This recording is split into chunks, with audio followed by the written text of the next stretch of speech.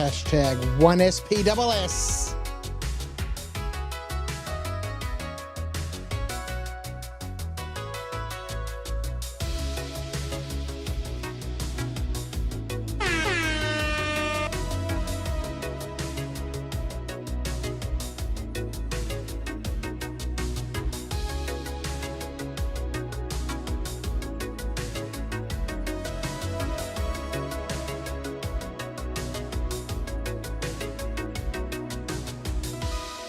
Of course, I had to log out to fix some audio issues. Now I can't get back in. Ladies and gentlemen, boys and girls, nerds, geeks, sci-fi enthusiasts, barbecue chicken enjoyers, welcome. It is Saturday night. I like that one dude who's booing. And we're here trying to play a little bit of Star Citizen. Oh, dear Lord, what's happened?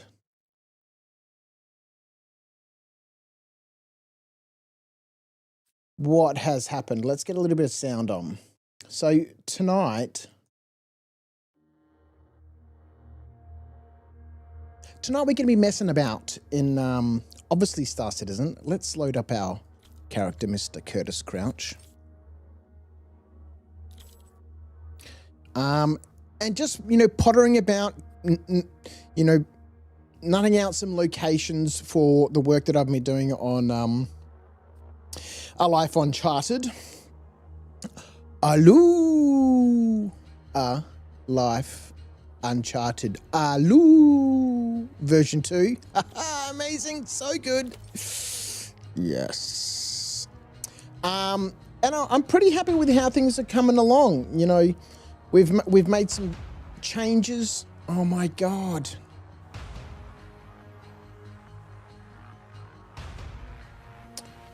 Damn it. I had to log off just before the stream because my headphones weren't working and had to change some settings. And the game doesn't reflect those settings. And so I need to sort of log out to rejig things to get everything working. And now I can't get back in, which is stupid because I had a similar issue last night. Well, actually last night I couldn't even get to the menu. I was getting 1900 errors on all of my accounts. I'm so tired. Before we get too far, ladies and gentlemen, it is time for a non-sponsored Tim Tam commercial because you know how we start every stream here at Crouch After Dark. It's a good old Tim Tam slam. I have switched things up tonight a little bit. I've got myself a delicious fresh coffee, freshly ground beans, and latte, lots of milk. We're going to use that coffee and this biscuit treat to create the most delicious thing known to humankind. It is the Tim Tam Slam, ladies and gentlemen. This biscuit, it is a Tim Tam. It is 2 chocolate biscuits with a little bit of chocolate in the middle, then it's all wrapped up in chocolate. We're going to use this biscuit like a straw by biting off the opposite corners of this said Tim Tam. You get a little flavor taste before the grand slam, the Tim Tam Slam. And with the biscuit properly prepared, it's going to expose the inside, allowing it to act like the straw. We're going to slurp up our coffee. Could be a hot chocolate for you, could be a cup of tea, could be whatever you want. It's going to melt the inside of this biscuit and turn it into a delicious gooey mess. And it is the perfect way, has been and always will be how we start every stream here at Crouch After Dark.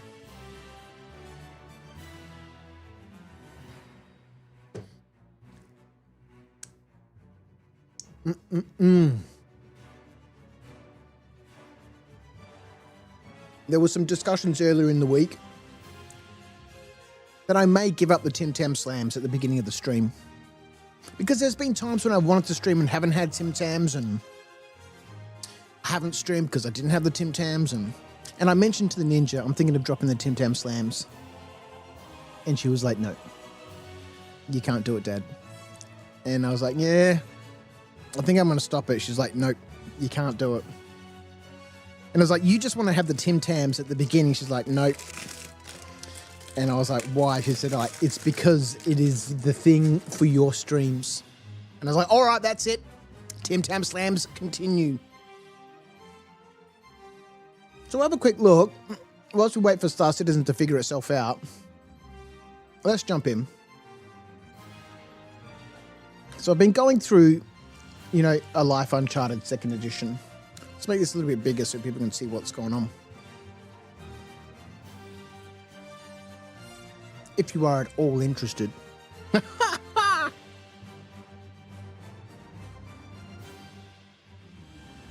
Oh, yeah.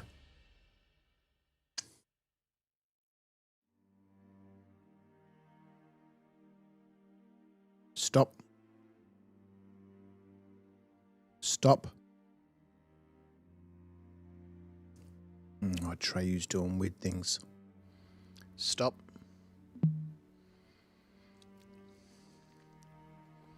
Let's get rid of a Treyu. I've just been making this shit a little bit easier for me to understand. Going through, reducing some of the complexity, making things a little bit more straightforward, so that, you know, I can understand what I'm writing. I've been getting into the chat GPT now to start doing all the scripting and stuff. Here we go. We're in. Off we go, ladies and gentlemen. We're in. We are in. I'm on my Curtis Crouch account today. And, you know, we're not necessarily playing an episode of A Life Uncharted. And certainly not with everyone's favorite Bogan the Ginger King. We're on Curtis Crouch's account, so we can naff about a little bit, do a couple of missions, and play about a bit. But like I said, I've been playing a little bit with ChatGPT in terms of developing, you know, mission chains and stuff like that.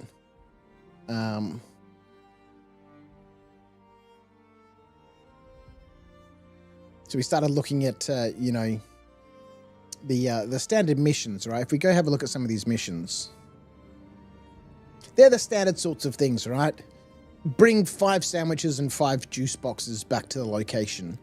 Nothing fantastic, nothing extraordinary, but, you know, bring some fuses, bring some sunset berries and some rantadung. And I've written a little sort of narrative description of each of these missions, and then I thought I'll get ChatGPT involved.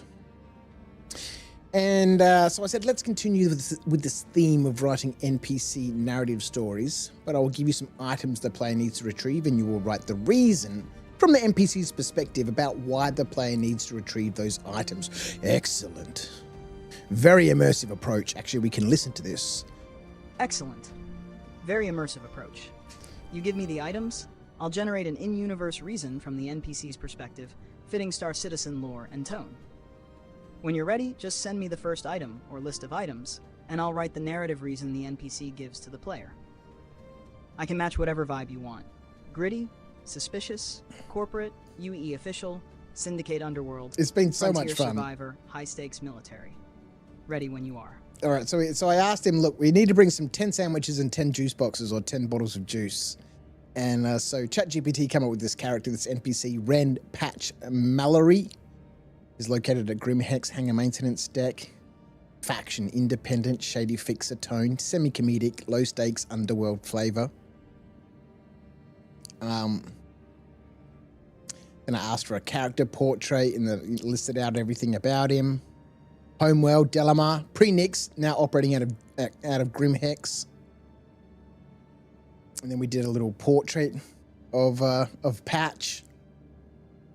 So these guys, I'm going to create a lot of these sort of NPC mission givers for when you're out and about in the verse doing missions. Here we go. Let's get in. Because when we're here, for example, I think I'm up at her L1 right now. I came here just to, come and confirm the locations that are available at the refineries or the Lagrangian points. And there's locations here. For example, there's one here at the bottom of all the Habs, the Easy Habs reception lobby. Down here where we can come and check for some contracts. Now, there's obviously some NPCs and stuff here that we don't need to imagine an NPC. There's somebody here. Obviously, they're not talking to us. They're not actually giving us missions. But in the sheet, A Life Uncharted version 2 is the activity log. Might just make it a tiny little bit smaller. So when we come to one of these locations, we can check if there's any tasks available. Oh, you're keen, huh? Looking for work anywhere. Well, I can't check for contracts available at my location until you've confirmed your current location. All right, so we need to select our location. Now, I haven't actually discovered her L1, so it doesn't appear here. And this is one of the big changes in A Life Uncharted version 2 is that we now start with all of the major landing zones unlocked and their orbital stations. So these are the locations that I know, and if we have a look at my player profile, it says I know I've discovered 8 locations. And I've already unlocked some medical facilities, and these are the ones at Lawville, my home base. You start with those ones unlocked, and then we'll need to unlock medical facilities, rental facilities, cargo decks, refineries, vehicle services. This is maintenance and refueling and all that sort of stuff. And then storage facilities, being able to use inventories as we navigate around the world. Right now, I've only unlocked the ones that are at...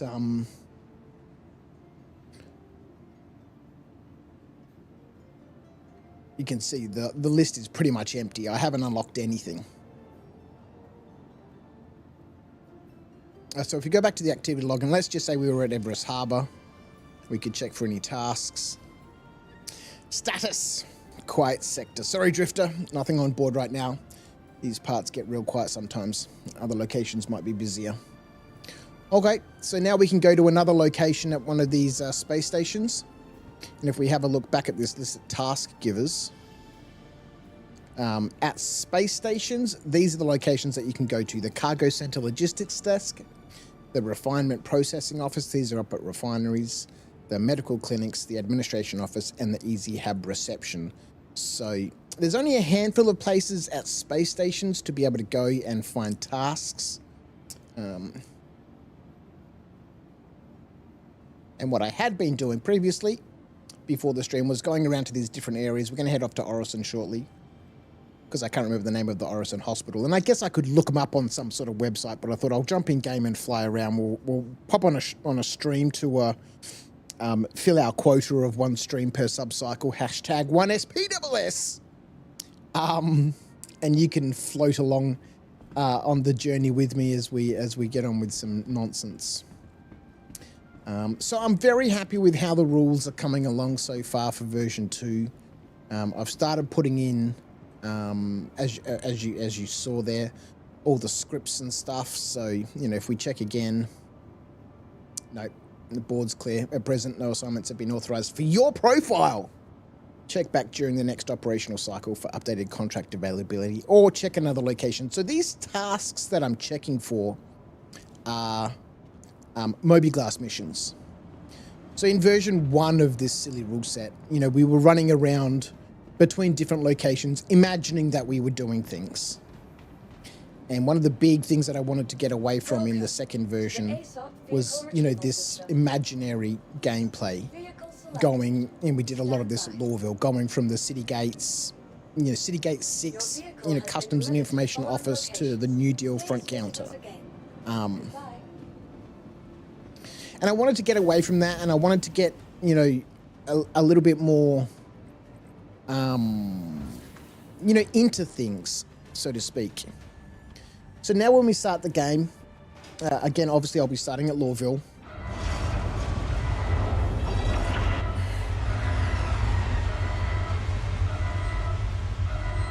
Star Citizen, you wonderful, wonderful beast. All right, let's store that ship.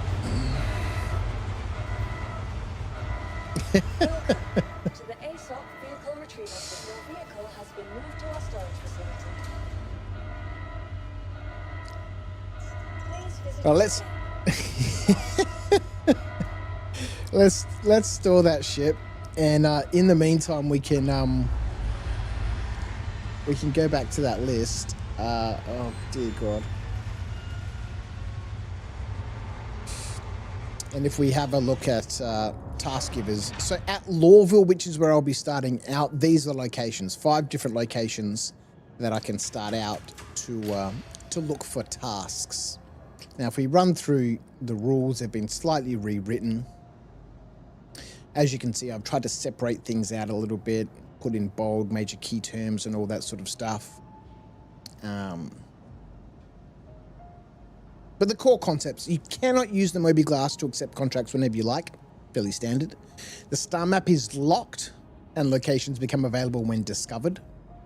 The only quantum locations known at the start of your experience are the 4 planets, their major landing zone and the orbital space station, so that allows us to start moving around a little bit. A constant stream of expenses hinders your wealth accumulation. Now I've started working on the expenses here. Just adding in some buttons. None of these do anything at the moment, which will automatically start adding things to our log, and this will all get tweaked and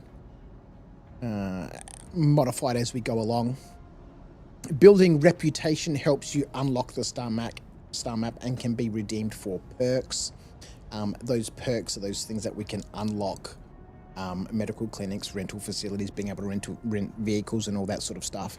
And I've gotten rid of some things so far. We had local reputation and infamy.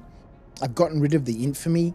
It's just completely unnecessary and just complicates the situation even further. Let's see, hopefully we can get this vehicle out. Any income you earn is taxed by the guilds. So building guild rank will make it easier to retain more AUEC credits that you earn. Oh, by the way, a good evening, Mr. Acorn, Flossie, Emily. How are you guys? Hello to the people watching on YouTube. So if we go back to my player profile, we can see down here my guild reputation. There's a bunch of different guilds. Collection, Mercenary, Salvage, Bounty Hunter. These align with the Moby Glass. And then mining, trading, hauling, and prospecting. Well, hauling is from the Moby Glass as well. Took him 20 minutes to say hi to us. I'm a real streamer. I'm a professional. I'm a professional. And you can see right now I'm an initiate. I haven't earned any guild credits yet. I haven't spent any. Don't have any available to spend. And you can see the guild commission, the tax, if you will. So when I'm doing mercenary missions, I'm still an initiate. The guild's going to take 60% of whatever I earn. I'm going to get the rest of it. And we can see down here my regional reputation so far in my testing. I've completed some things at Hurston, some things at Everest Harbour. So the guild's going to take some money from us. Various services and facilities need to be unlocked, such as medical clinic, storage facilities. These are the perks I was talking about before. And there's optional immersion rules, which I'll start, playing around with a little bit. No armor when piloting a ship. No weapons or armor allowed in major landing zones or space stations. No changing outfits outside of a private hangar.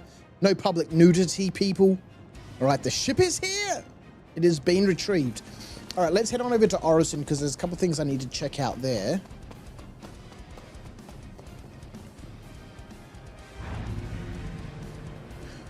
And then I'll just keep making some changes to the sheet as we go along. We might jump into ChatGPT every now and then to organize some scripts. We'll just see what happens as we go along. We're not exactly going to be playing Star Citizen today. I'm very much enjoying developing these rules out, and if I can just have a couple more good solid sessions, I'll be able to get version 2 complete. I started looking at how I can wrap everything up. It's, as app scripts on Google says, deploy my project so that other people can use it and click on the buttons and all the scripts run and all that sort of stuff. So a couple more good sessions and I'll be able to be at the point where after some testing, once everything is actually finished, After some testing, I'll be able to deploy the rule set, so to speak, and people will be able to play with it and test it. Well, let's head on out to Oris. What? Orison. City in the clouds. Let's go, ladies and gentlemen. There's a couple of things that I need to check over here. I hope everyone has had a fantastic week. It's been so cold here. So cold. Thursday night was a shocker at work. It got down to 2.4 degrees, but felt like minus 2.6. It was chilly. Chilly. It's so hot where you are, Emily.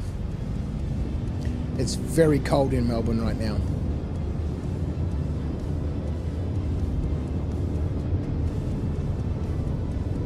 Please give me minus 2.6 and you can have my 26.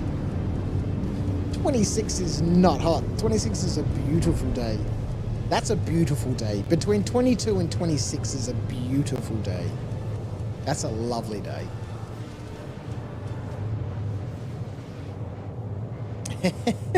So, they're the core concepts. In order to survive, you need to complete missions, build your reputation, enhance your guild rank, and cover your expenses. This should say missions, because missions and tasks are slightly different. Why no worky? This microphone in my face makes me so confused. Even though I touch type most of the time, just the microphone in my face is super confusing. So missions and tasks are slightly different, which we'll see about in a moment. No, it's sitting naked at home in front of our fan hot.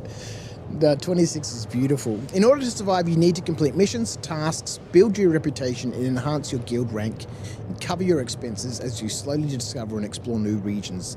There are 3 main types of activities. These are used to build your reputation and allow you to branch out from your starting location and discover new regions and opportunities. The 3 main activities are missions. A full list of missions is available on the missions tabs. They are short side quests. So all the things that we've been doing in the first version, there's only 12. I really need to expand this out. I'd like to have 30 sort of quests. Obviously, as you can see, I mean, we've been through this many times. A lot of them are just, go get some stuff and bring it back to me. I'm not sure how else to do these. ChatGPT had some excellent suggestions. I mean, we'll have a look through those shortly, but very thematic. I love it. If we go back in and we have a look at some of Patch's missions. Okay, so let's continue this thing with Patch. This time he needs 3 pyro multi-tools and 3 mining modules to fit inside them. This was pretty cool. Excellent. Here's Patch's request in universe. NPC, Ren Patch Mallory. Mission hook, tool procurement, discreet delivery. Location, Grimhex, maintenance subdeck. Ah, there you are. I was just about to send someone else, but frankly, I trust Obviously you a little the more than voice most of the isn't rabble I deal correct. with. I've got a team going This into, is just let's call it ChatGPT, an but when I get this into a unauthorized proper, salvage opportunity over in the fringe of speech the engine, we can Halo. give Patch a proper Thing is, the voice. site's a bit Rag, how are touchy. you, my friend? Old mining tunnels, unstable rock formations, possible booby traps left behind by the last crew. Standard mining rigs are too noisy. We need something quieter, more surgical. I've lined up a buyer for some pyro multi-tools. 3 units, all clean serials. But I also need 3 compatible mining modules to slot into them. The package is sitting in a locked storage crate over in the trade decks at Port Olisar. Shipment got misrouted when my usual courier had a misunderstanding with station security. Get me those multi-tools and the modules. Don't open the crate, don't ask what else might be in there. And for both our sakes, don't get flagged. Do this right, and I'll knock a few credits off what you owe me.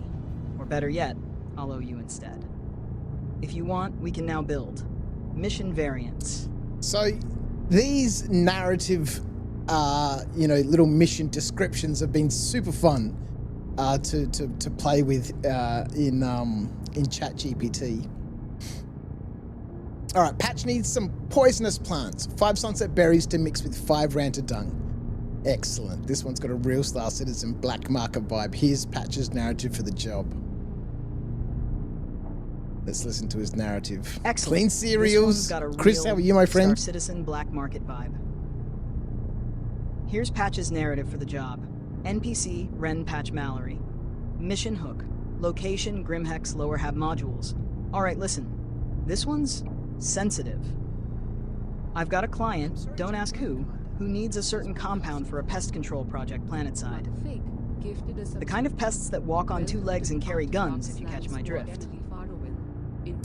By the way, Acorn, thank you so much for resubbing up, mate. Appreciate you, buddy. Subscribed for 7 months. What a legend. Motherfig gifting out a tier 1 sub to Emily. How are you? Thank you so much, mate. I appreciate your support, buddy. Motherfig! How are you, ma'am? Excellent. This one's got a okay, so we're back to the beginning. I thought we could just pause this. Let's have a little listen to ChatGPT's narrative for the job. Narrative. Here NPC, we go. Ren Patch Mallory. Mission Hook. Location, Grimhex Lower Hab Modules. Alright, listen. This one's sensitive. Sorry to interrupt, Commander. I've got a client, don't ask who needs a certain compound for a pest control project planetside. The kind of pests that walk on 2 legs and carry guns, if you catch my drift. Now, most of the ingredients are pretty common, but there's a particular recipe that calls for 5 units of sunset berries, highly toxic, but legal if you got the right paperwork, and 5 units of ranta dung, equally nasty, but useful for activating certain chemical reactions. Together? Well, let's just say it discourages folks from loitering where they shouldn't. Problem is, the sunset berries are locked up in a research biodome on Microtech. Restricted samples, high grade. The ranta dung? Easier. There's a shipment waiting in a freight container over at Lorville in one of those agricultural overflow depots. Now this whole job's gotta be quiet. My client doesn't want attention from the advocacy, Hurston Dynamics, or anyone else. You're just moving agricultural product, see? Pull this off, and I might even cut you in on the final payout. Or at least make sure you don't end up needing the antidote yourself. If you want. So they've been super fun. Now we get into, if you want, we can make this one part of a larger chain, have competing NPCs, trigger a stealth or smuggling mini mission, tie into criminal factions. It's been so much fun. Motherfig, thank you also, mate, for your resub. What a legend. And Acorn, I hope you do enjoy the stream, buddy. And afterwards, we'll see you next month for next month's stream in July. Hashtag 1SPSS, ladies and gentlemen. One stream per sub cycle. It is not the truth. I streamed twice during the week this week. Couldn't stream Wednesday morning. I streamed Monday morning, Tuesday morning. We couldn't stream Wednesday morning or Thursday morning. Friday night, yesterday, couldn't log in, like I said. 1900 errors across the board on all my accounts. But we're back in tonight.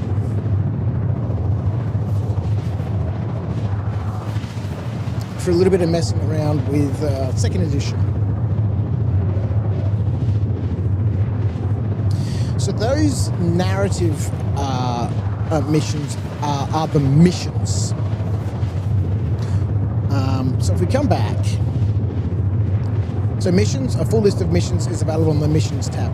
Those are the missions I'm talking about, the narrative ones that were, I'm playing with ChatGPT to give us, these narrative stories. Tasks are found by visiting task givers. These are randomly selected contracts from the Moby Glass. So we go back to the activity log. Let's say we're going to be heading off to Orison in a minute, right? So we'll have a look and we'll see if we can find some tasks here at Orison. Of course, it's going to be nighttime. That's all right. It's only nighttime on the outside. It'll be daytime on the inside.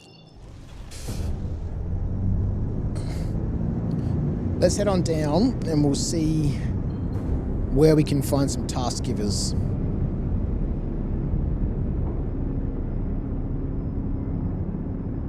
They're going to be pretty standard across the board. The hospital, the TDD, some administration office, those sorts of places. We'll get into the the station so I don't crash into it while we tab back out into the spreadsheet. Spreadsheeting Star Citizen. It's nonsense, ladies and gentlemen. It's nonsense.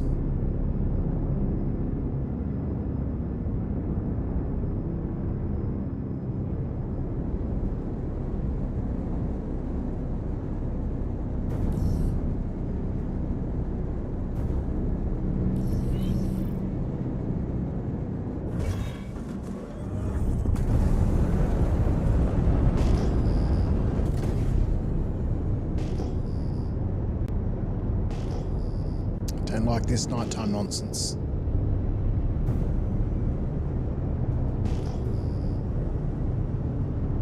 Let's get some lights on. Not that they really do much.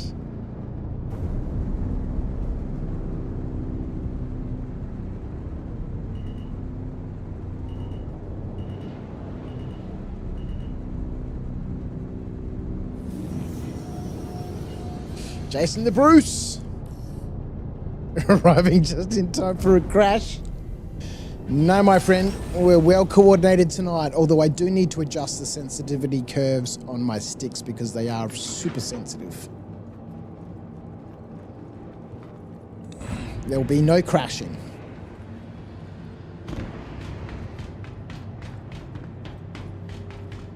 And if we actually have a look at our expenses, right? Insurance excess paid when claiming a ship or vehicle at the ASOP is 1% of the purchase price. So if we have a look, 780,400 I think is the price of a Cutter Rambler, and this is equal to this times 0.01. 7,804 credits to claim back a Cutter Rambler.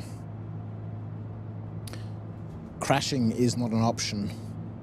These values, I mean, everything is still very much, you know, out of the air, so to speak. Everything needs to be balanced. Everything needs to be, you know, sorted out. I'm going to store the ship because I have noticed that for some reason, wherever I land, if I don't store the ship, it gets destroyed. Retrieval system. Your vehicle has been moved to our storage facility. Previously, I just used to be able to leave it on in the hangar, and then I'd come back and it would be in the hangar, but for all of tonight, wherever I've gone, the ship seems to be getting destroyed. So I'm just going to store it.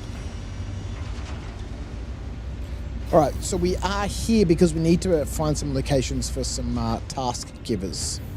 Again, if we come back and we have a look at these task givers, again, tasks are Moby-Glass contract missions that we can find at the major landing zones and the space stations. And this immediately allows us to start, you know, our experience. You know, we'll start with a functional ship, a little bit of equipment, and 5,000 credits. This could be a good location for. So what have we got for Orison so far? We've got the hospital. We need to go to the hospital because I need to know what it's called. We could put.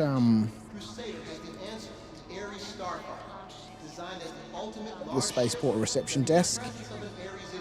So let's go down to this desk and see if there's any tasks available. So if we click on our activity log, make sure that we've got Orison selected. Are there any tasks available? Status, standby. Nothing for you right now, chum. Heats up and everyone's laying low. Try me later, or perhaps someone else has something on their board. Okay, all right, let's go to the next location and check. And I've put these locations, you know, around the landing zones and the spaceports just to encourage movement around. You know, again, we're trying to get away from just, you know, opening the Moby-Glass whenever we want. I guess we could use the Traveler's Desk as a task giver. Obviously, we can't use the rental facilities until we unlock them here yet. But I guess we've got one in the spaceport already. Let's head on over to the hospital because I'd like to know what it's called. And yes, I could look it up on the internet, but you know, that just is boring, isn't it? Boring. We'll head on over to the hospital. Miss your shuttle? Not a problem. We could use Another shuttle will be along shortly. At Orison's Skyway shuttle service, more flights means less worries. we could use Crusader. So where are we going? Cloudview, right? Yes, Cloudview. So we need one on Cloudview at least, and one over here at Providence. Let's go to Cloudview first. So instead of doing these imagination tasks, the errands that we used to do in version 1, I'm replacing them with these tasks, which immediately gives us access to some Moby-Glass missions and starts getting us out and about, using the actual game's contract system, earning some credits, which the guild will tax. We'll only get a portion of it until we rank up our guild rank. The next shuttle is approaching the station. And moves us about the verse. Right.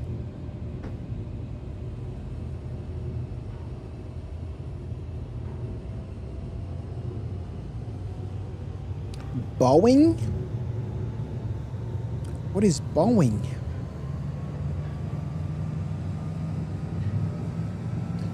Bowing?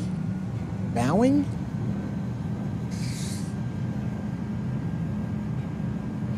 Mother Fig joining us on the old YouTube as well.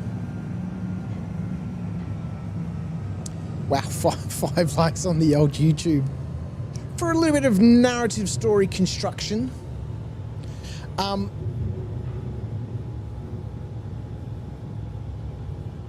Okay, alright, so... Of course, what would you like to rename this chat session? Okay, that's irrelevant. Patches Underworld contracts. This time the player needs to retrieve a new untraceable Moby-Glass. Perfect. This one's very Patch. Here's the narrative. So I really like how, you know, Patch's character is develops throughout this this discussion, this chat with ChatGPT. It gets really dark later on. It's so much fun. It's I really can't wait for Star Citizen to really be pumping some of this stuff in here. Okay, so I'm pretty sure it's just called Orison Hospital, right? The next shuttle is approaching the station.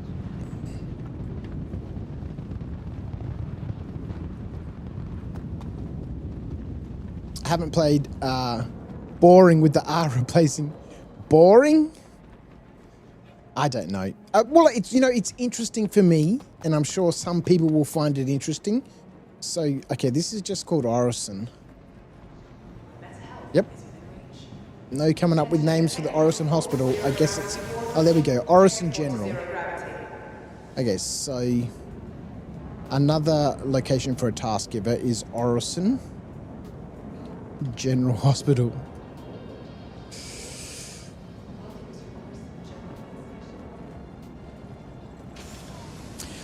I know I said it, and I guess for some people, you know, it'll be boring. For other people, it might not be, who are into sort of narrative and story and, you know, just adding things into the game while we wait for, you know, the game to continue its development and hopefully one day give us some narrative, you know, side quests and missions and mission givers we can go and talk to rather than just, you know, Moby-Glass,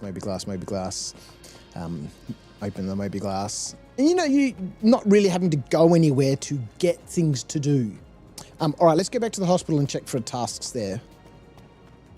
So immediately, one of the big differences between version 1 and version 2, with all of the planets and their major landing zones and orbital stations unlocked, we can go around and visit things, right? It was one of the big things that people used to talk about Argo is, when is he going to get to Microtech, right? When's he going to get to Pyro? That's still something I need to figure out here. So, all right, let's go to the main desk. There's a lot of people here, but we're just going to push in. And we'll check here on our activity log. We are at Orison. Are there any tasks available? And there's nothing going on here at Orison. All right, let's head up to the TDD. And this is one thing I'd love to see sooner than later, is having these mission givers. You know, having to travel around and you know, you'd see people way more often Because, you know, I'm sure lots of people just sit out there in space, pick up a contract from their mobiGlas and go and do it. Pick up a contract from the mobiGlas and go and do it. The only real reason people are at these locations is because they've died. All right, so is there an office here at the TDD? There is. The TDD information stand. All right, need something? I do. Do you have any tasks available? Hey, it's a collection mission. Got a retrieval job. If you're interested, simply grab and go, but watch your step out there. Do I want to accept this, yes or no? Let's just click no for the, you know, instance. Motherfucker just went to make scrambled egg on toast, got all the ingredients, then realized I ain't got no eggs. Oh, I've done that before.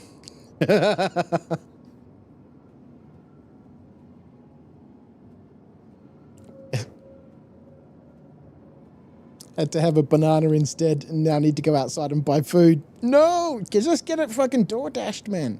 All right, so we've picked up a mission now, right? It's got a mission ID, which is just randomly made up. It's got a mission type. So this is a collection mission, right? So each of these matches the mobiGlas contracts, right? Collection, salvage, bounty hunter, mercenary, and hauling. These are the 5 that we currently have access to in Stanton. Pyro I will worry about. Pyro I can add in once I've got all of the core functionality working. It's proper pricey to get shit delivered. True, very true. So we picked up a collection contract, right? So if I click no, contract declined. I don't think anyone's going to be happy about this. Every contract we get is important. It's your choice, though. Stand by for further postings. Okay. All right, let's keep going until we get ourselves a mission. Because we did get one, so...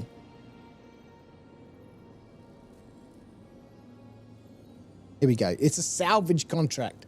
God damn it. What is the percentage? Let's have a look.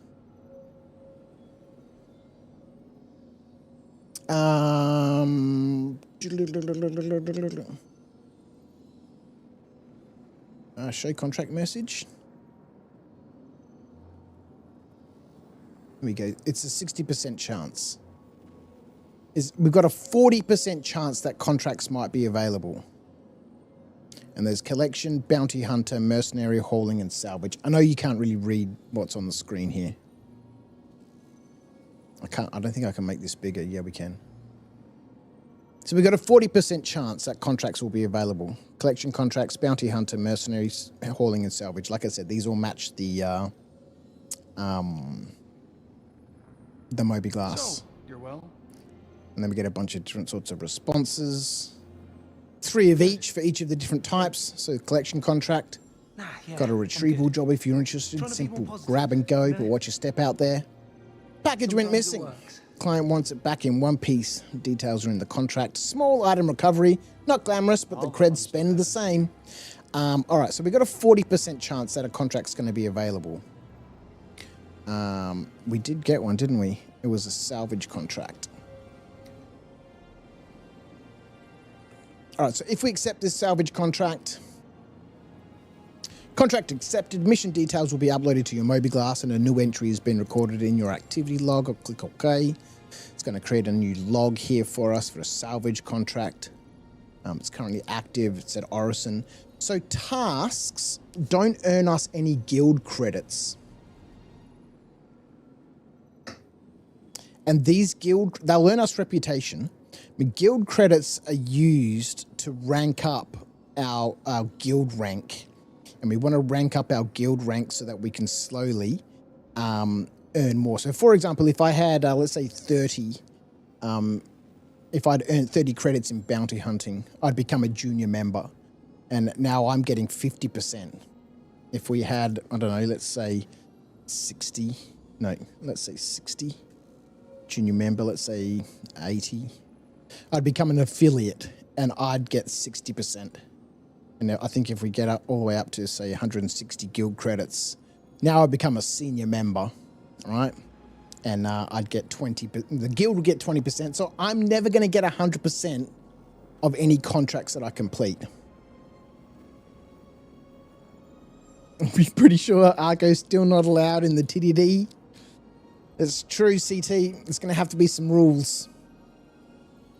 You can get twice as much from the actual shop. It's true. It's about £7.50 to get something delivered, and then you just have a driver visiting you without goods. Oh, dear Lord.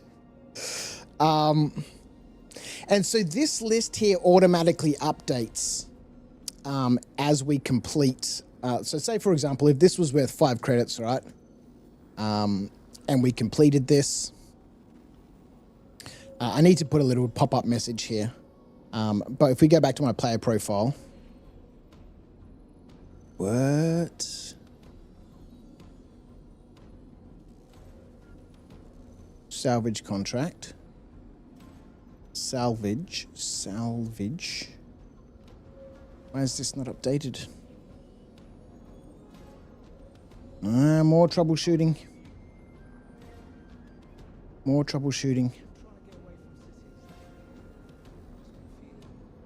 I should have earned some rep at Crusader, which we have. 3 rep I've earned there. But this didn't update. Why? Okay. Oh, I know why. Update guild and reputation.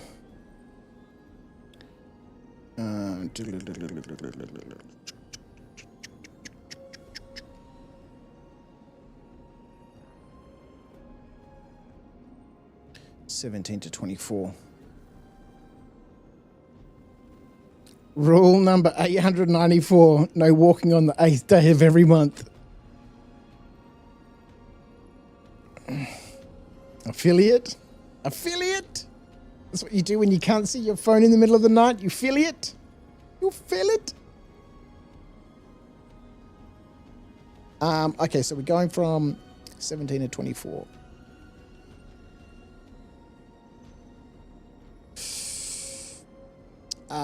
New reputation logic. Updating the player profile using guild credits. Get range 30.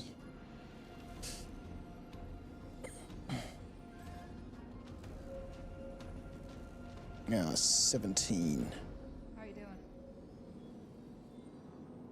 I'm freaking out. I can barely leave my hab because I'm terrified I'm going to get hit by a ship or something. A17 to, what did I say it was? 24.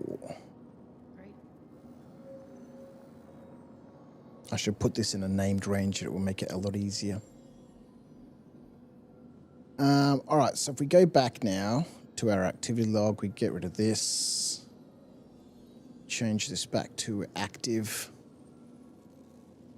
Go back to our player profile. Get rid of that. All right.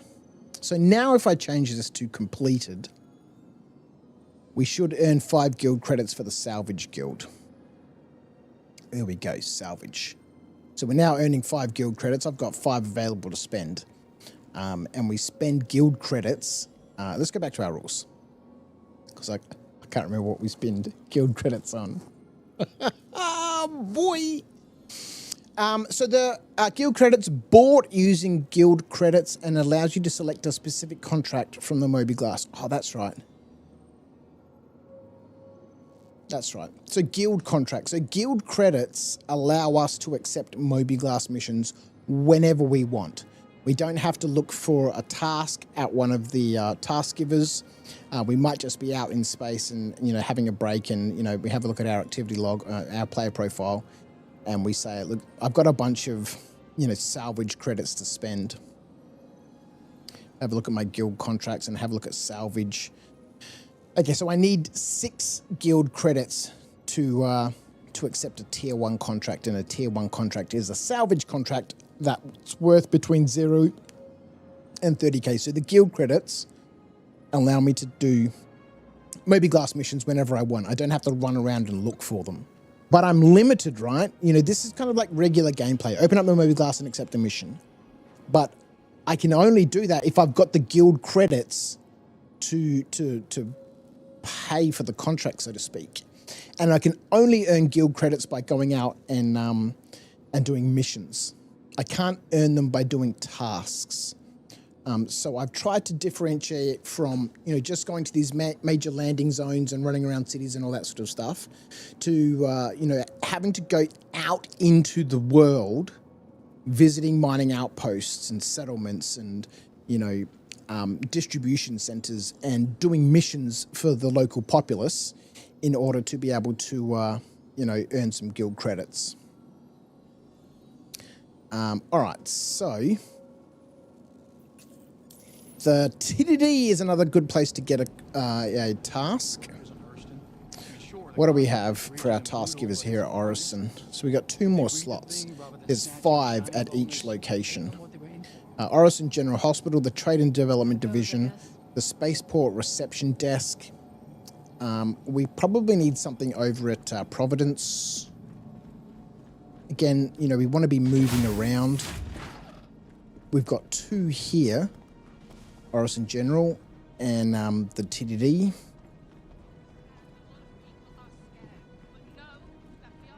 The TDD can't reveal missions if you can't get in. Well, we might have to modify Argo's story along the way, or, we can simply add in a new unlock. We can add something in here on the player profile, right? Where he's got to unlock the access to the TDDs. For Argo specifically. The shuttle is preparing to depart. Right, we want to go to Providence. Let's see what's over at Providence. We've got 1 at the spaceport. As soon as you arrive at the spaceport, there's a task giver there. There's 2 task givers here at Cloudview, and then the last location here at Orison we can visit is Providence Platform, where we could probably pick up another 2 locations.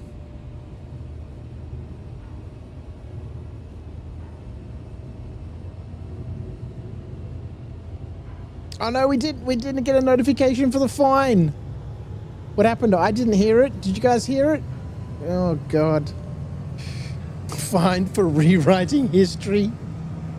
There was no alert. Hey, yeah, I didn't hear an alert. Let's put on studio mode. Let's go to alerts. Let's go to sound alerts. Let's refresh the Approaching next cache. station. If this is your stop, please prepare to disembark. Just refresh them all. Last call for passengers. The shuttle is preparing to depart. Yeah, hang on, I'm not ready. All right, let's just refresh all those and see what Please happens. clear the hatch. Shuttle will be departing. The next shuttle is approaching the station. Okay, so Cloudview. No, Providence. I guess we can have the Crusader Discovery Center. As one of them, there'll be people here. So let's add into our task givers the Crusader.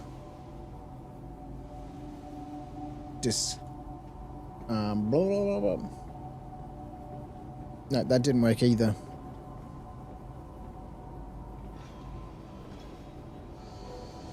Why not, ladies and gentlemen? Fine for accidentally turning off all the fine notifications. Why is it not working? Why, worky. Let's go and have a look at. Actually, we need to change the keyboard over here.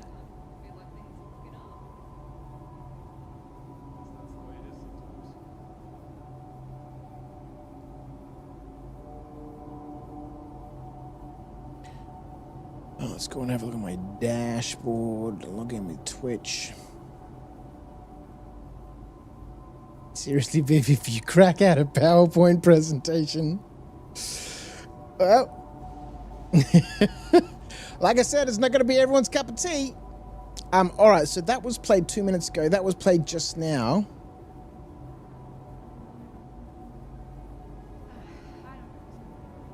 Let's refresh the browser source.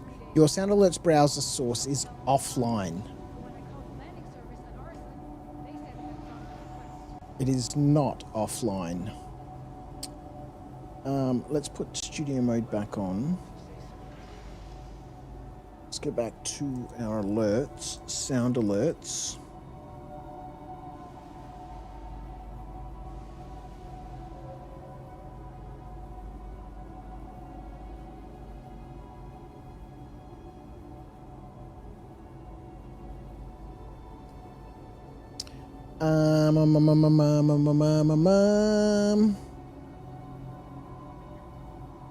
Offline. In other words, I don't want to be fined. Let me go just check my Herge Quirtler.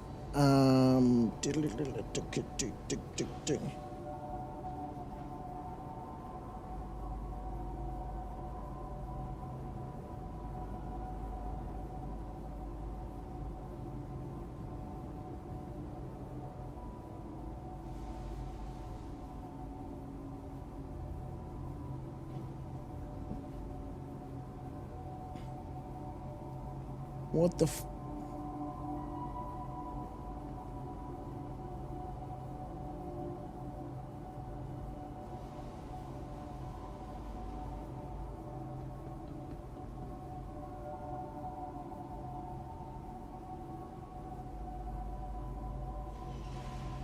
This doesn't make any sense.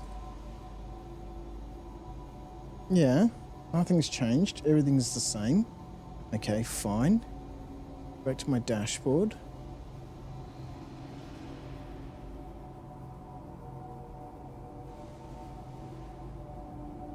Your sound alerts browser source is offline. Well, fucking put it online.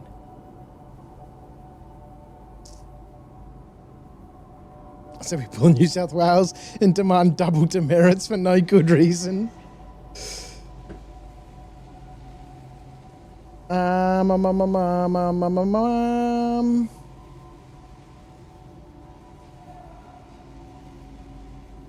don't know why the source would be offline. I got the Twitch alerts earlier on, although they're very quiet for me. When Motherfig and Acorn subbed and Motherfig gifted out a sub to Emily. So just sound alerts. It's all fake. It's done it on purpose. Shh. Am I sharing the run screen? No. Okay, cool.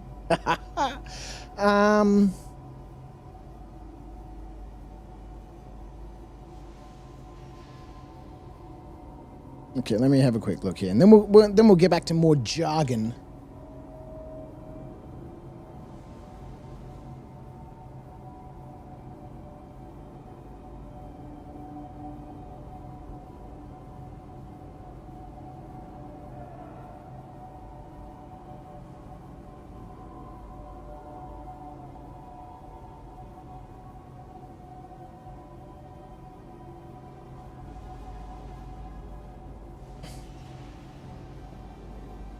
Okay, so according to Reddit, there's a problem with sound alerts not working on Twitch.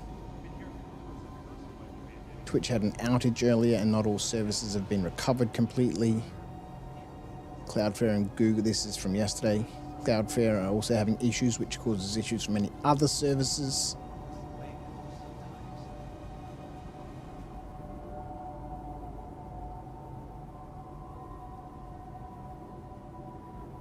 I'm having issues too.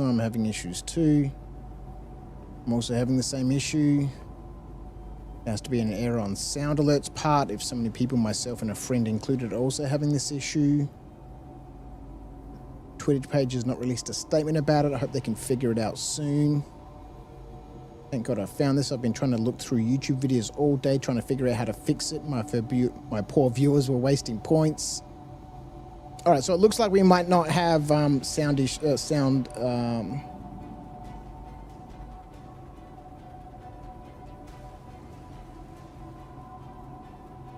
This guy says status, your sound alerts browser sources are offline. Go to the sound alerts setup, and he says it's still not working for him. Okay, it doesn't look like it's working. I'll be sorry, people. Can't replay my browser sources offline.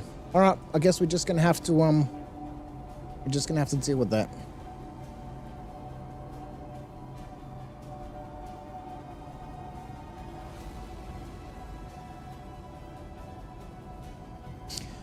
Okay, let's No sound or no sound. Mullet still scaring locals into cowering. We're not on the old Argos account today. We're on good old Curtis Crouch with his dreadlocks and his beard, man. Check out this dude with his green eyes. All right, so we can use, what was this place called? The Crusader Discovery Center. Yeah, okay. Crusader Discovery Center, ER. We'll put it in American spelling rather than proper English.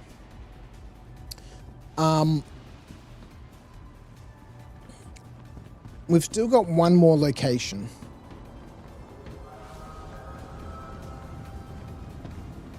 I guess we could put it down the back here.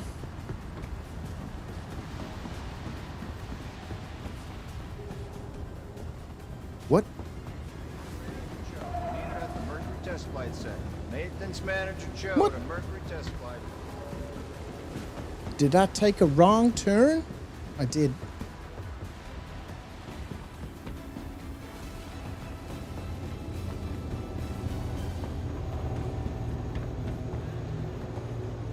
That explains it. Just definitely frightening. 567R1. Please contact ops at 1. All right, so I guess we can go back here to Kovalex Shipping. It's right at the back. 7R1. Cousin Crows is just too close to the Discovery Center, so we'll put it back here.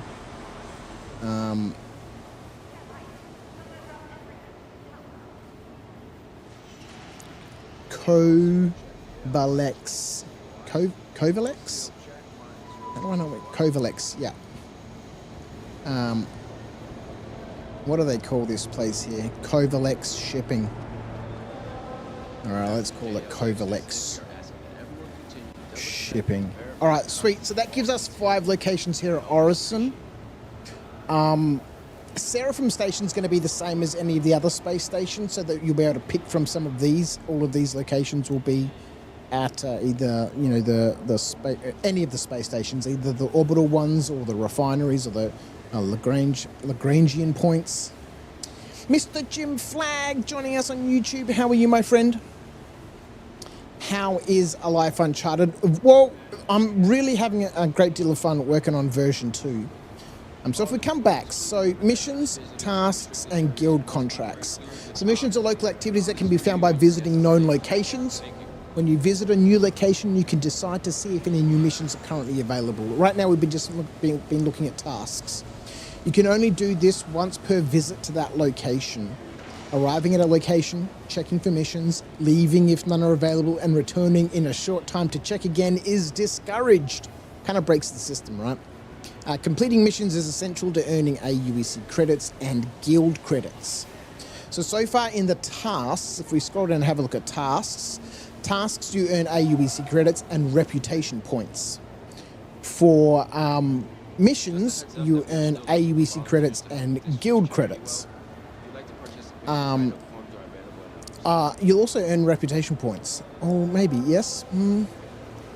Well, I guess I could leave them like this so that, you know, one earns you AUEC credits and reputation points. Reputation points we need to unlock new locations. The other one gives you AUEC credits and guild credits.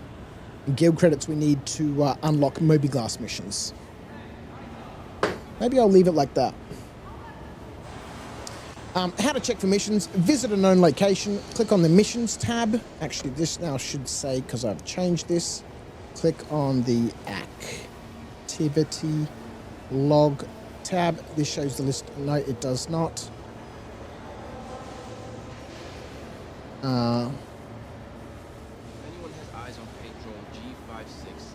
The missions tab shows a list of all available missions, like including. Okay, let's get rid of that. I know you guys can't really see a lot of this stuff if you are actually actively watching the screen. Click the any missions available button. A dialog box will be displayed stating either there are no current missions available at the station at this location, along with an OK button, or the dialog box will display the details of the mission, along with an accept or decline button. If you click the accept button, the mission will be added to your mission log. So I don't think that this is actually working right now. No. So we might work on making this script work as well. All right, in the meantime, we finished up here at Orison. I think we need to go to Grimhex and New Babbage. They are the last locations that we need to go to find some locations for those task givers. Let's have a quick check. Yeah, so Grimhex and New Bab. And I put Grimhex in here, even though it's not a planet or a moon. It is a major landing zone, right? Every time I come to Stanton, people come out the woodwork trying to hide me from their shit. Let's get some to drink. Hey, Jim, so we're just messing about with version 2, continuing to flesh the system out. I've been playing with ChatGPT. Oh, let's have a look. Let's have a look at another one of Patch's missions. All right, so this one is very Patch. Okay, so I asked him this time the player needs to retrieve a new, untraceable Moby glass. Yeah. Let's have a look. What ChatGPT Perfect. This one's designed for our Patch. NPC Patch. Here's the narrative. NPC Ren Patch Mallory. Mission hook, clean slate, Moby glass retrieval. Location, Grimhex, observation deck, late at night. You know, for most folks, a Moby glass is just a tool. Banking, comms, navigation. For some of my clients, though, it's a liability. This particular client, let's call him a friend of a friend, needs to disappear. But you can't vanish when every terminal and patrol drone in Stanton is still pinging your personal credentials. What he needs is a brand new Moby glass. Factory fresh. No biosig imprint, no registry tags, no audit trail. Now there's a guy over at Orison who can get his hands on such things. Black market inventory smuggled out of the Crusader assembly lines before the ID chips are burned in. Problem is, security's gotten tighter lately.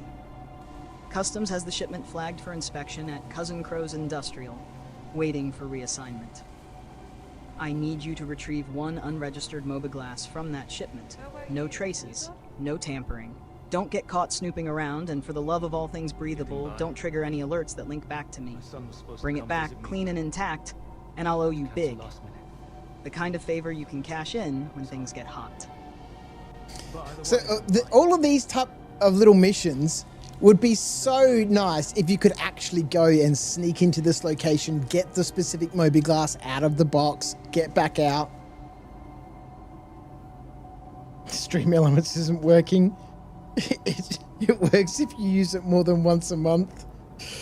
Hashtag 1SPSS, ladies and gentlemen. It's a lie. It's a lie. This time Patch is looking for some hardware, things that go bang. He needs 2 P4 rifles along with 10 P4 magazines. Excellent. Now we're getting into Patch's riskier inventory offerings. Here's his briefing for the job. Excellent. Now we're getting into Patch's riskier inventory offerings. Here's his briefing for the job. NPC, Ren Patch Mallory mission hook, discrete arms transfer. Location, Grimhex, storage bay C, behind a locked blast door. Alright, listen close. This one's a bit hotter than usual. I've got a buyer looking for some defensive equipment. And by defensive, I mean very offensive. But nothing that'll draw the kind of attention you get moving full crates of ordnance. Specifically, I need you to acquire 2 P4AR rifles. Clean, well-maintained, preferably straight from the supply chain, and 10 full magazines to go with them. The buyer's got his own people, but they don't want to risk popping up on Hurston's monitoring grids. So, we outsource. To you. The good news, I've already got a lead on a shipment sitting in a sub-level storage container at Voice-acted Everest missions Harbor. would be so sweet. Customs flagged They it for will be so inventory sweet. discrepancy, which is a fancy way of saying someone skimmed off the top and then lost track of who they sold it to. The bad news, the cargo holds on restricted access while they sort the paperwork. Cameras, patrol drones, the usual headaches. You'll need to find your way in, extract the package, and exit clean. Keep it quiet, keep it quick, and keep the guns unscratched. My client's picky about his firepower, and you do not want to disappoint him. This kind of job could branch into stealth infiltration gameplay. So this has been super fun to work with ChatGPT. Let's chuck this over here. Find filtering. And when I can get those narrative stories into... we don't want to go to cloud view. Let's get out of here. Into a text-to-speech engine and put some proper voices behind it, you know, something that's gruff. No, okay, what do they say about Patch, right, in his profile? The next shuttle is approaching the station. There's Patch again. The next shuttle is approaching. G'day, Patch. How are you, my friend? All right, where's Patch's profile? Catchphrases. Everything's negotiable, friend, even when it isn't. He's quick-witted, a bit slippery, always running some side deal. Everyone knows business, but reveals very knows everyone's business, but reveals very little of his own. Has survived by just being useful enough to powerful people. Rarely violent himself, but always seems to have protection nearby. You scratch my back, I'll make sure your back doesn't get shot, kind of guy. Keep it going. Nervous humor masks a very calculating mind. Human, homeworld, occupation, fixer, smuggler, logistics broker, problem solver.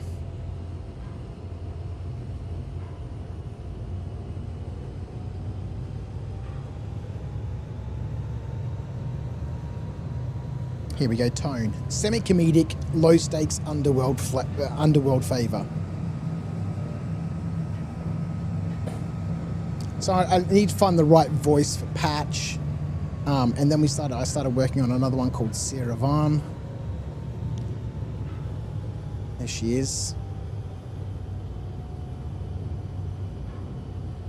Late 20s to mid 30s, short cropped white hair, light work jumpsuit, Hearst Dynamics logo, neutral brown tan tones, practical work gear, tired but kind eyes, light facial scarring.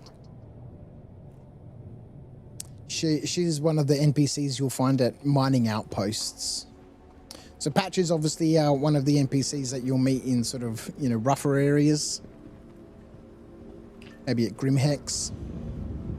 At Orson Skyway Shuttle Service, we aim to make getting there half the Speaking fun. as a USAD, that Please enjoy your GPT flight. voice is aggressively yank. It is not fantastic. The next shuttle is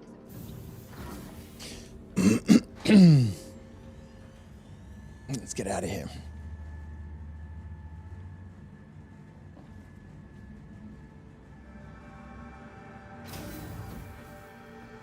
So Sarah's quite nice.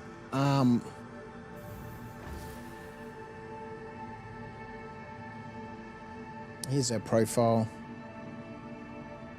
Just found at HDMS Hadley or any Hurston mining outpost, often in the canteen or working at the small logistics office.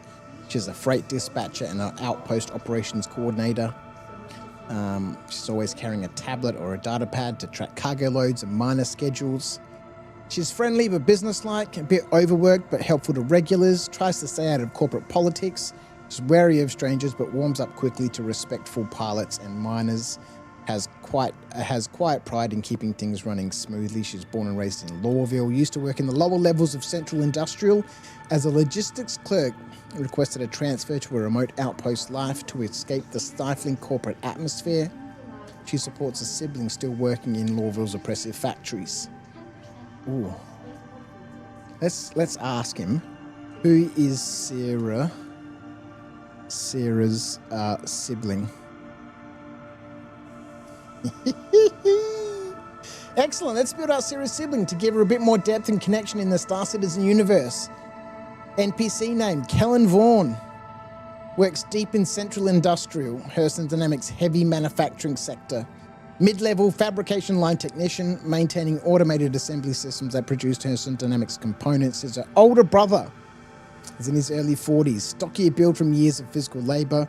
Wears heavy-duty industrial workwear, always with a protective vest and tool harness. Short black hair with the first hints of grey. Small cybernetic implant behind one ear to interface with the factory systems. Fucking hell. Grease stains under the nails, tired eyes, the look of someone who's been at this a long time. He's steady, reliable, extremely loyal to family. More resigned to her dynamic's corporate life than Sierra, but not blind to its problems. Always urges Sierra to play it safe. Doesn't want her to get noticed by the wrong people. Quietly proud of Sierra's independence, even if worried about her choices. Keeps his head down but pays close attention to factory rumours and company shifts. His backstory: he stayed behind in Lawville when Sierra left for the outposts. Took on family debt after their parents passed. One reason Sierra feels responsible to send credits back. Sometimes hears things inside Hurston's machine that may become useful to Sierra's work on the outside. Possible story hooks.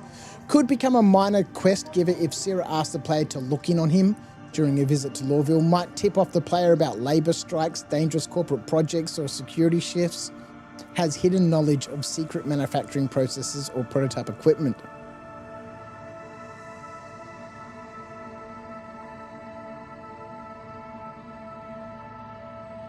Give me a portrait image for Kellen. Oh, we'll let that work on that. Here's a quick visual summary. All right, it's going to take a little bit of time to generate that image. All right, where the hell am I?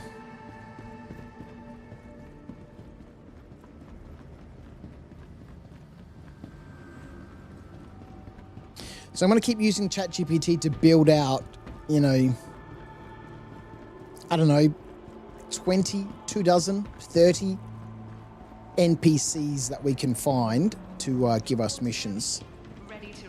I think we've been here long enough that we can quickly come back down here and check to see if there's any more tasks in this area. Are there any tasks? Nothing.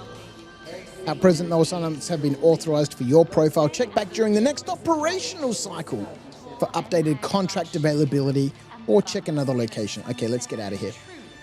Nothing going on. So again, tasks are mobiGlas contracts that we'll find at major landing zones and orbital space stations or space stations. I think I might see if my hangar's available. And we'll spawn the ship in the hangar.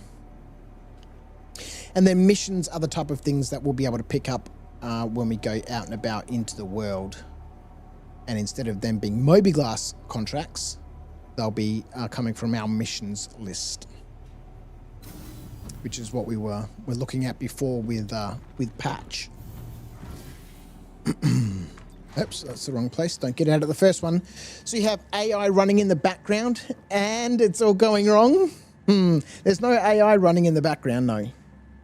I'm just using ChatGPT to give me some narrative flavor.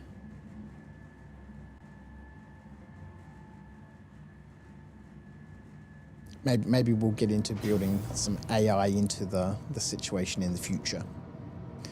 All right, this is not where we want to get out. We want to keep going to my hangar. Thank you very much.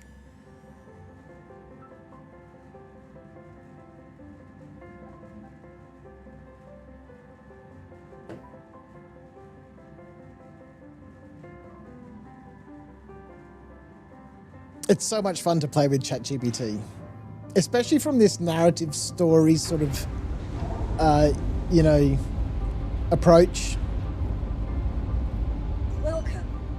Like, Patch has gotten really interesting. Your vehicle has been delivered to the following Like, location. my chat about Patch. Where is he? You know, it's super long.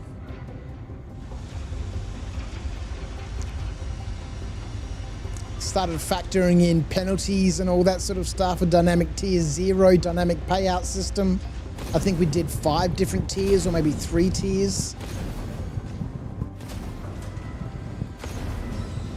He gave me some recommended payouts for my missions.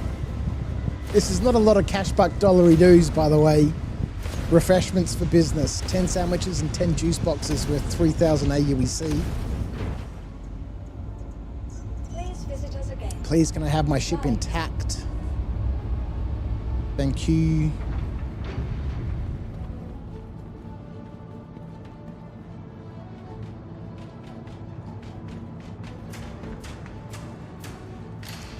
It's been so much fun. I've really enjoyed it.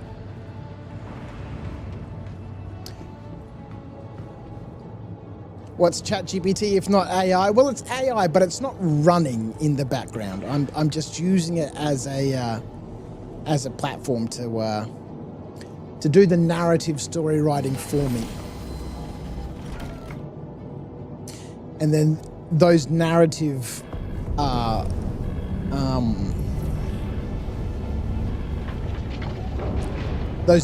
descriptions of the missions we can chuck into a speech engine. There's a number of them around that I think I'll subscribe to. Thank you to the generosity of everyone who's supporting the nonsense here at After Dark. We can put some of that cash back dollary dues into a monthly subscription for one of the good speech engines, so that we can get some proper characters to voice these little narrative scripts. Just saying. Just saying. Just saying. Alright, let's head on out of here. I think we might head over to Grim Hex.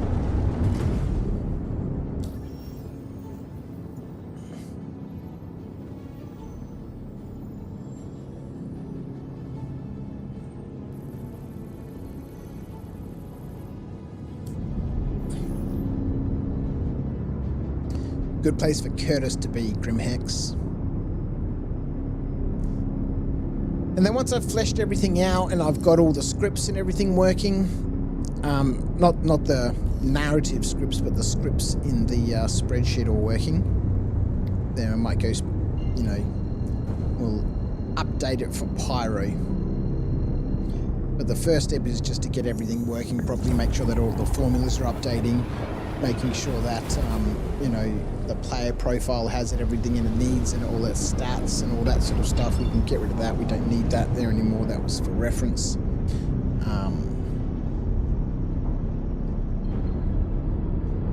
And once everything is updated and running properly, then it can be expanded out.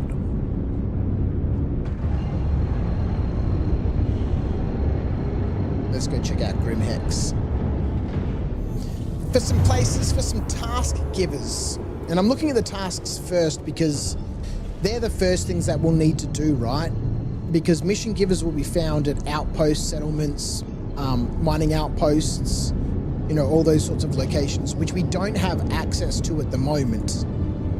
To get access to those, we need to earn some reputation. And to earn some reputation, we need to complete tasks. To complete tasks, we need places to go to get tasks.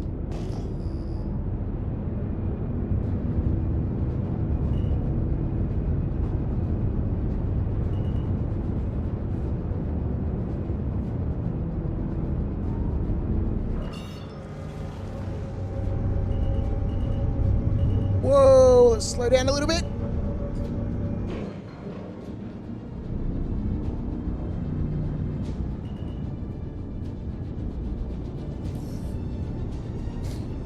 What the fuck's going on? Cruise control's active. Acorn! Acorn! I need to unbind my cruise control. Oh boy!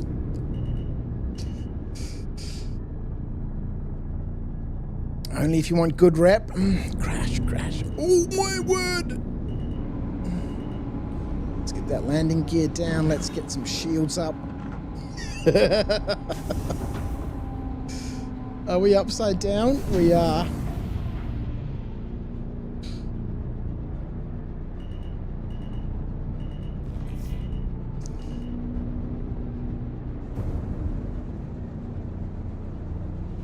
Alright, let's go check out what Grim Hex is for us.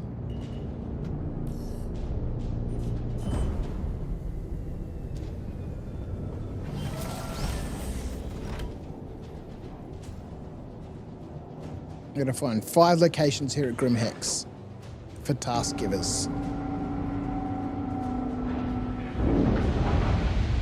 And then once we've got all our task givers sorted out, we'll be able to start, I guess.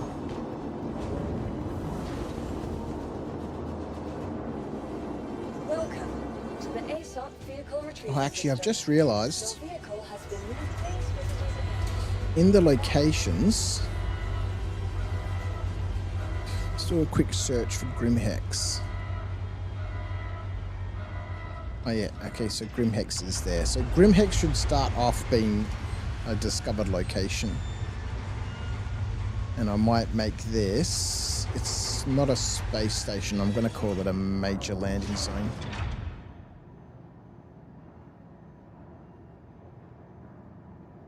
Zero data cost, zero rep to unlock it. So when we unlock locations, we're going to have to pay some cash buck dollary dues. And we're going to have to, cash in some reps, so to speak. So if we go back and we have a look, tasks, which we've been looking at, missions are those missions that we've just been talking about with ChatGPT and the missions list.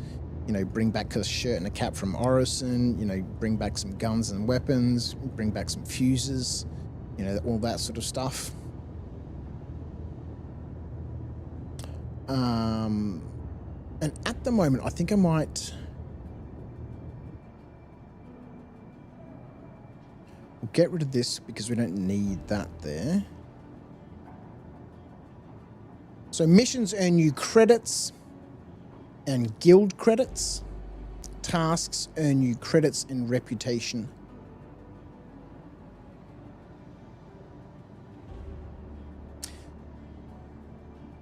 Let's go back to our missions tab. So I did have in here originally that missions will earn you all three. Guild credits, cash buck dollary dues, and reputation. And I think I still might keep it that case because I do want the system to encourage you to be out and about, going between different outposts and settlements and that type of stuff. And so if these missions are the only way to earn reputation, which you need to be able to unlock new locations, and you can only check a location once for a mission, unlike the previous version where, where is it? Unlike the previous version where we'd go and we'd check are there any missions available, and it would say, oh, the people in this area really need your help. They've offered you 3 missions. You could pick up 3 missions previously. Now you can go to a location and just check, is there a mission available here or not? And if there is, great, you can accept it. If there's not, move on to the next one. And so that keeps me moving around all over the place. And so from that perspective, it probably makes sense. Mother Fig, you legend, mate. Welcome to the After Dark Slam Squad that _guy_cross. Enjoy the contents. Motherfig gifted a tier 1 sub to that _guy_cross. They have given 20 gift subs in the channel. I can only just hear those. It's a bit disappointing. Thank you, Motherfig. Your support is legendary. Gifting out a tier 1 sub to that guy Cross. TC. Campaign Terrain on YouTube as well. If you're into tabletop gaming, go and check out Campaign Terrain on YouTube. Oh, hang on. Are they the same people? I think they're the same people. I can't remember. I might be wrong. Still stands. Check out CT on YouTube if you're into tabletop gaming. All right.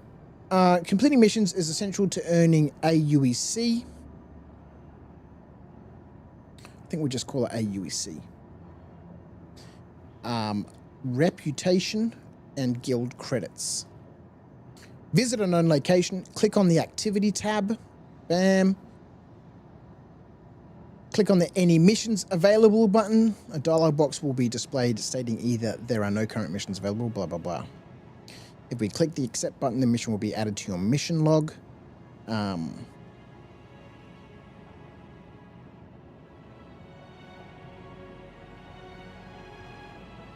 Oh, yeah.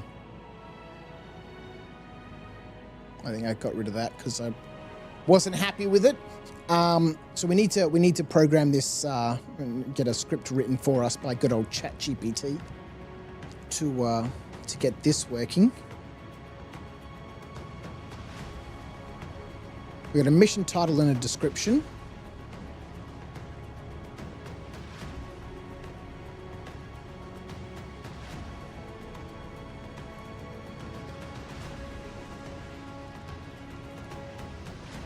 We don't have a title in here, but that's okay. We've got a description. We can merge them together. The script can merge them together for us.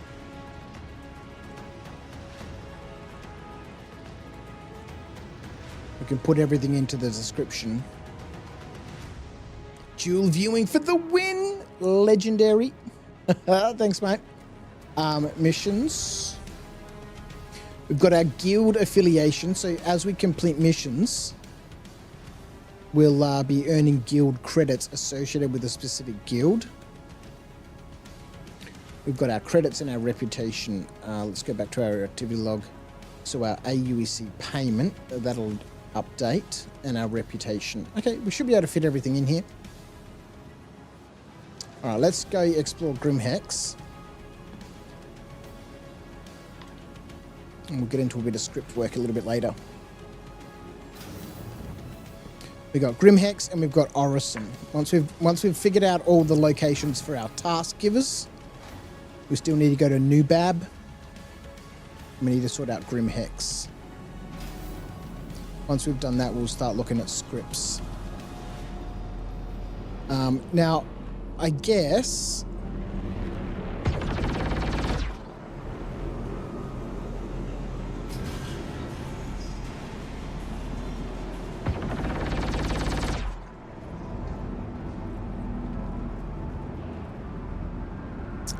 Lovely. People have managed to get bikes into Grimhex. Of course they have.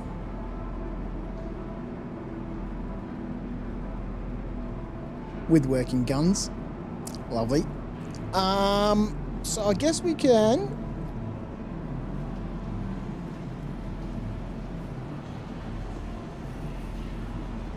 I guess we could use this clinic here, hey? H-Health. At Green Imperial.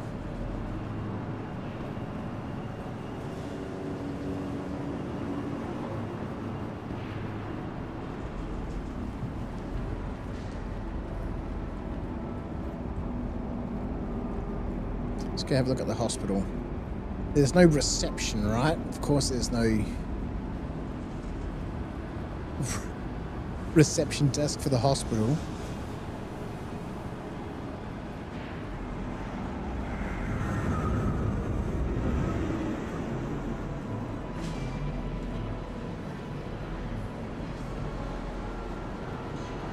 So I think we'll just use this one here.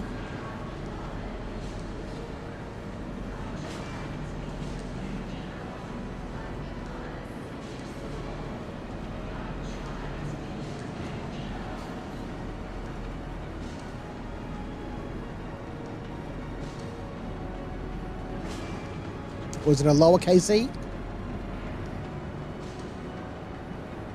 Oh, I guess it's all uppercase, hey?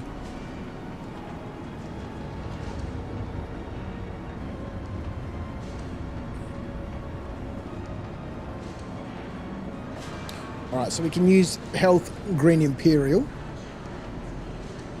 as one of the locations. Let's see if we can scoot past our friend on the bike.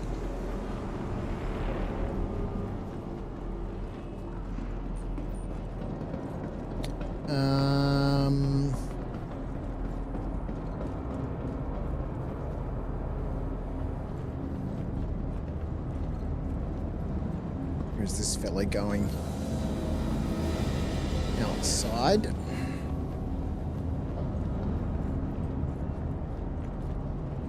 This also goes outside. I guess... Uh-oh. Helmet required in that area.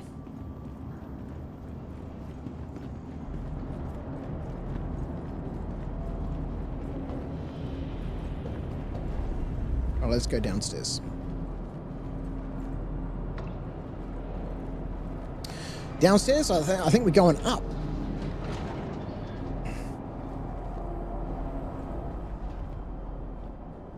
Other Twitch streamers alerts working.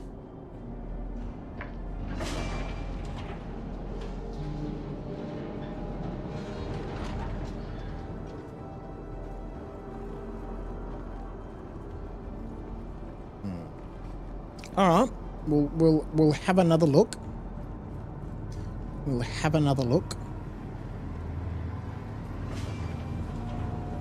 A real streamer?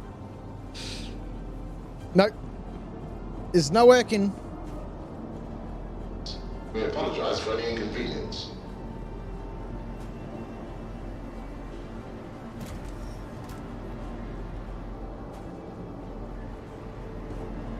All right, so let's.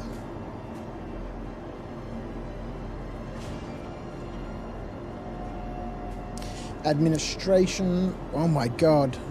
Office. Let's segue slightly. This has happened before,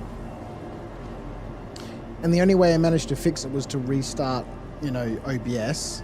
We finished one stream, and the next time I opened up and loaded, OBS, everything worked fine. But obviously, we're not going to do that mid-stream. Every day Crouch grows older, his technology works less and less. It's true, man. It's so true.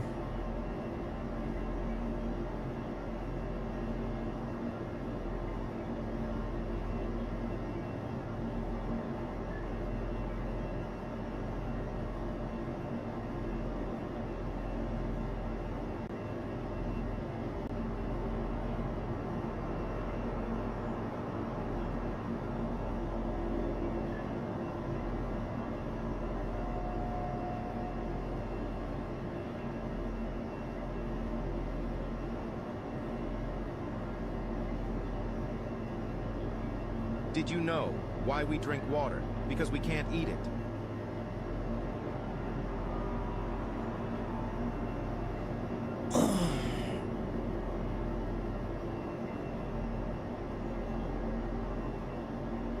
I don't know why. Excuse me.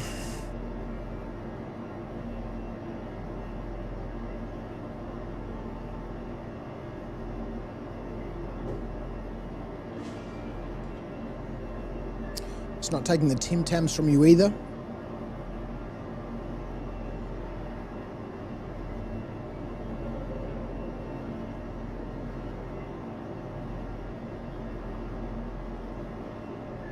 Yeah, we heard that one, but we didn't.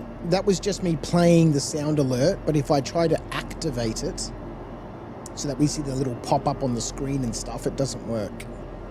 And it still says that my browser source is offline.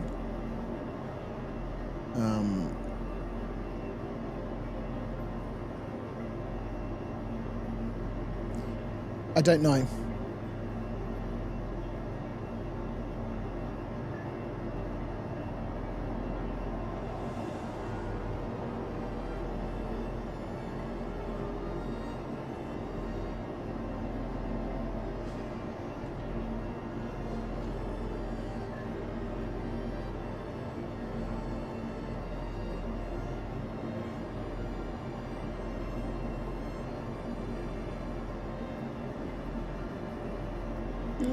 Set up.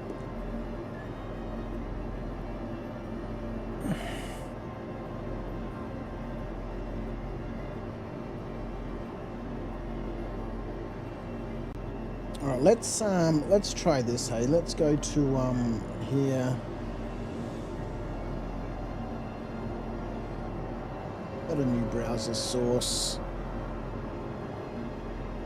Whilst we're working on second versions of things. Audio via OBS.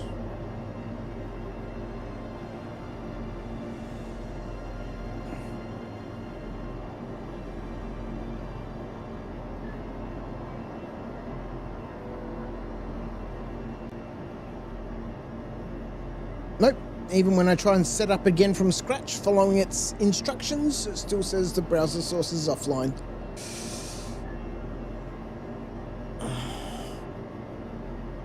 You had issues with the Firefox last night to send super stickers on YouTube. Which browser? Well, it's not really using a browser, so to speak. It's just called a browser source because it uses a URL to connect OBS with sound alerts.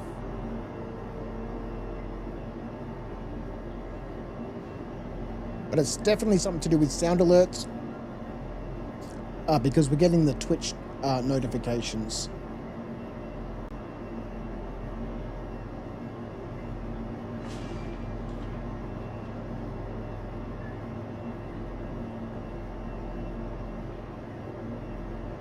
We're gonna have to look at that later. All right, let's bring my mouse and my cursor back to where we need them to be. All right, so we've got Health Green Imperial, the admin office.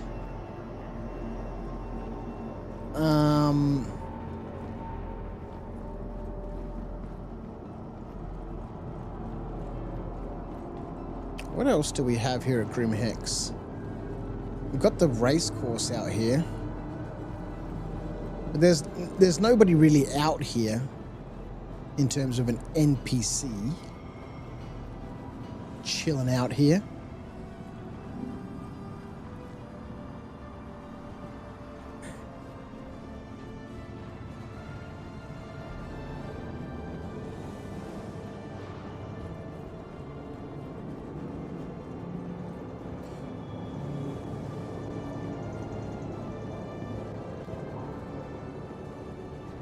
What do I need Grim Hex for in terms of actual tasks and missions? It's not a space station. I'm classifying it as a major landing zone. And that makes a difference because space stations and mining bases are unlocked slightly differently than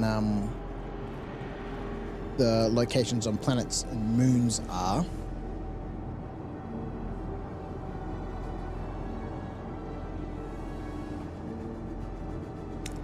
There really isn't any need to have Grim Hex. Let's go back to locations. There isn't any real need. It's in Stanton, in Crusader, around Yella. I've classified it as a major landing zone.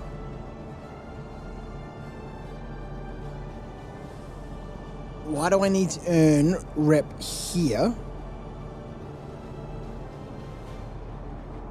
It's in the yellow region, right? Have all these other places we can go in yellow to earn rep in this region than the yellow region. Metaphysical, my friend, how are you, 07s? In other news, I cannot get out of my flat and the landlord is looking for a locksmith to come and assist. You can't get out of your flat. You can guess that at 10:45 p.m. or whatever time he turns up, that is going to cost a freaking fortune. What the hell? Your latch was broken and turning it doesn't move it. You savage, do you have a beer? That's crazy, man. Well, hopefully you can get out of your flat at some stage, mate, and you're not locked in there for too long. That's crazy.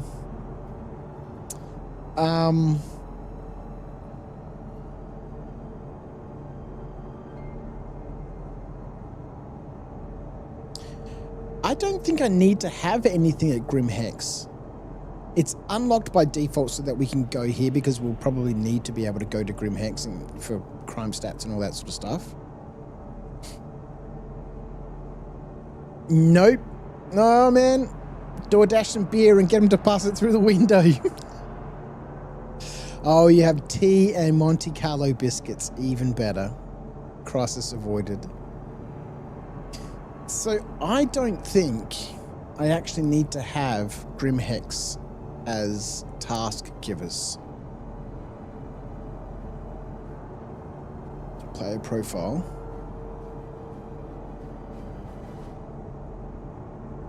Monte Carlos are the ones with the red shit in the middle, Acorn. They are indeed. It's a good biscuit. It's a good biscuit. The window screens are another issue.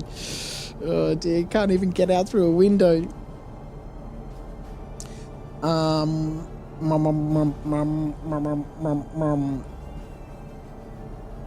Yeah, I don't think I need Grim Hex. Regional reputation. I'm going to earn anyway at Yella. I don't need Grim Hex. I don't need Grim Hex as a task giver. And if for some reason in the future I do, then I can build it in. Don't need that over there either. Alright, let's go to Nubab. Where the hell are we? Alright. It's so chewy. Yeah, I know, they're so good. Monte Carlos are a great biscuit.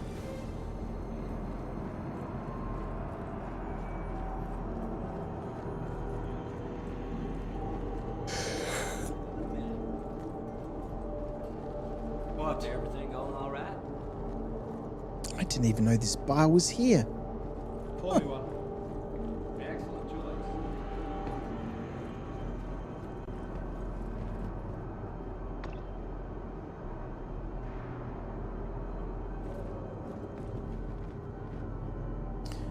Alright, let's go. Don't ask what the Aussies all know how to Jimmy locks. This British propaganda steered me wrong.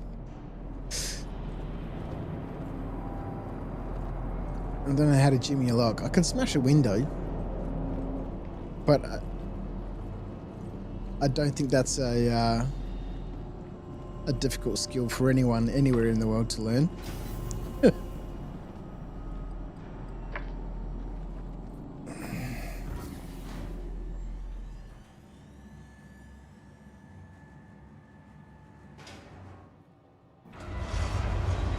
Right.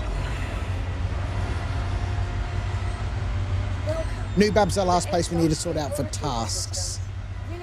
Your vehicle has been delivered to the following location. And then that sorts out our task locations. No contracts available. Ah, you're keen, I like that, but for now there's nothing on the board. Come back a little later. Something always turns up in this system.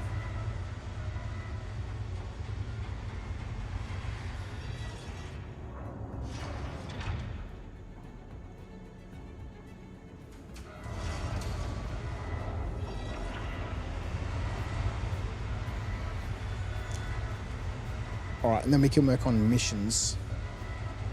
Guild contracts is slightly different. Because guild contracts are just simply Moby-Glass missions. So there's no data in this sheet that I can use to add a Moby-Glass mission in here. I mean, I guess we could build something in, but I did have a form that you could fill out and that would then add a row in here, but it's probably a different way we could do it. We'll get to that when we get to it, man.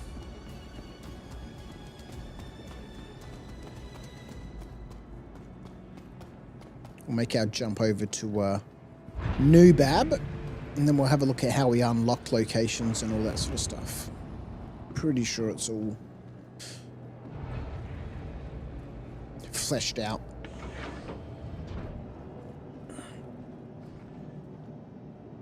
Twitch viewers can now use the Tim Tams they earn on cool sound alerts. No, they can't.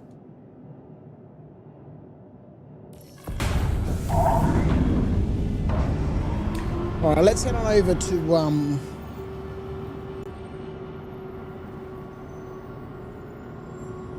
New Babbage.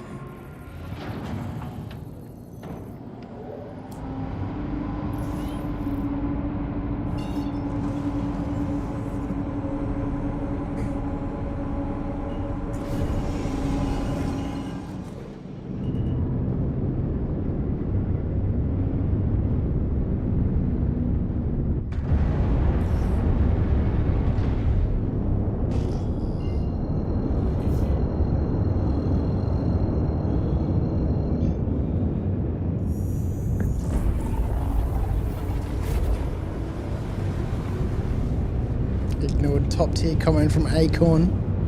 I bet you could use one as a straw. I don't think you could.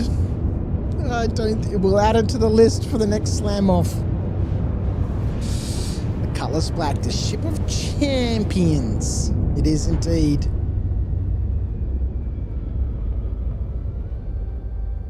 With Mr. Curtis at the helm. How are you, Curtis? Oh, look at that reflection off the glass, how it's warping the light and the image. That's amazing. Then punch through the glass. Hollywood movie style. I know there's a way to stop this camera float. It's one of the settings. I can't remember what it is, though. I'm no expat brat.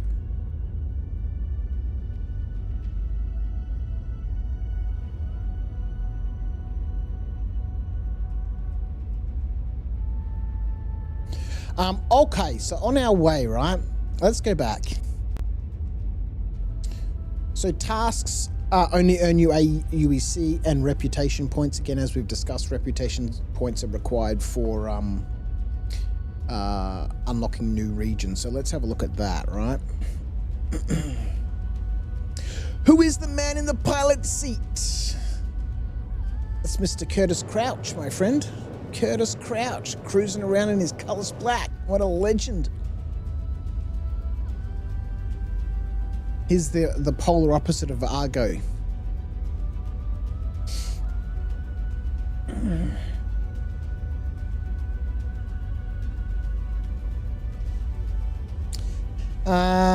Guild contracts we'll talk about later. Unlocking new locations. To discover new locations, you can complete tasks and missions to earn reputation. Each task and mission will award you with an amount of reputation points. These can be used to purchase coordinates to new locations. Note that reputation is region specific, so tasks and missions you complete in Hurston will award you with reputation bound to the Hurston region. So if we have a look at my player profile, we can see my region. I've earned 3 reputation points at Hurston, 6 at Everest Harbour, 3 at Crusader. So these are the regions. And the regions are each of the planets, their moons, and their orbiting space station. And their orbiting space station influences space in that region. So for example, in Hurston, I can unlock any of the locations on Hurston itself. Obviously, Ariel, Magda, Eta, Aberdeen, the same. But Everest Harbour, as I build my reputation here at Everest Harbour, this will allow me to unlock. If we go have a look at stations, let's go have a look at Hurston. If we have a look at what regions we have here, we have 6 regions: Aberdeen, Ariel, Everest Harbour, Hurston, Eta, and Magda. Let's go have a look at Everest Harbour and see what it influences. So again, reputation is region specific.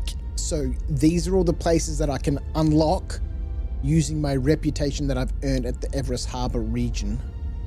And at the moment, we've got some mining bases and the various space stations, Hurrell 1, 2, 3, 4, and 5. Curtis Crouch is looking good, but needs a shave. No way, man. No way.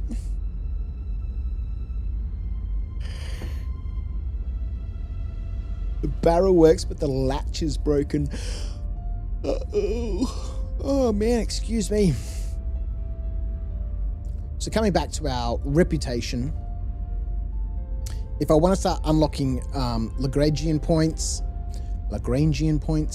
I need to level up my rep at the orbiting space station. That's what influences if we go into the game and we have a look at the map.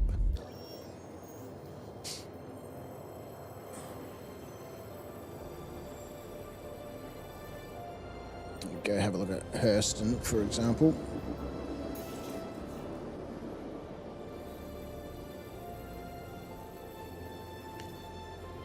So that influences all of the Lagrange points. and these mining bases, of which at the moment I've only added into the table the ones here around Hurston. Ooh.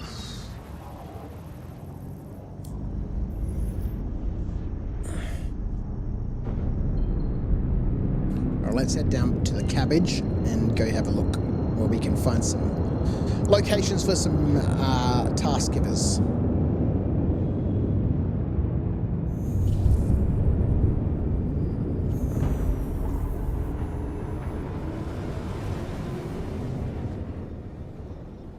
Let's go back and have a look at Sarah. Where is she? Here she is. Oh, there's Sarah's brother! Look at him! Look at him! I like this guy! Yes! Sarah's brother, Kellen.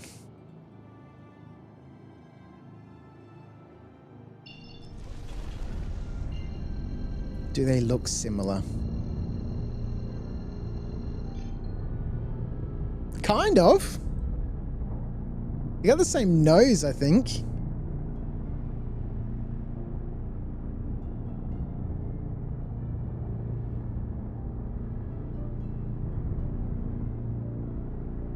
Short black hair with slight graying, wearing an industrial Hurston Dynamics workwear, heavy-duty jumpsuit, protective vest, tool harness, subtle cybernetic implant behind one ear. Can we see it? Is that it? Grease-stained hands, tired but watchful eyes. Background, Lawville industrial sector or factory floor.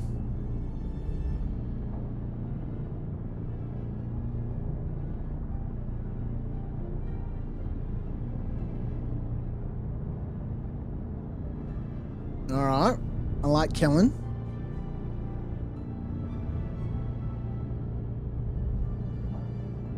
Alright, so far all I've done with Sarah and Kellen is just flesh out their characters. We don't actually have any missions for them here yet. Let's get down to the Bab. Okay, so...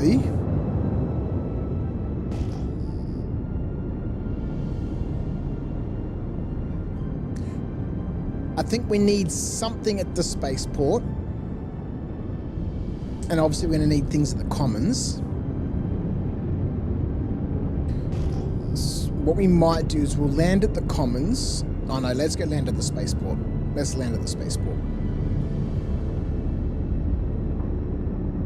And we'll work our way through the spaceport down, take the train into the city, have a look around the city, come back on the train, and then head on out.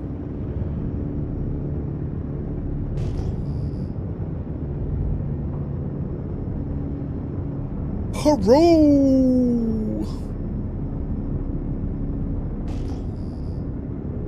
I'm super tired because I went to bed super early last night. I was so tired. Got back from work on Thursday morning and I didn't sleep on Friday or during the day. So I went to bed Friday night like a normal person would, and obviously woke up this morning like a normal person would. And thus, therefore, I'm tired now. It's 11 p.m. Like a normal person would.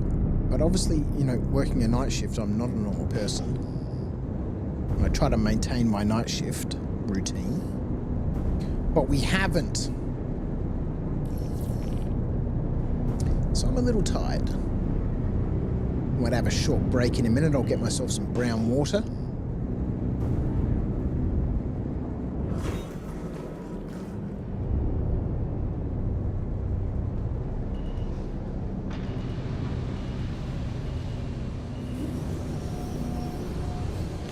Alright.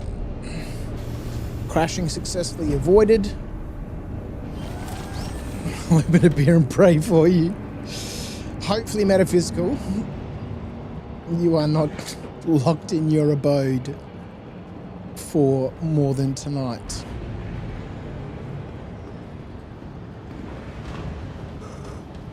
Oh my word! Excuse me, sorry, professional streamer. I'm a professional. The only mob that can even remotely do this is RACV. Amazing. the ASOP vehicle retrieval system. The other locksmiths are saying it's not their job, but they're a locksmith. Your vehicle I've got a problem with my lock. I need a locksmith to come out and have a look at it. Why would it not be their job? Please visit us again. Isn't that what locksmiths do? Fix, repair, and install locks?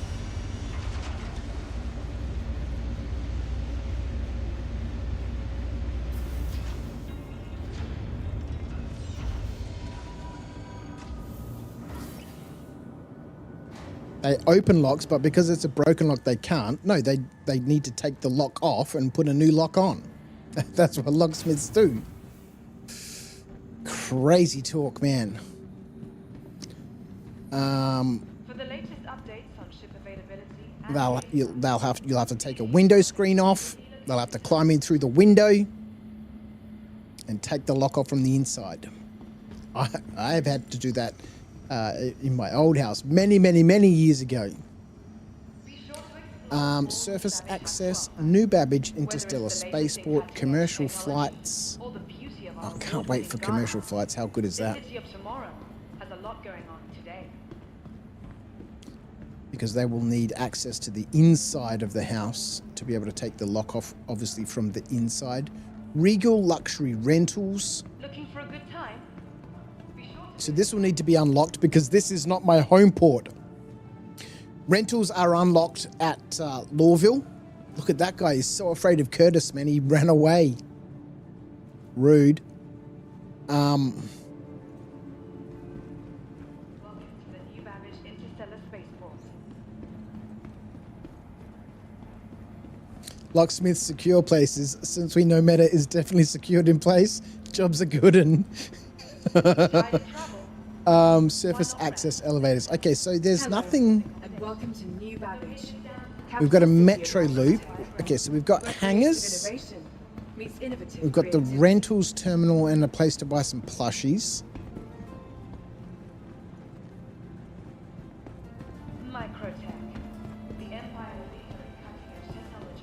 We've got commercial flights and surface access elevators. So these go down to the vehicle hangars, right? Baked beans on toast. It's gonna be a long night. Well, my friend, it sounds crazy. Your mother fig, your lack of eggs issue from earlier pales in comparison. Indeed it does.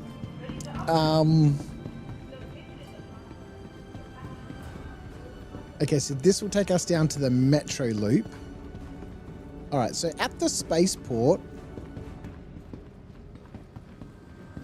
I think we can use this customs and information office because otherwise there's nothing here at the spaceport for a task giver at New Babbage.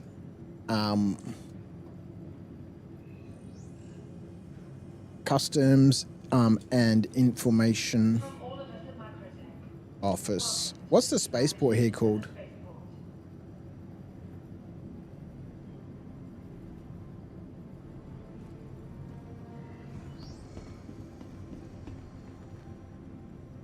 New Babbage Interstellar Spaceport. NBIS. Just call it NBIS. Customs and Information Office. At the New Babbage Interstellar Spaceport. Interstellar. How do we get that? New Babbage Interstellar Spaceport. We'll just put that because otherwise it's going to get too long. All right, that's the only place here at the spaceport that I can think of. I can see. Let's get onto the train.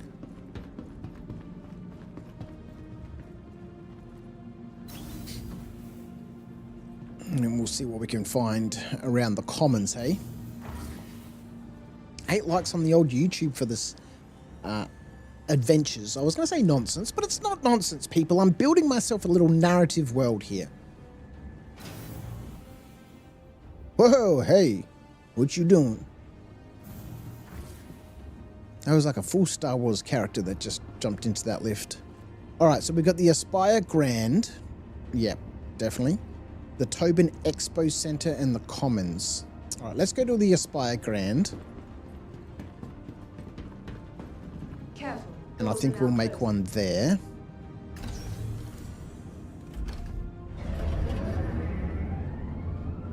Again, because that's, I guess, where we'll be waking up here in New Babbage. If we ever stay the night, we can duck downstairs.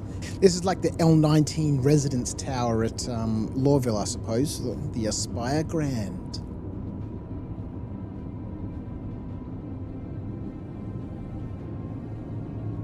You got DoorDash? Never mind.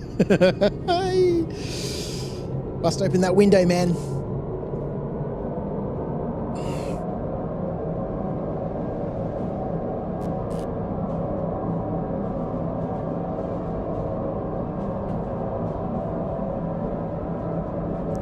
Let's go back to Sarah, right? Let's go back to Sarah and get some narrative missions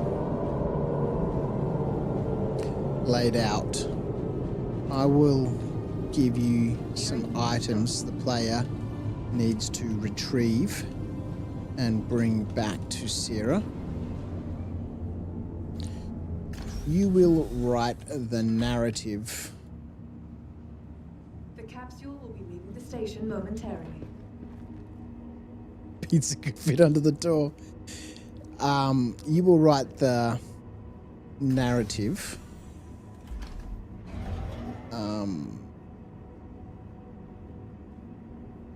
Reason for why Sarah needs the player to do this mission. Okay, let's have a look at our Capsule now approaching station. Stand clear of disembarking passengers. missions.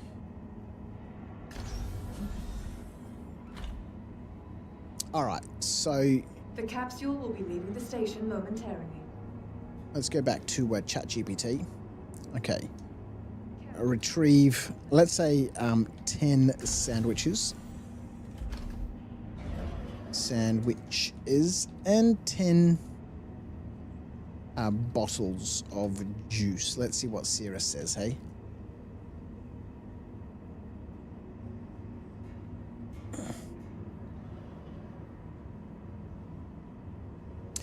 Crouch, could you do a community task that people could request on stream with a sound alert, which prompts a random quest item they need you to deliver?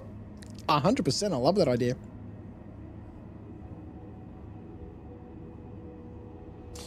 Optional flavor notes for gameplay. This mission helps build Sarah's character as someone who cares about the crew, adds a nice contrast to all the high-stakes, high-risk contracts. Could optionally hint at an ongoing logistics breakdown or increase in corporate costs. All right, let's listen to this one. Excellent. Here's Syra's mission narrative for this one. Mission title, Supply Run, Comfort Food. Narrative brief. When you approach Syra, she looks a bit frazzled, glancing over the manifest on her datapad. Syra sighs and looks up at you, offering a faint smile. You'd think Hurston Dynamics could manage basic logistics, but no, we're short again. The crew's been pulling double shifts with these weather delays, and the last supply run skipped us completely. We're not talking critical systems, just food. And believe me, morale's running thin. The canteen's down to ration packs, and people are getting twitchy. I need someone I trust to head into Lorville or nearby outposts and source some actual food. Specifically, 10 sandwiches and 10 bottles of juice. Something fresh. Well, as fresh as it gets around here. You bring that back, and you'll have a lot of grateful workers on your side, including me. Oh, Optional thanks, flavor notes for gameplay. All right, let's find something else, hey? Close, this is the old version. Stand clear of disembarking Let's get some passengers. pyro tools. And some mining modules. What does Sierra The say about capsule these will be ones? leaving the station momentarily.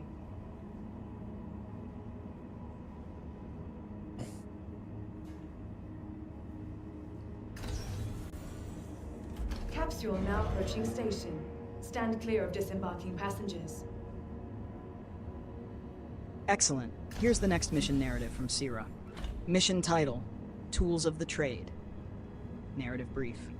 Sierra catches you just as you're passing by the logistics bay, her expression more serious than usual. Oh shit, we're still on the train. Sierra waves you over, lowering her voice. Oh, no we're not. We're at the Commons. Alright, the Aspire Grand, hey? Let's go back. I'm enjoying this.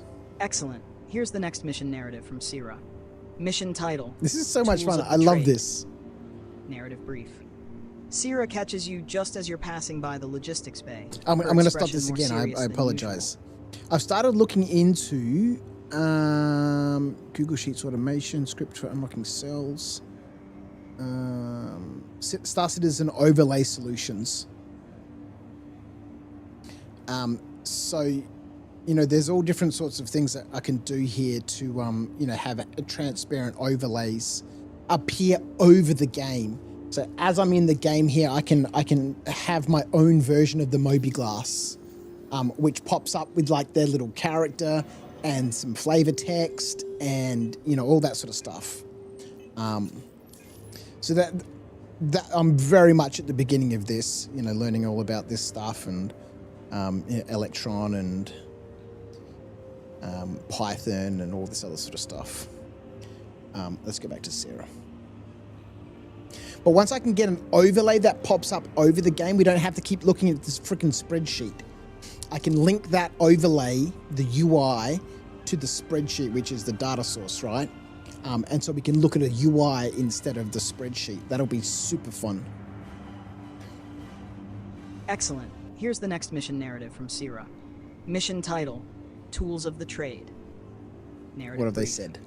Sierra catches you just as you're passing by the logistics bay, her expression more serious than usual. Sierra waves you over, lowering her voice slightly. Listen, we've got 3 new shifts of miners arriving next rotation. Greenhorns, most of them. Problem is, Central Supply botched the last shipment. No multi-tools, no modules, nothing. Without those pyro multi-tools, they can't even cut their way out of a jam if the rig sees up. And the mining modules, if I send them out there without calibrated gear, they're as good as flying blind. 1 bad deposit fracture, and that's their ride totaled.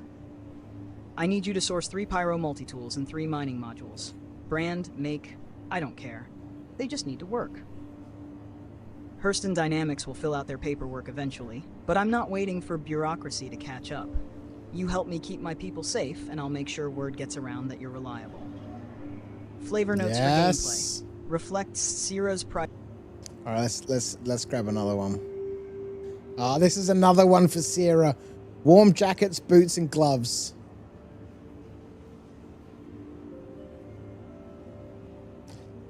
This one is for a specific family that Sierra has a soft spot for.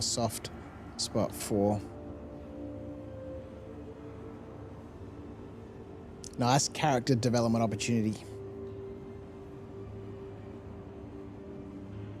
Oh, we've got a name too. Go ChatGPT. We can get some images of what these people look like.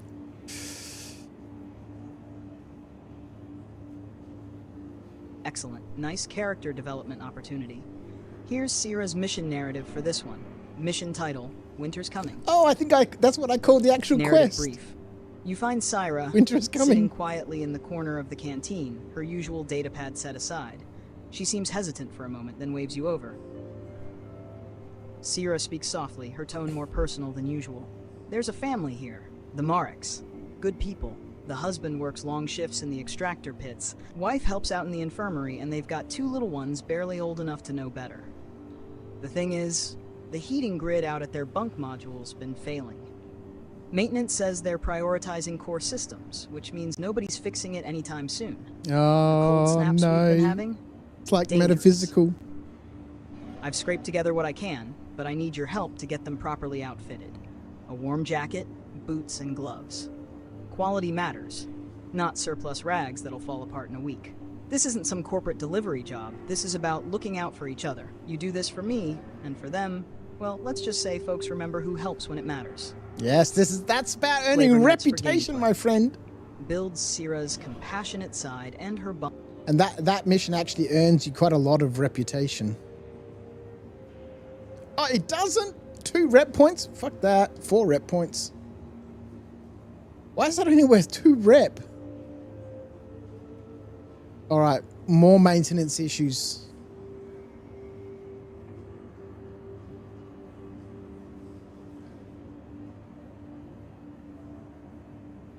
Perfect for a more technical, practical mission. Here's Sierra's narrative hook for this one. Alright. We'll listen to this one. And then we'll head on into the Aspire Grand. Excellent. Perfect for a more technical, I can freaking do this for hours, man. Here's Sierra's narrative hook for this one. Mission title, Power Fluctuations. Narrative brief. As you enter the logistics office, Syra is hunched over a half-open circuit panel, clearly frustrated. Sparks flicker briefly as she pulls a burnt relay module from the board. She turns, holding up the scorched component with a grimace. With a grimace? I swear, these outpost systems are held together with tape and hope. The auxiliary built power by grid's Drake. been surging every few hours. We're one spike away from losing half the equipment out here. I've got techs ready to swap the bad modules, but central stores are out of usable stock. Again. What I need is simple. 3 fuses or relays rated for industrial load. Doesn't matter where you source them from. Lorville surplus, scrapyard salvage, or if you've got contacts off-world. You bring me those parts, I keep the grid stable, and my crew gets to keep breathing clean air while they work. No pressure, except on the power lines. Flavor notes for gameplay adds a small technical side to Sierra's... Yes! Love it. Alright, let's go check out this Aspire Grand. I don't think I've ever been here before. Alright, so do a community task that people could request on stream with a sound alert, which prompts a random quest item they need to deliver to you. Which prompts a random quest item they need to deliver to you. A sound alert. Okay, so what we could do is if we go in here, what we might need is actually this might be quite good. An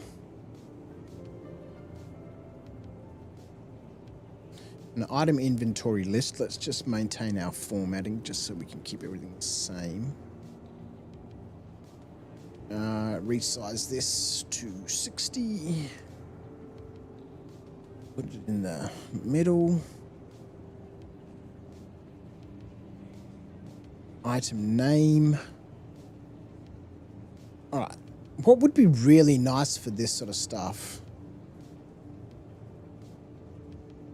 is to see if I can hook up with people like Seastone or,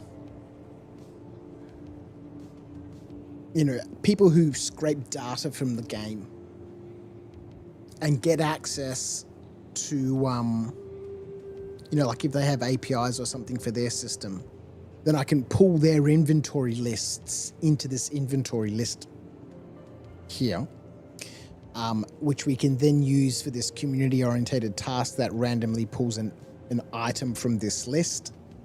But then I can use that list to, you know, randomly build these things here.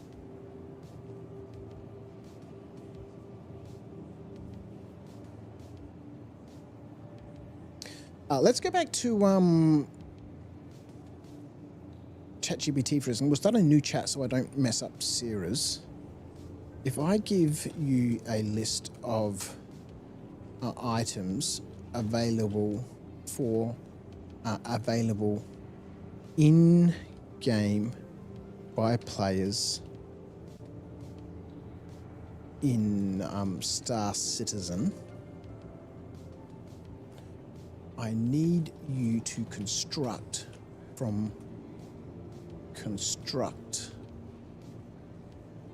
10 missions where the player needs to collect several of those items from the list where the items make sense to be grouped together.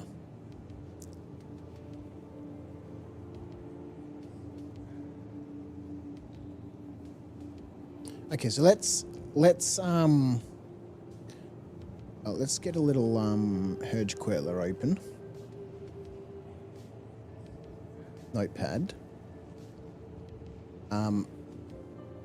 Relay, Pyro Multi, Tool, Med Pen, helmet, undersuit, backpack. Was this my suggestion? Mm-hmm.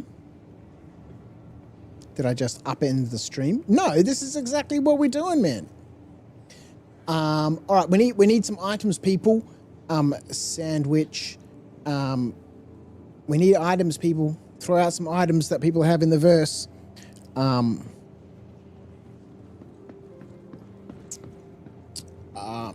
Ammo magazine. Rifle. There's hundreds of items. Plushie.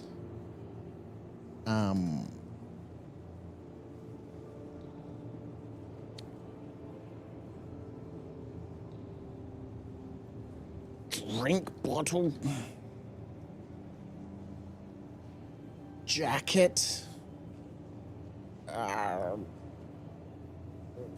Fuse.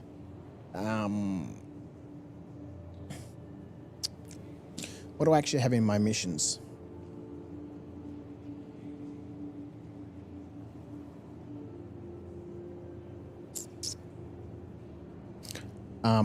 Gloves, boots, cambio, salvage, tool, max lift, and bacon. All right, let's stick that list into here.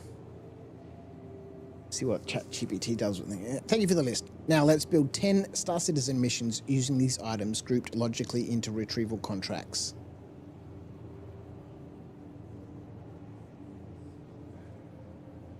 Expand on the narrative as though it was being spoken by an NPC in the game.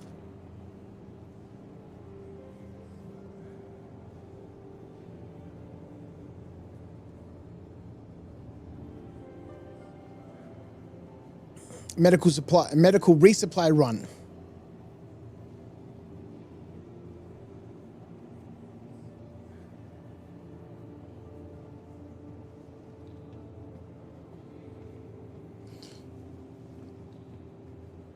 Luxury VIP delivery. Yeah, I know this one's a little different. Corporate VIP inbound. They got, let's say, specific comfort requirements. A jacket, a plushie for their kid, bacon, lots of bacon. And of course, drinks and sandwiches. Look, I don't ask questions. I just make sure the credit's clear. Don't mess up. The VIP's got connections that could make life difficult. You get a message from the RACV Metaphysical? They are on the case. Freedom!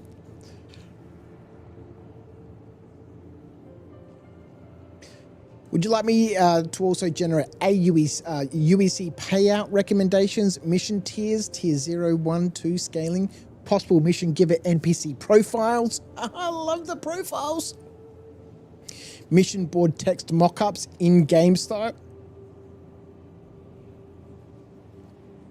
Give me the mission boards.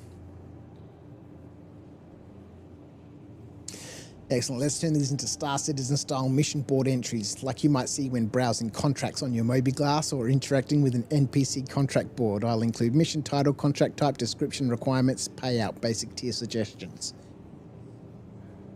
Where's the narrative gone, man? Type, delivery, medical emergency. Description, a remote clinic at Damaris Ridge has exhausted their medical reserves following an outbreak. Supplies are urgently needed to prevent further casualties. Requirements, med pens ×3, drink bottles ×2, sandwiches ×2, gloves ×1, payout 3,000. Mining crew prep package. Mining team deployed to the Pyro Belt requires essential equipment. Deliver requested tools and gear to staging area prior to departure. 1 multi-tool, 1 mining module, a backpacker, helmets, and boots. Security contractor loadout. Private security. Private security contractors require combat loadout tools for off-world deployment. Discretion advised. 1 undersuit, a helmet, a rifle, 2 ammo magazines, and some gloves. Engineering repair kit. Remote station suffering power failures requires essential repair equipment delivered urgently. Requirements, a relay, a fuse, a cambio salvage tool, and a max lift. These are great. Okay, so this is great. Okay, so what I can do is I can really flesh out this list, right?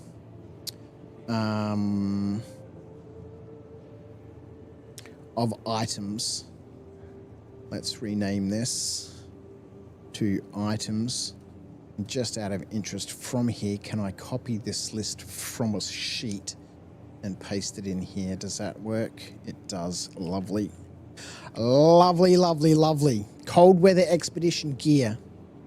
Expedition crew requires cold weather gear prior to departing for microtech field study. Survival gear prioritized. A jacket, gloves, boots, backpack, and a med pen. And I like how it's giving a little recommendation for the payout too. And this is exactly what I want. Small little missions that pay you just a little bit of money. And then every now and then, you know, once you've earned enough guild credits by doing these little missions, you'll be able to spend those guild credits to go do an actual contract, which is going to give you a big payday, taxed, of course, by the guilds. All right, so here's our Aspire Grand. There's nobody at the front counter. What kind of place is this? What kind of nonsense is this? Thought this was Microtech. Oh, Microtech has a store with proper food in it too. I've always gone to Orison, man, but Microtech's got some gear here. What do they have in their shop? Do they have all the sandwiches? Do they have all the sandwiches? This is the question I'm asking myself, ladies and gentlemen. Foods. They've only got one burrito. They don't. They've only got one burrito and one sandwich. Oh, it's not Orison. It's not Orison, ladies and gentlemen. Far from it. Far from it. Microtech also has Omega Pro, one of the best places for ship components in the verse. Omega Pro. Yeah, but they don't have all the sandwiches here, man. I don't need ship components, I need sandwiches. Let's go. Sandwich citizen. All right, so we can use Aspire. Grand. I guess we could put in Brentworth Care as well. There's 2 locations in a similar place. Brentworth. Oh my God, this microphone in my face, even though I'm touch typing, it just confuses my fingers, man. Brentworth, what was it called? Brentworth Care.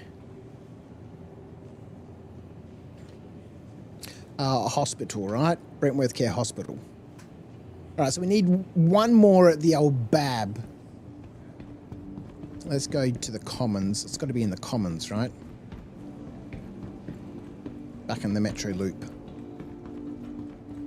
We'll have to get ourselves a nice juice box. The Commons. There's a train. There's a train. Yeah, we made it. Because we can run fast.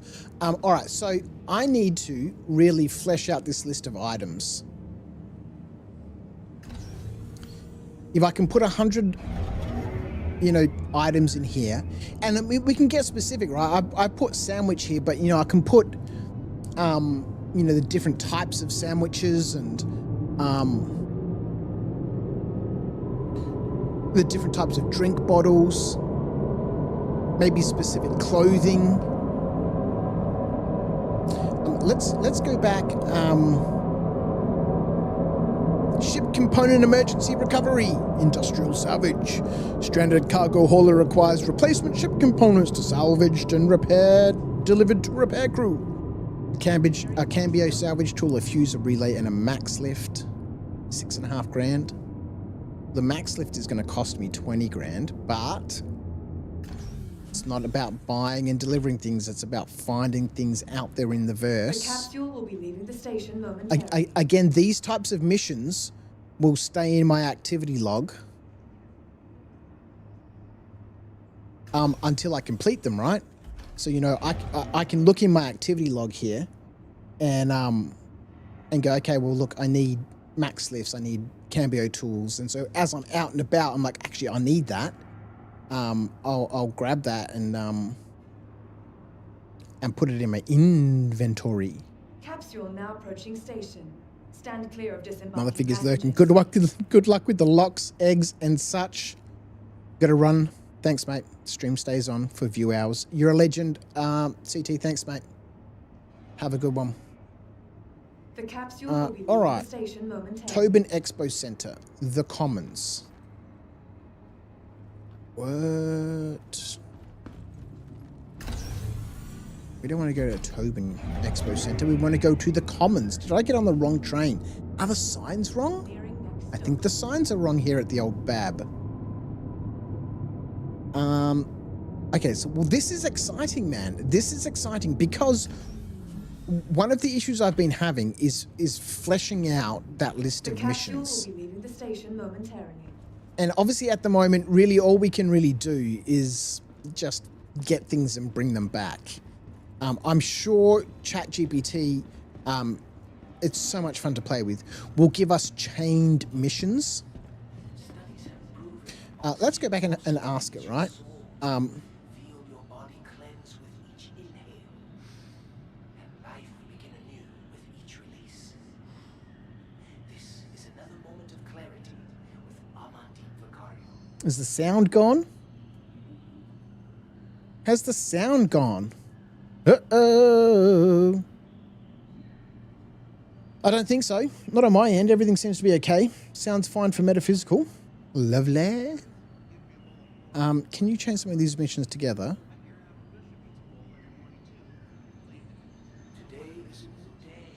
Chaining missions is exactly how we build a more immersive and rewarding progression for players.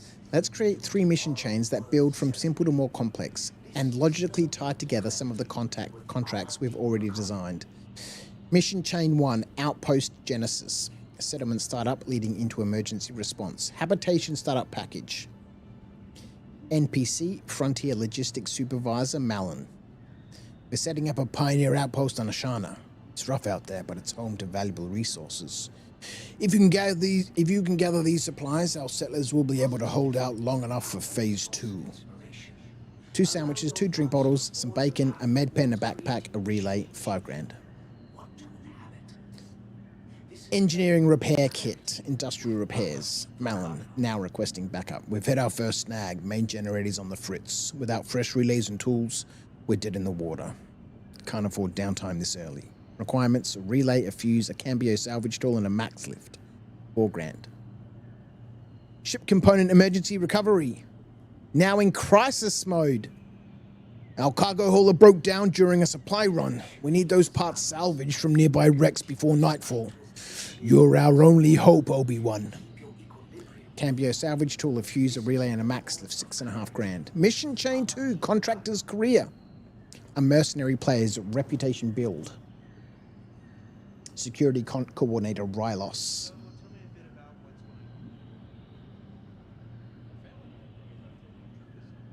So some of these, right, you know, I could have just these individual missions, right? Go to a location, get an individual mission.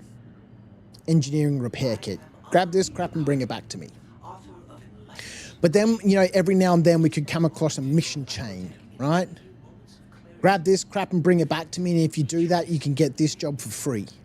Because again, when we go to a location to check for missions, there may or may not be a mission there. And then we've got to hop around, and, you know, we might go to, say, 5 different locations to check for missions, and only 2 of them have missions. So having, you know, some mission chains where, you know, you get a mission, go get some crap and bring it back to me, like these ones up here. You know, habitation startup package. Go grab this crap and bring it back to me. Perfect mission. Great. Simple, basic. Move around, do some stuff. But then I might not get another mission at the next 3 places that I visit. If you do go to a location and you manage to pick up a mission chain, go grab this crap and bring it back to me. If you do that, I'll need you to do this for me. If you do that, I'll need you to do this for me. Thanks very much. You know, it gives you a couple of missions. All right, the commons. I like that idea. That list of items. Why has nobody written out a list of items and sent it to me yet? Rude. Rude. That's all I'm just saying. Garcia's greens. We need a nice beverage from here. I like the green ones. The citrus rush smoothie.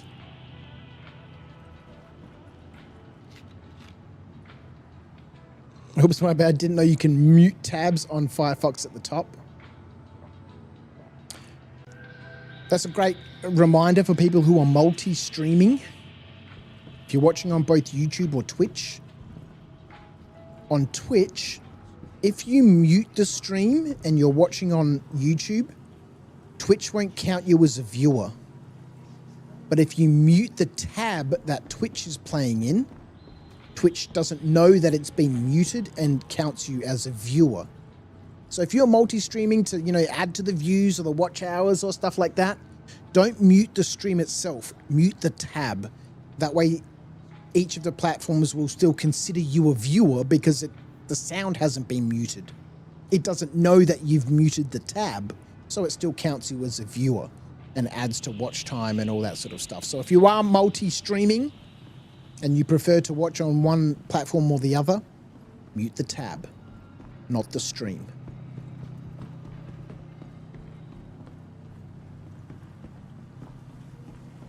Thank you.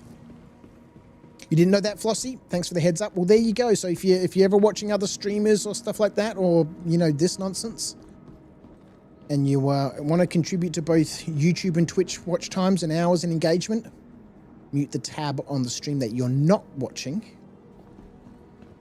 and that platform will still count you as a viewer. Where should we go? We've got one more slot here, right? At our for our task givers, we've got one more slot at the old Bab. Where should we? Oh, should we make it the bar? Should we make it the bar? I think that's a great place. It's in the plaza, right? I think that's a great place to have to go to, you know, get some, get the lowdown on some contracts that might be, you know, out and about in the verse.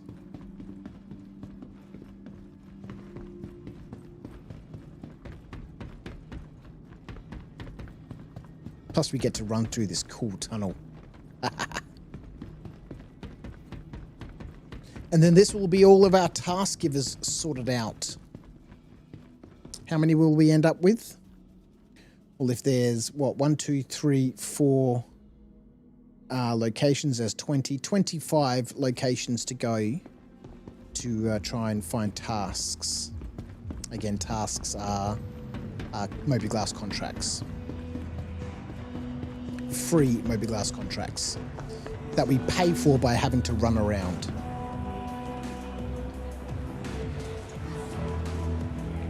Wally's Bar. Let's do it. Wally's Bar. I might put an apostrophe in there because it would normally have one. Do they have one in here? They do. Good. Proper English. Perfect. Oh, look at this sculpture over here.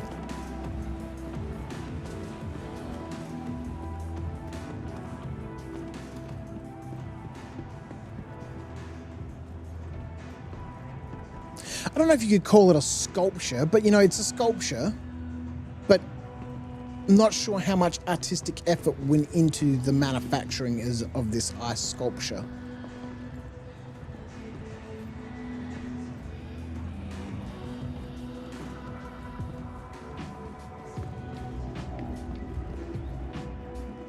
It's like a proper club, right? That's got like different areas. When I was younger, we used to go to a nightclub in the city called The Planet. And, you know, it had different zones, right? Like the R&B room was upstairs. You know, had different decor, obviously different music. And then you could go down to the main dance floor and they'd be playing different sorts of music there. And then around, you know, around the other side, you know, there was like this little, you know, not a reggae place, but, you know, but they played like reggae and jazz and stuff. And they had 3 different zones there at The Planet. All right. Yes, sir. We're done. Whammers. Let's get ourselves a burger.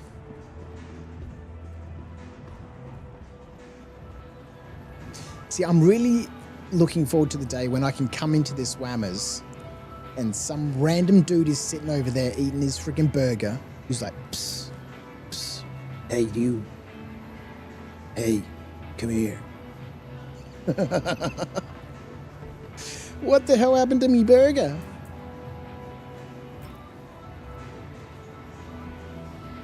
What happened to me burger?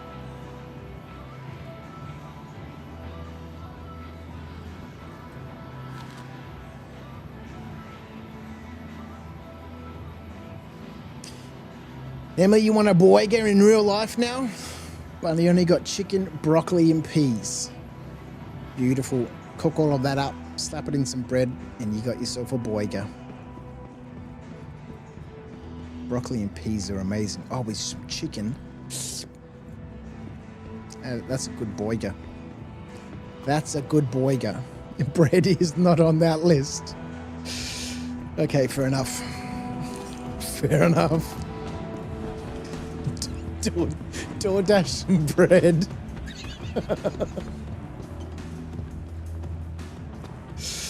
How the hell do I get out of here? Oh, hang on. If we align Wally's bar with the sculpture and head away from it, we'll get out. Navigation skills. Crouch the master. Apparelli. No, we don't need clothes. Let's go. So many places in this game that people just don't go to because what's the point? There's no reason to go there, right? But if there were, like, this place is pretty big. You could easily have 50 mission givers in here that randomly pop up from time to time. People in this freaking hallway. Hey, you want to buy a Mobi-Glass?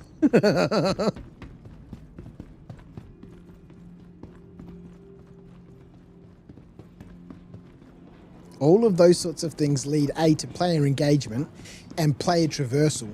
When you've got player traversal, you'll start to see people all over the place because they're traversing around to find things to do instead of just sitting in their spaceship, opening up their Mobi-Glass and going, next contract, next contract, next contract.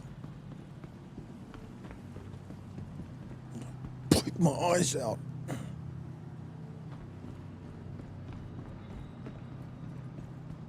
No DoorDash there? What about Deliveroo? On the back of a kangaroo. Positivity is a boundless source of inspiration.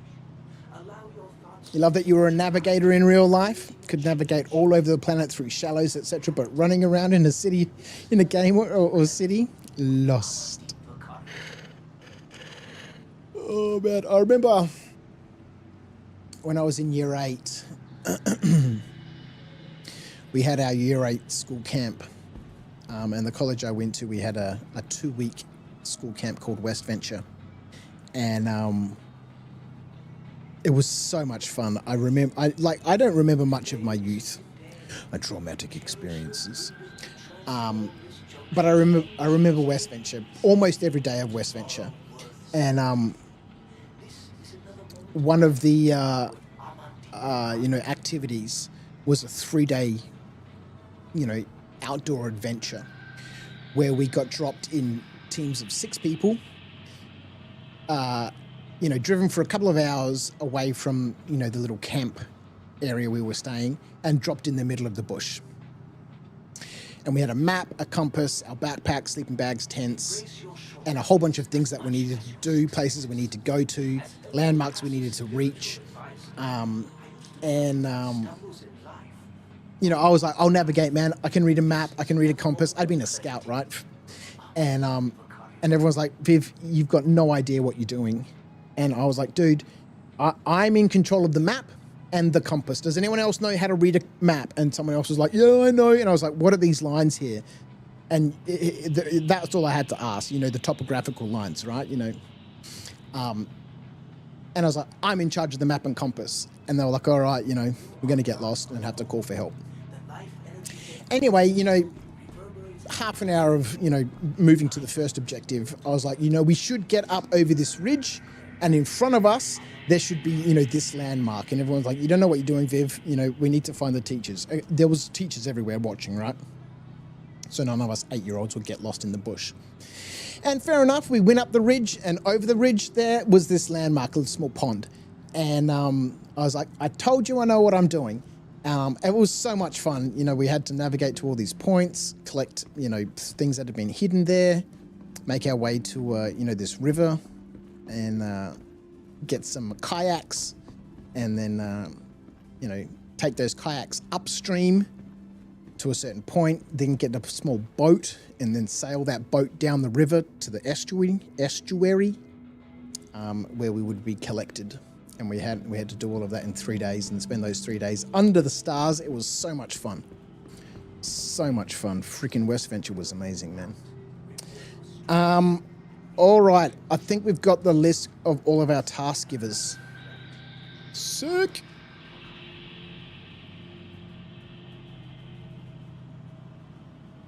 All right. So let's say we were at Wally's Bar. We can go there. We are currently at New Babbage.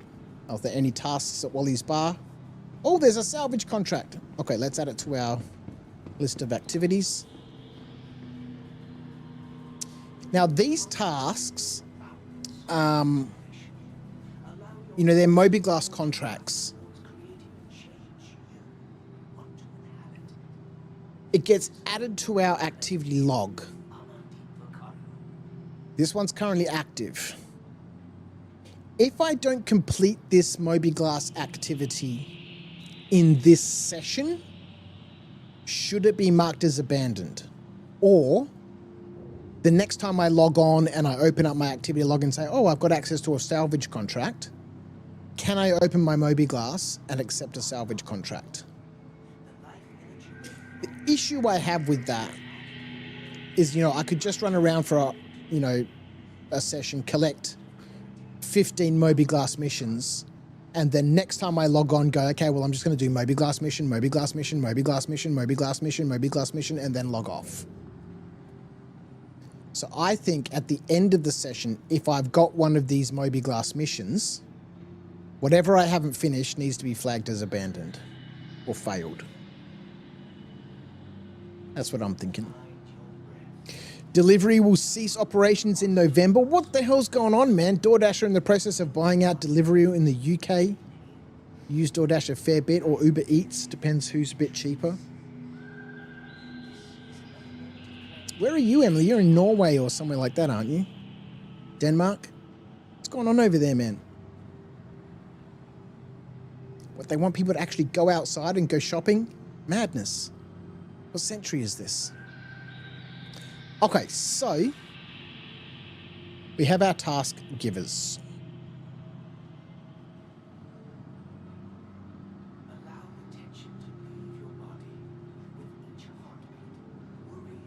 You've got to fight with Uber Eats and not using them again. Terrible service. Uber Eats is pretty bad. Uber Eats is pretty bad. Okay, so we've done our tasks. We've done our task giver. All the scripts and everything are active here. That's all working. Missions. Now, to do these missions, I really like this idea of giving Herge Quirtler, what's it called? ChatGPT, just a big, massive list of items and saying, and then I can say, you know, from these 100 items, create me 30, you know, quests that make sense. No DoorDash, Chris? Aren't you in Melbourne? We have DoorDash in Melbourne. We DoorDashed some freaking Costco today.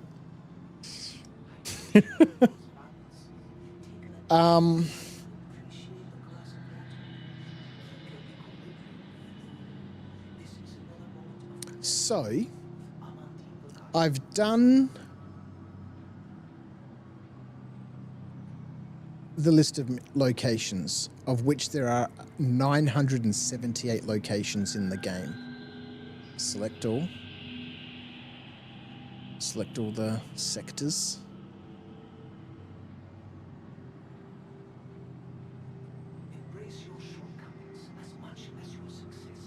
According to, this was mind-numbing.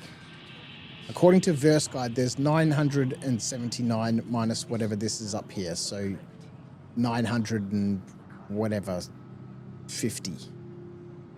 Got 32 up here, makes that 77. 947 locations in the game according to Verse Guide, and I haven't even finished actually putting all the caves from Utopian.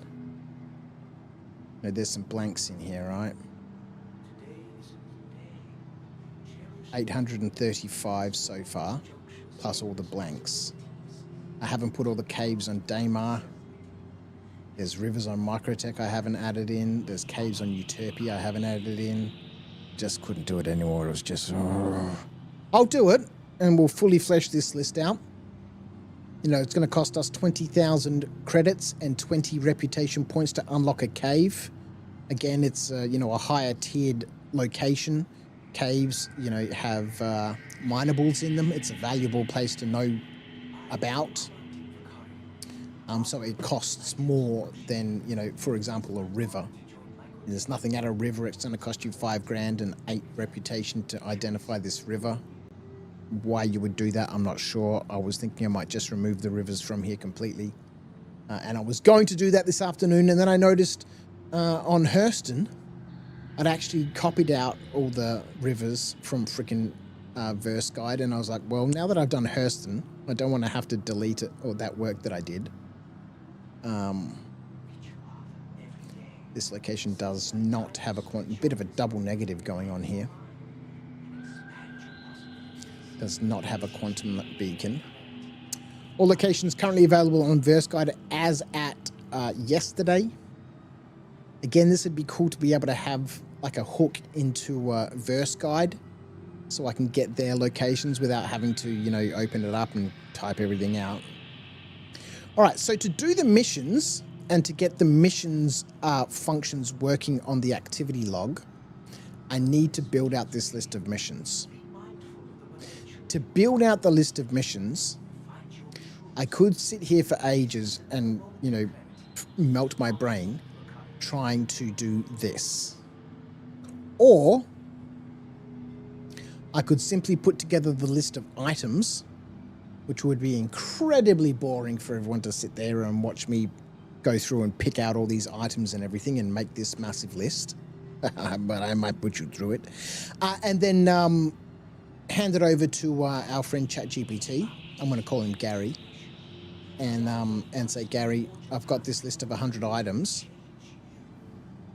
Just exactly this. If I give you a list of items, Gary, available in-game for players in Star Citizen, I need you to construct 50 missions where the player needs to collect several of those items from the list, where the items make sense to be grouped together. Construct a narrative for me, etc.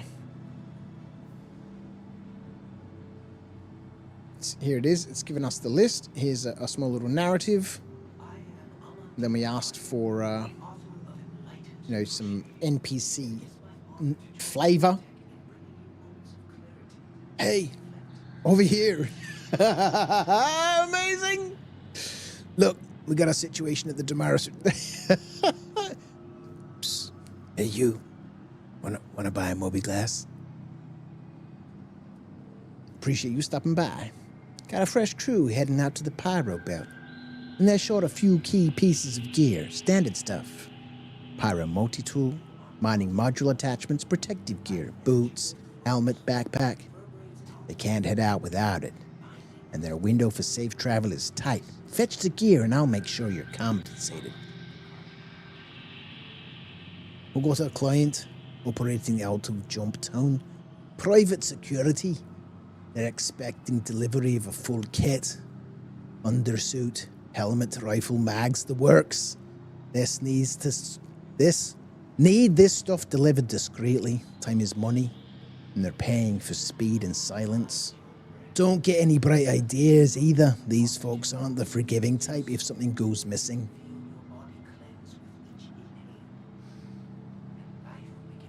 Some engineering repair kit. Listen up. We got a station out near the fringe systems that's losing power grid stability. Engineering called in a parts request. Relays, fuses, salvage tools. They even need a max lift to handle some heavier components. Without these, we're looking at a full station shutdown. Bring everything back here so I can stage it for immediate deployment. I like this. I like this. And then we asked it for like the proper missions, right? AUEC payments.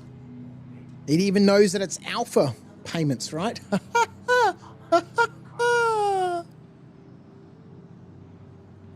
Optional next steps. If you'd like, I can also write in-game mobi-glass mission text format, flavor text for mission acceptance and completion, tier breakdowns, NPC character bios to assign these missions to specific quest givers.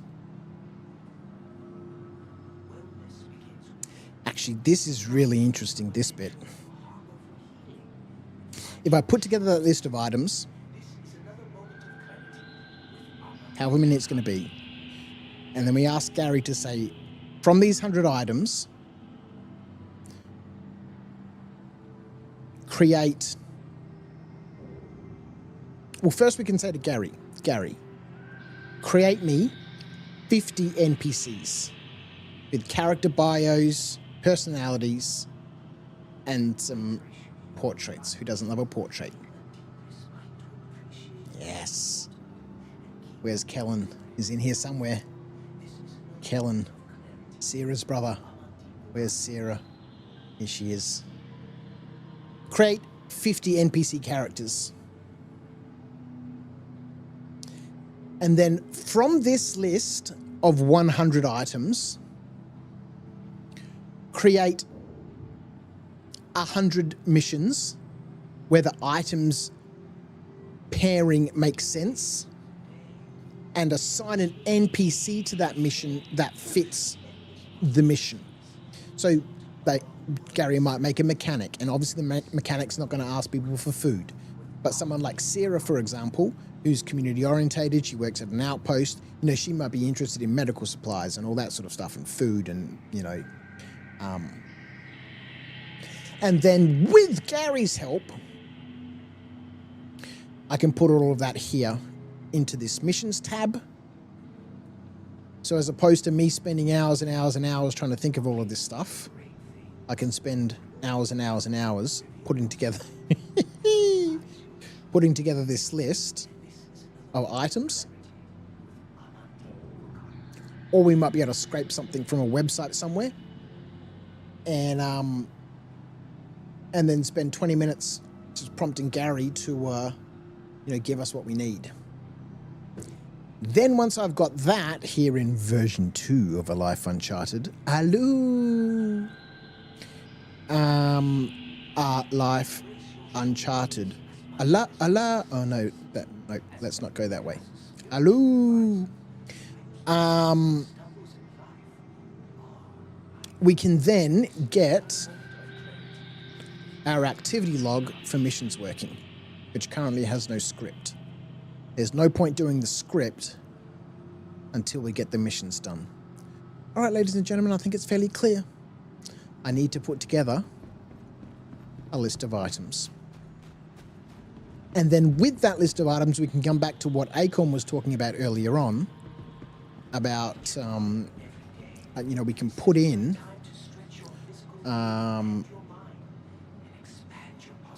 so hang on, if Acorn's still around, can you let me go back in that chat. Crouch, could you do a community task that people could request on stream with a sound alert? Crouch, you bastard, need you to get this. Which prompts a random quest item they need to deliver to you. Oh, could you do a community task that people could request on stream with a sound alert which prompts a random quest item that they need to deliver to me? Ooh, okay. I was going to say, am I delivering this quest? Am I going to fetch this community quest item and deliver it to someone? Or am I going to collect this community quest item and just take it back to Lorville? It's the other way around, people. It's the other side of the bread. Sound alert activates. Hey, Crouch. I heard you need a new Moby class. And then that person needs to get that item to bring to me. Oh, I like this. Because, I'm going to have my own runners. Because then from this list of items, which Gary's going to create into missions and mission chains for me, I'm going to need these items, right? So either I'm going to have to collect these as part of my adventures and, roaming around the verse and, find that, loot that, clean that. I need to buy that bit because I can't find it anywhere, etc., etc. But then I could also have this community thing happening in the background where, people can be, bringing me things in-game from this list of things that I need to complete the missions that, I might come across. I like this idea a lot. Okay. What's the time, ladies and gentlemen? We've been on for 3 hours. It's just after 12. Now, how the hell do I get out of here? Metro loop.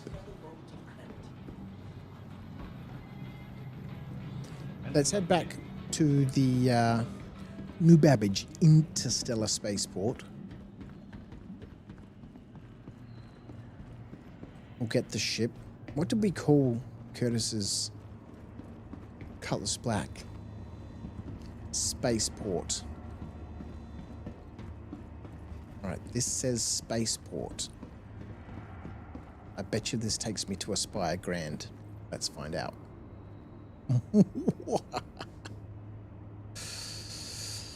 Oh boy, I hope everyone's had a wonderful weekend. It's Sunday today. And it's technically today because it's 12:06 a.m. So, it's not tomorrow, it's today. Capsule now approaching station. I hope wherever you are in this wonderful wide world, you're having a wonderful weekend. That you managed to get some eggs. That maybe at some point you'll be able to get some bread to make yourself a boiger. And if you're locked in your abode, that the RSAV is coming out to let you out. And if none of those things are happening, and everything in your world is perfect, I hope you are having a wonderful time. And I appreciate you hanging out with me here tonight as we bumble our way through a bunch of this nonsense. Version 2, A Life Uncharted, making some progress on the rule set. So we come back, right? We've got a roast dinner, motherfig. You're home alone, Chris. Built a new RC plane. Ooh, lovely. So unlocking new locations and still no eggs. Unlocking new locations. To discover new locations, you can complete tasks and missions to earn reputation. Each task and mission will award you with an amount of reputation points. These can then be used to purchase coordinates to new locations. Note that reputation is region specific, so tasks and missions you complete in Hurston will award you with reputation bound to the Hurston region. Locations are classified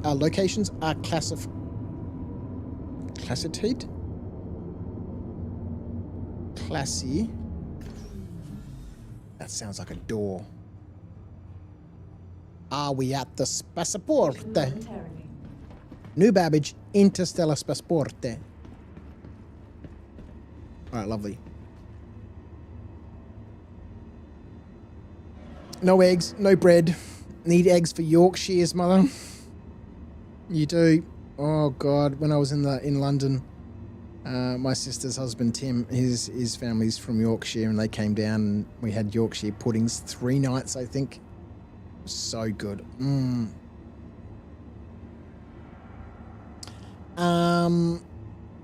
Locations are classified into tier levels. The higher the tier level, the more valuable that location is in terms of resources, loot, gameplay opportunities, etc. And the cost to purchase the coordinates to that location will be higher. You can see a full list and details, including data cost and reputation required of all locations that are currently in-game according to Verse Guide, including hidden locations that do not have a quantum marker on the Locations tab. So here's the massive list of locations, right? Let's get everything up. 835 currently. And we'll add in all the other rivers and crap. What's going on with this business?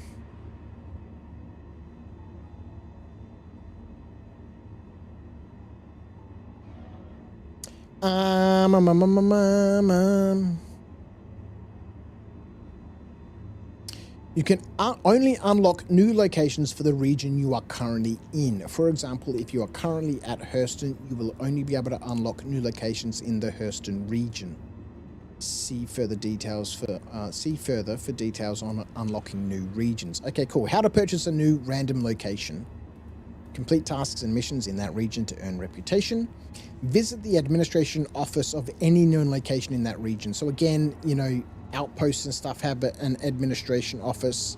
Obviously, there's one at the major landing zone. Click on the Locations tab. Use the filters if you like to check how much reputation you have in the region you are in. Now, actually, we don't need to do that because it's on the player's profile is our region. So we can change that.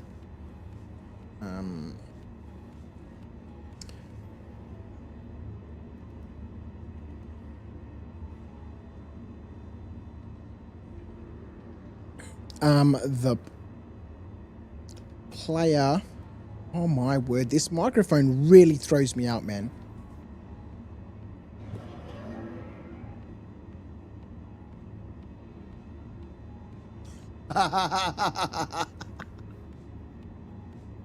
The player profile, oh my god, tab shows all the regions and associated.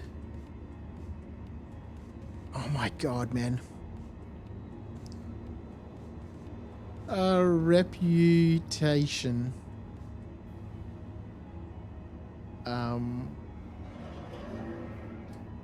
You have available. Metaphysical, you haven't had a Yorkshire pudding since you were a boy, and we used to joke that mums were like cricket bats. The player profile tab shows all the regions and associated reputation you have available.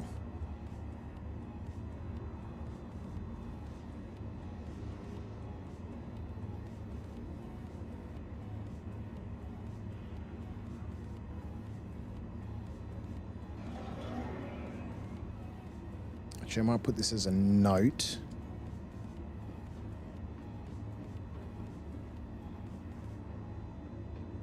Note.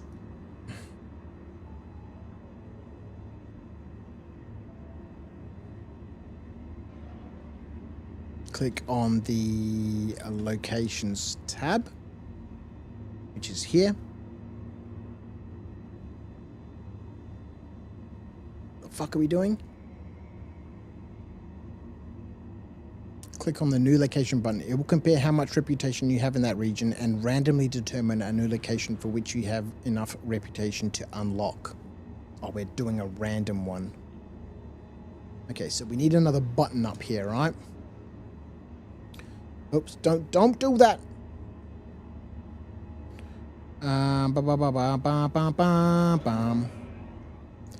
Let's edit this button. Change the size of things a little bit. Thrilling content here, ladies and gentlemen. This is what we all tuned into Star Citizen for. Well, actually it is. I made no secret, ladies and gentlemen, that tonight we'll be messing around with A Life Uncharted. You may have some Aunt Bessie frozen ones in the freezer, actually. What is an Aunt Bessie? Aunt Bessie's. Crouch, please ban him. I don't know what an Aunt Bessie's is. We're going to have to look up what an Aunt Bessie's is. Let's do it.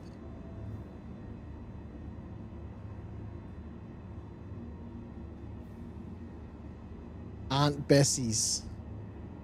From roast dinner staples to quick midweek wins to deliciously different carb swaps, we help make life a little easier, a bit happier, and a lot tastier. Aunt Bessie's Yorkshire pudding mix, crumble mix. Amazing. Oh man, I'm getting hungry now. All right, so this one we want to say random location, right? Oh god damn it, it's going to be a different size than the other button. It's frustrating.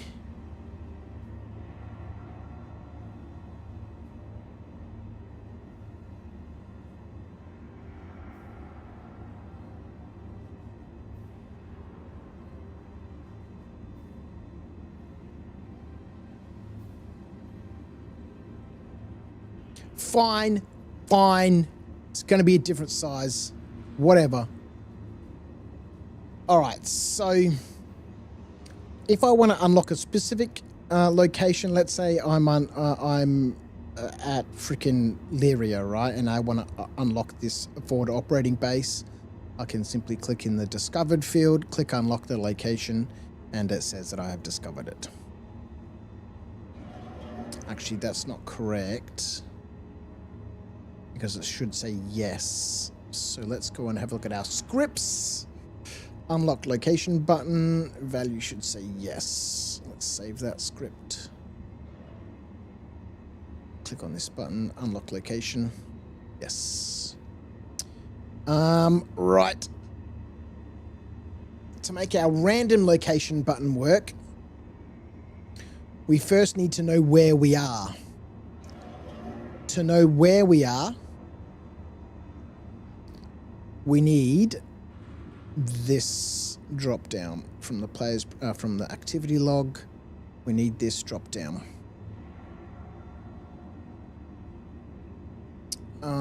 This drop down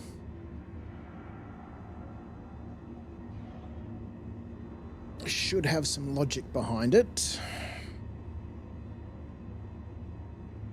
It has some validation rules in it.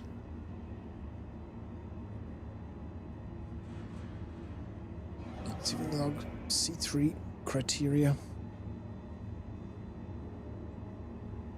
Why is it not showing? How the hell did I make this drop down? The Crouch knows where he is by knowing where he is not. I can't fix Twitch, motherfucker. I'm not a real streamer. I'm not a real streamer. That did cost him Tams. Man, I don't know why it's not working. It's a bit disappointing, isn't it? I think the only thing that I can do is to shut OBS down and restart it, but we're not going to do that.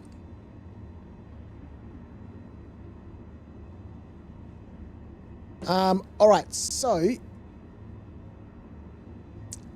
what the hell's going on? Did I ask ChatGPT about this?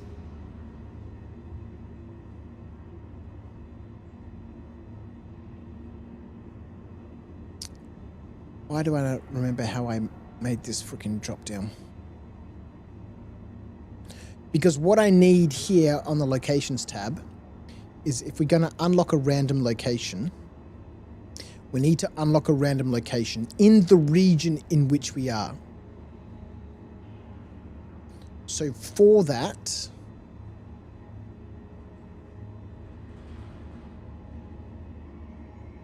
let's move this button over here. Let's move this button over here. Let's call this current region, and we shall make it a regular size of 10. Perfect, fits in that cell nicely.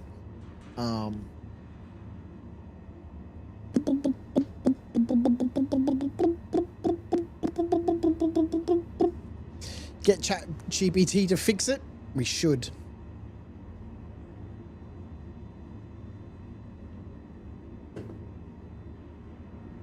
Might just move this off the screen so I can talk to Gary at the same time. New chat. I need a drop.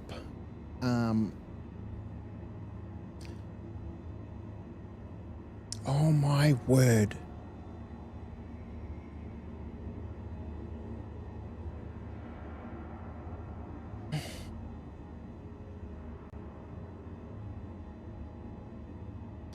Found in column F, where the corresponding row, where the data in column I of the corresponding row says yes. Got it. You want to drop down in Google Sheets that lists only the values from column F where the corresponding row in column I says yes. This is very doable using data validation with a bit of help from filter or array formula, depending on where you want to build it. Since Google Sheets doesn't let you directly use filter inside the data validation criteria, the normal approach is build a helper list. In a free column, let's say column L, enter the following formula in L1. This will give you a dynamic list of all entries in column F where column I is yes. Create the dropdown using this list. Select the cell where you want the dropdown. Go to data validation. Yep, I think this is what I did last time. For criteria, choose list from a range, enter L1 to L, and click save. Let's try this, hey? I don't think this is what we want. Oh dear Lord. Let's try this. I don't know why I can't remember how I made this other list filter. So we want to go from F33 and I33.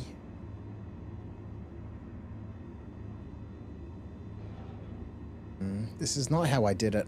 Array filter was not expanded because it would overwrite data in F2.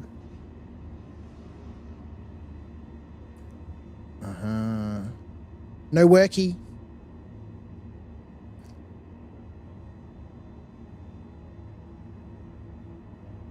I don't remember. I don't remember how I did it. Let's add a drop down.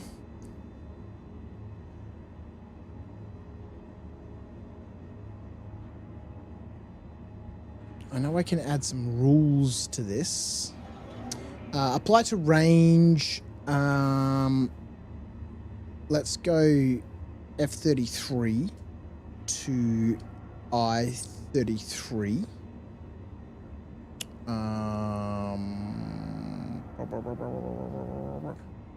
on a minute. Hang on a minute. Hang on a minute.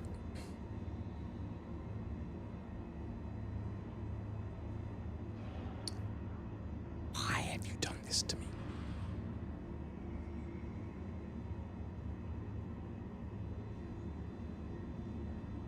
Data. Validation. Oh, actually, no, we need some rules. Should be able to create a rule inside this validation. Bollocks. Washing is finished. No! Data cleanup, data extraction, data connectors, data validation.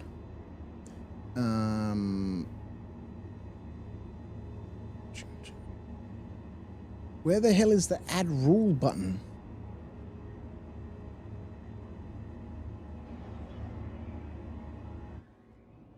Oh no, do we get timed out?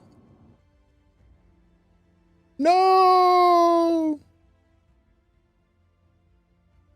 Spent too long looking at our spreadsheet. Ladies and gentlemen, let's get our music back.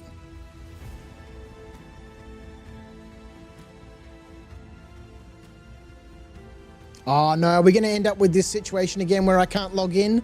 No, we're back in. Straight into it. Back to the new Babs. Allow multiple selections. No advanced options.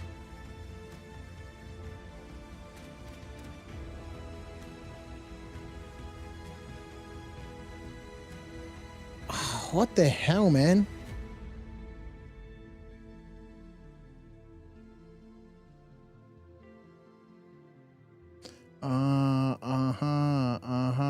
Hang on a second.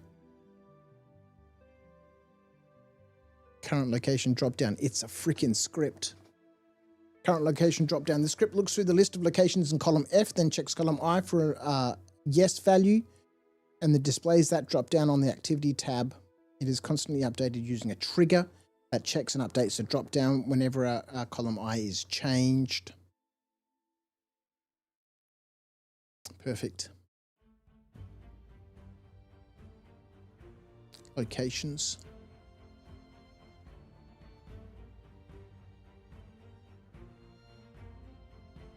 Actually, we can copy this and we can go back and ask Gary.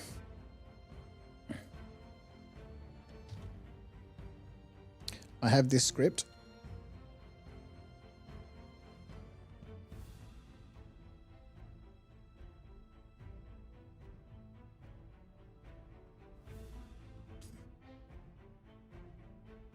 Let me walk through it carefully. If you are using get values. Yeah, that's fine. There's nothing wrong with that. No, forget about that. Not interested in any of the changes. I need that script modified. So, modi. Timothy Thomas, my friend. Nice spreadsheet. Did you put all of that together? Yeah, well, that's what we're working on tonight, Timothy. A little bit of working on A Life Uncharted version 2 for our random adventures here in Star Citizen. Oh God, last time this happened.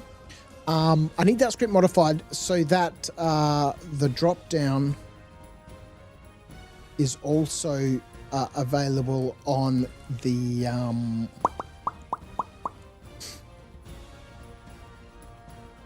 let me move this out of our way for a moment.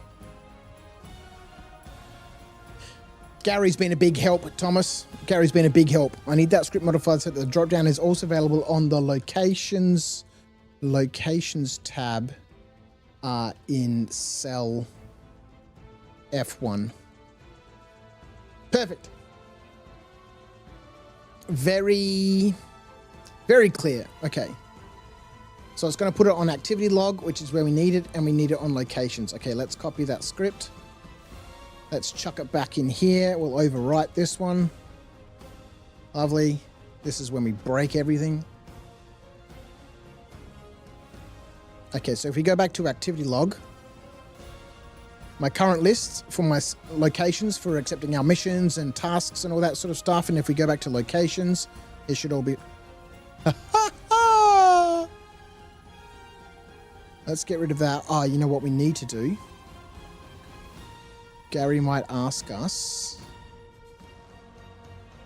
Oh, you know what we might need to do? What we might need to do is go and run our trigger.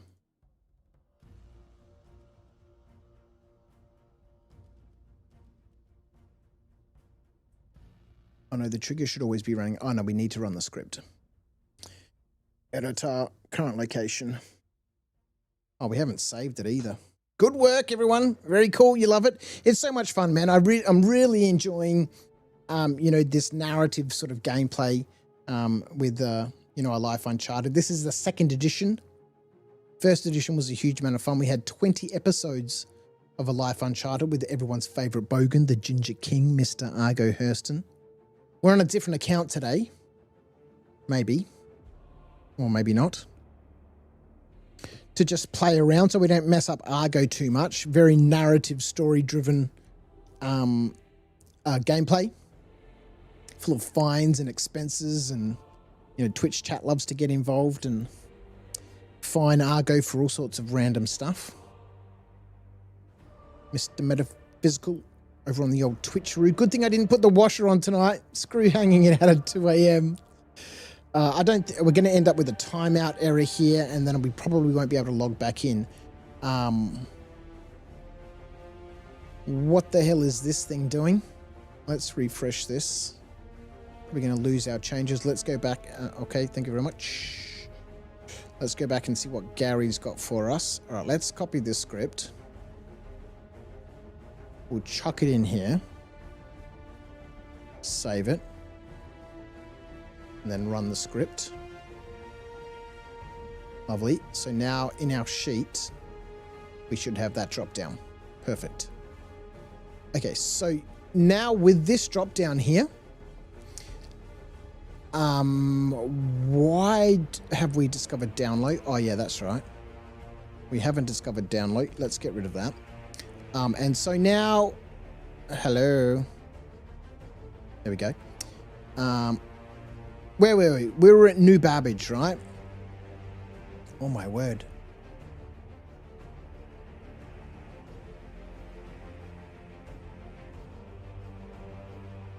So we're at New Babbage. Let's say we're at Lawville. No, we're at New Babbage because that's where we are. And so if you unlock a random location, right? It needs to be in the same region that New Babbage is. So let's go back and ask Gary, our friend. I have a button called Random Location. When I click that button, I need to check the value in cell F1. Find that value in the range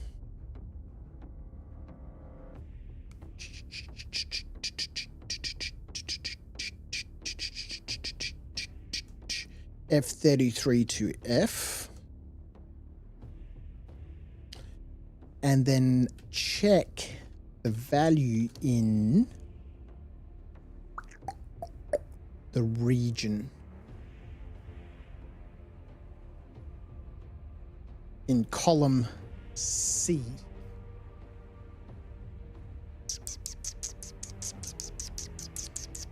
I have a button called Random Location. When I click that button, I need to check the value in cell F1. We can be a bit more explanatory for good old Gary. This is the location I am currently at. Then find that value in the range F3 to F5. This is a list of regions. And then check the value in column C. From that same group of regions, check the field in column I.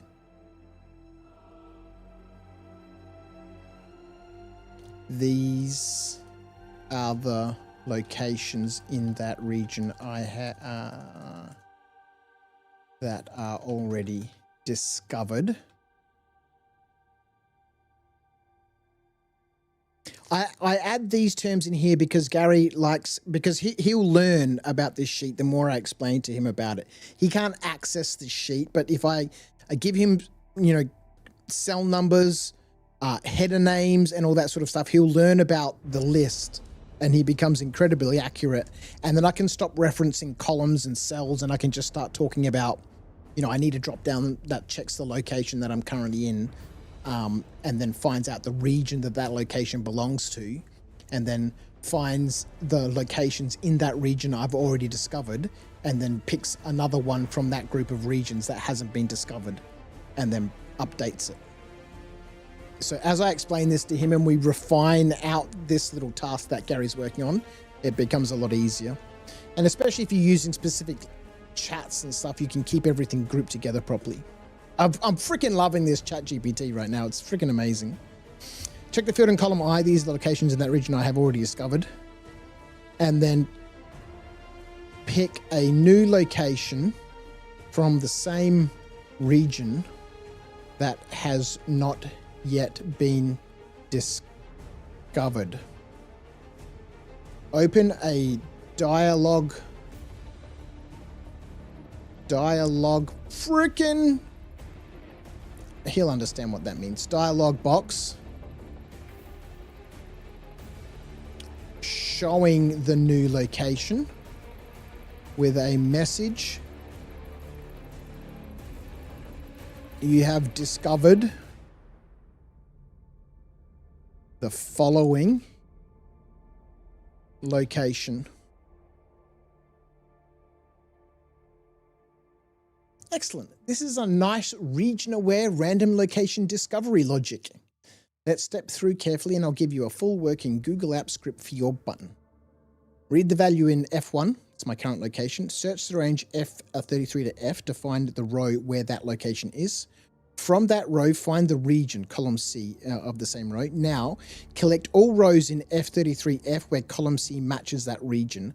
Filter those rows where column I is not yes, i.e. not discovered. Pick one random entry. Show a dialogue. You have discovered the following location, random location. Here's our script. Let's copy this. Let's create a new script called random location. We'll paste our script in there. I might just, oh no, it's already called random location. Lovely. Let's save that. Let's grab this little bit of text here called random location. That's our function name.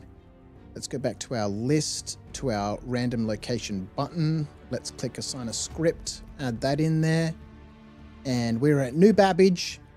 If I click random location, you have discovered the following location, Mick L4 Red Crossroads Station. This shouldn't be possible because this is not in the Nubab region. Let's go to region.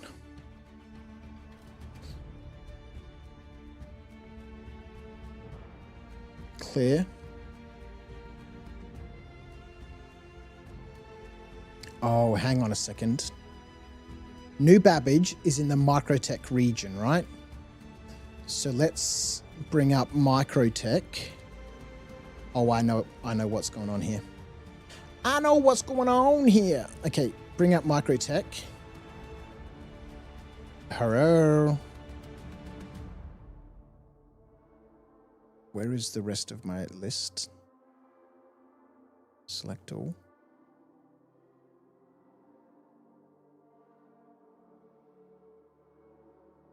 Region.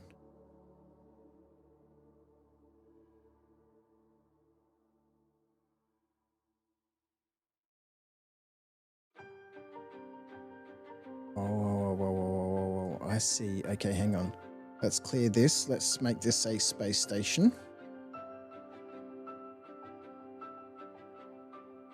So the space stations are assigned to the same region as the sector that it's in. Ah, here we go. Here we go. So you can see I've updated Hurston already. Hurston is in the Everest Harbour region. So this needs to be in Bygenie Point. Bygenie Point. That's Bygenie Point. So the orbital space stations control the space region around the planets. Crusader is Seraphim. Oh my word. Seraphim Station. And Microtech is Port Tressler. Okay, so this fixes our region issue. So if we now go back to everything and we filter this list for locations that I have discovered.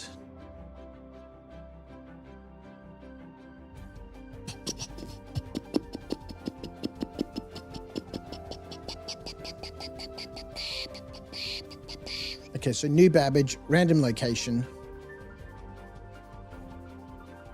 You have discovered the following location, a rock cave, 46B. Okay. So if we run this again, it hasn't updated the rock cave, right? So let's go back.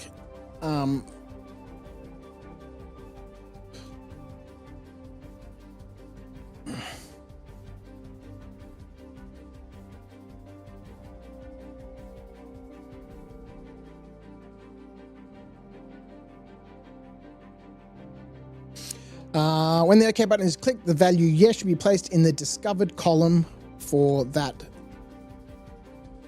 location.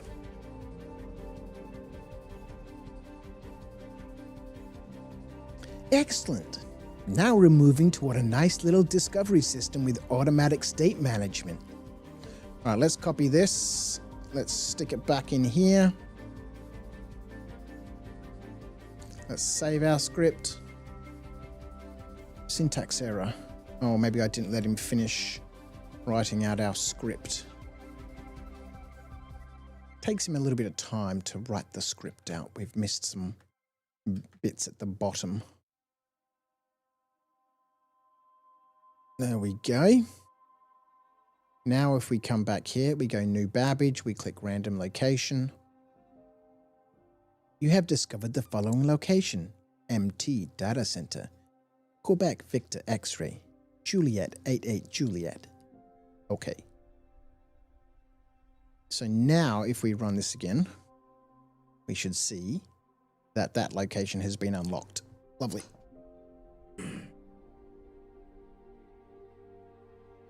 So, come on. Have we logged in yet? What the hell's going on? Network error. Timed out. I thought that was the case. Star Citizen by spreadsheet.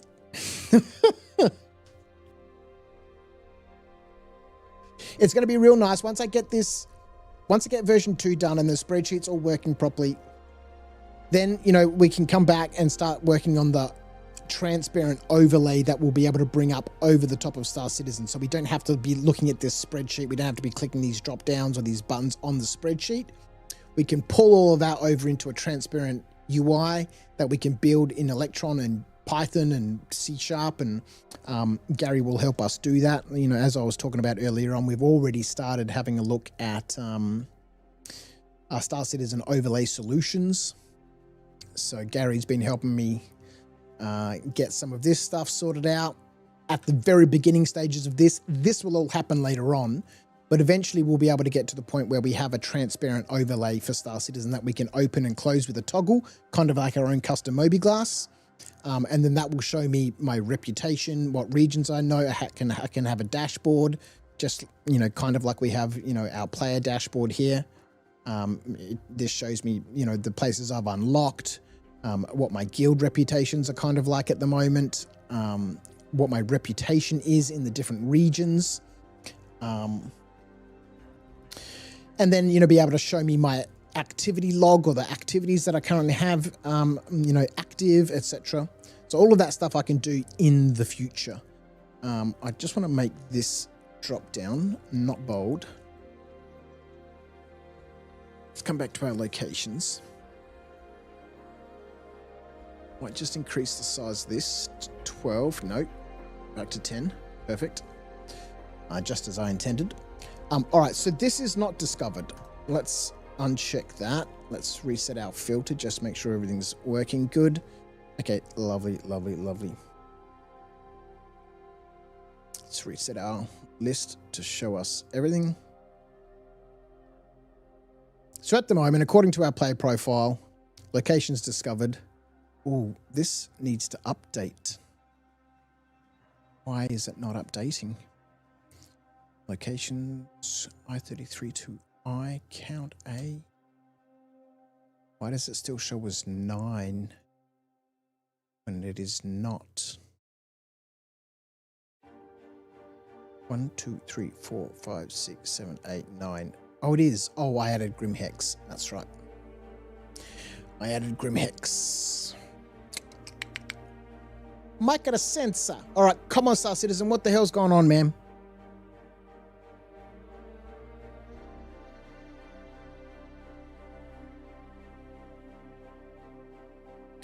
$10 likes on the old YouTube for tonight's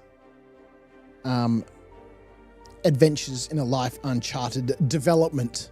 This is mostly obviously for my benefit. I know that this is not terribly exciting for many people, but I do appreciate everyone who's hanging out with me. I like Timothy, who popped up on YouTube and said it's very cool and he loves it. Thank you, my friend. Once this is all fleshed out and we can get into season 2 of A Life Uncharted with everyone's favorite ruffian, Curtis Crouch. And obviously, you know, we'll get back to everyone's favorite bogan, the Ginger King, Mr. Argo Hurston. He's got a much better fleshed out story and backstory and all that sort of stuff. Oh, let's get Gary involved. Let's talk about one of my characters in Star Citizen, called Argo Hurston.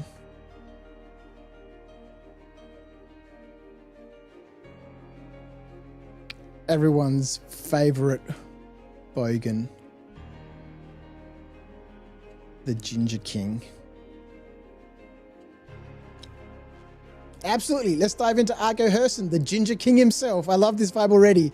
Argo Hurston, everyone's favorite bogan, a man who somehow embodies both the Hurston legacy and the back alley chum of a bloke you'd share a lukewarm lager with behind Tammany and compare vulture halls.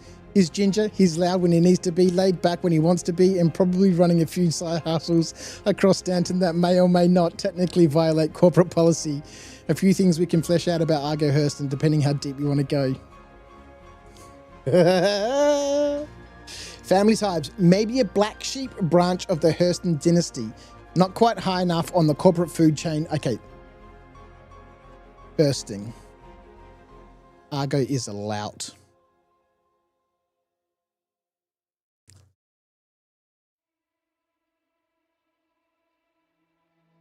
He is not actually a member of the Hurston family, but married his ex-wife,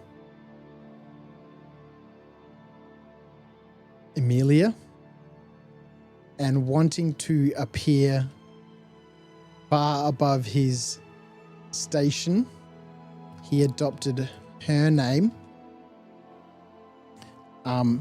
And even after their divorce 3 years ago, he continues to use the name, much to the disappointment of the Hurston family.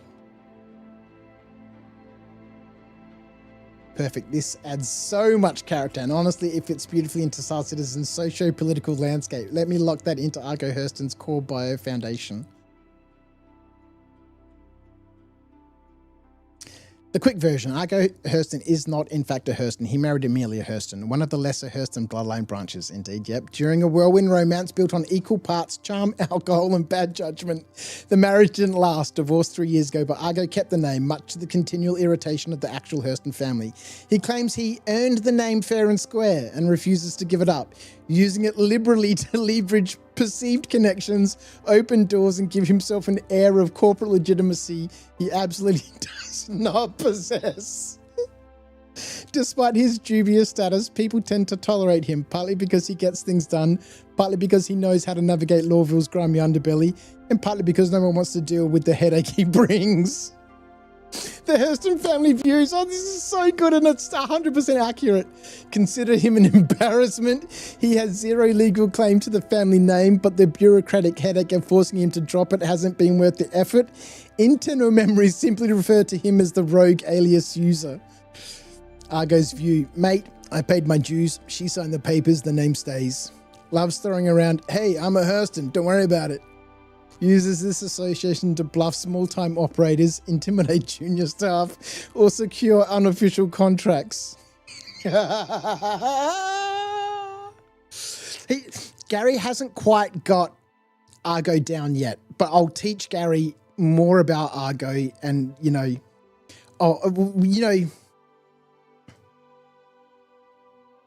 Argo has a magnificent mullet hairstyle he is super proud of.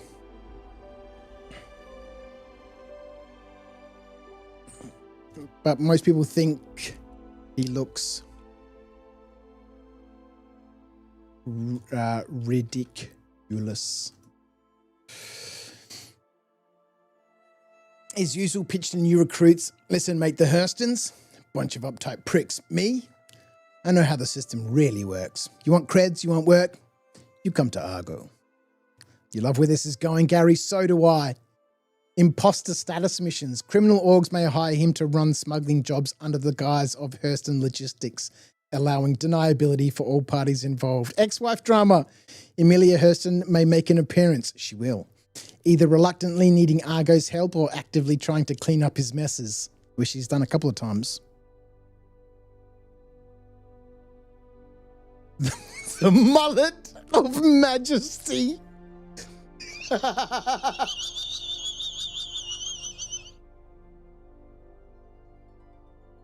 Yes, Gary. So good. Argo's most prized possession, aside from his second-hand Cutlass Black. Let's keep teaching Gary about Argo. He doesn't have a second-hand Cutlass Black. He had nothing after his divorce and actually spent a short time in Klesher, and after his release, Emilia took pity on him and gave Argo a beat up, graffitied, I don't know how to spell graffiti, is it 2SS, whatever, I don't know how to spell that word, graffitied Drake Rambler that used to belong to her brother that Argo now calls the Archie Bunker.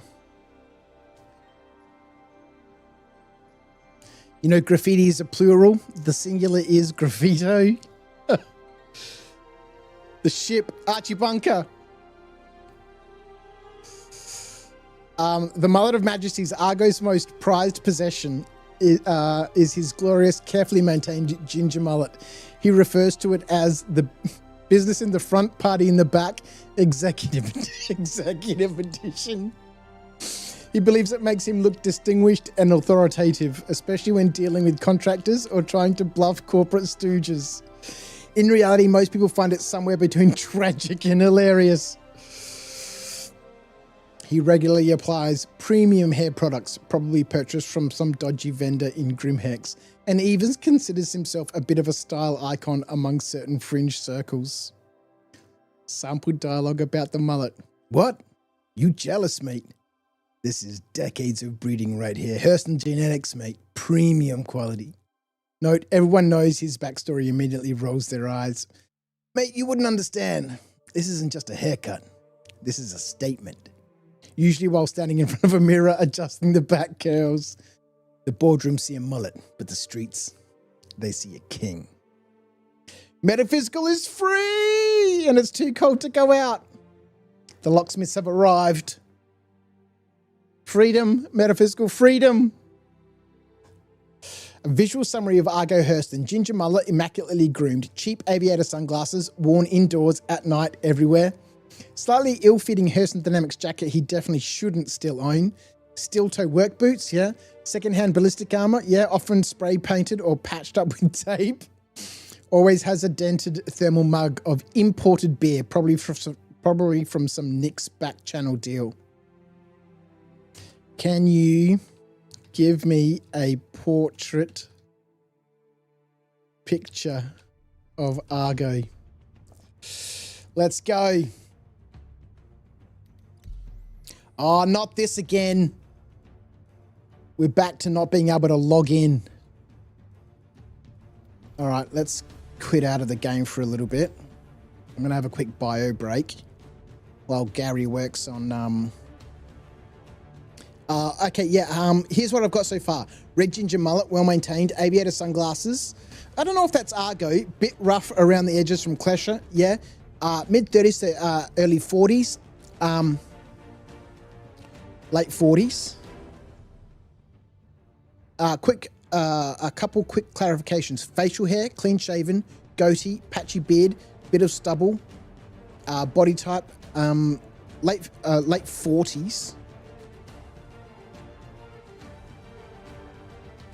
Clean shaven. I've forgotten what freaking Argo looks like. Argo's clean shaven, right?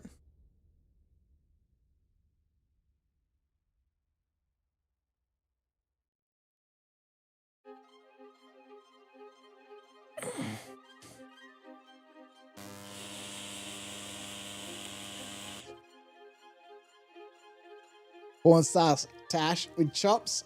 Does he? Does he have a handlebar mustache? Does he? Okay, no, we gotta log back in. We gotta log back in. Okay, whilst this loads, I need a quick bio break. I'll be back in a minute. This is too much fun.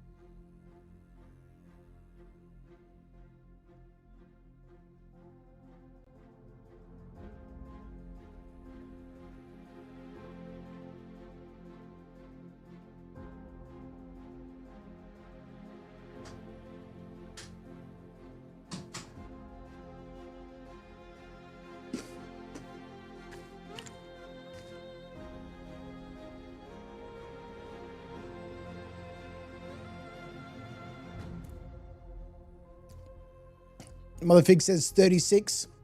Acorn, you never envisioned him over 40. Old enough to know better, just under the age to actually care.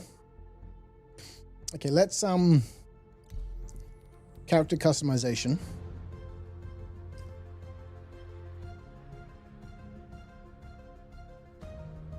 There's Mr. Curtis.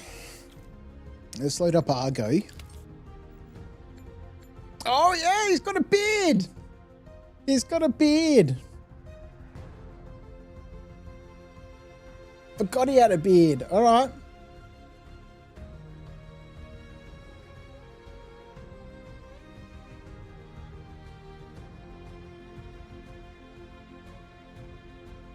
So what do you reckon?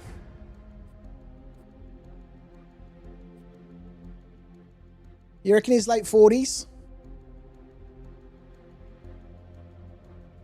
What's the age of someone who got married foolishly young? Well, he didn't get married foolishly young and divorced after 5 years. Now, he got married in his mid-30s. So mid-30s, divorced by the time he's 40. Year or so in Klesher. He's going to be mid-40s. Motherfig says, nah, early 30s.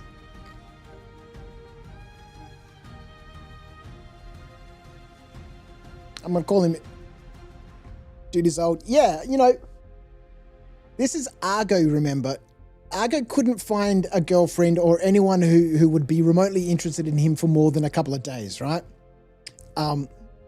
This is our character, Crouch. You know, because he's a lout, right?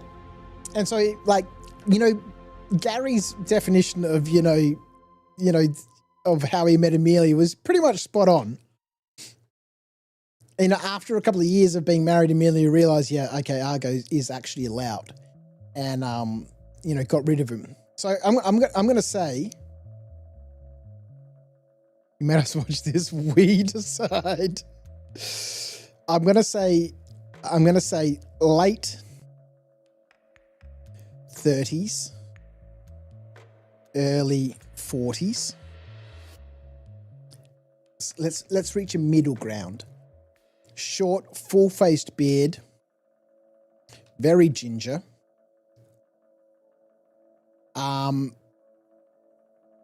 He's got a dad bod. It's a community stream. Built like a salvage tech. I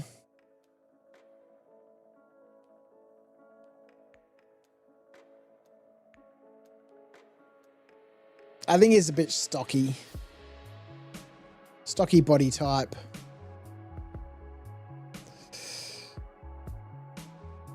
Give me the Star Citizen style.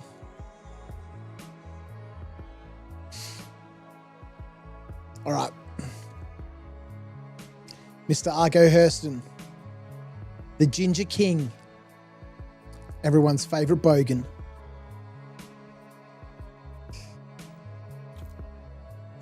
Back to Curtis.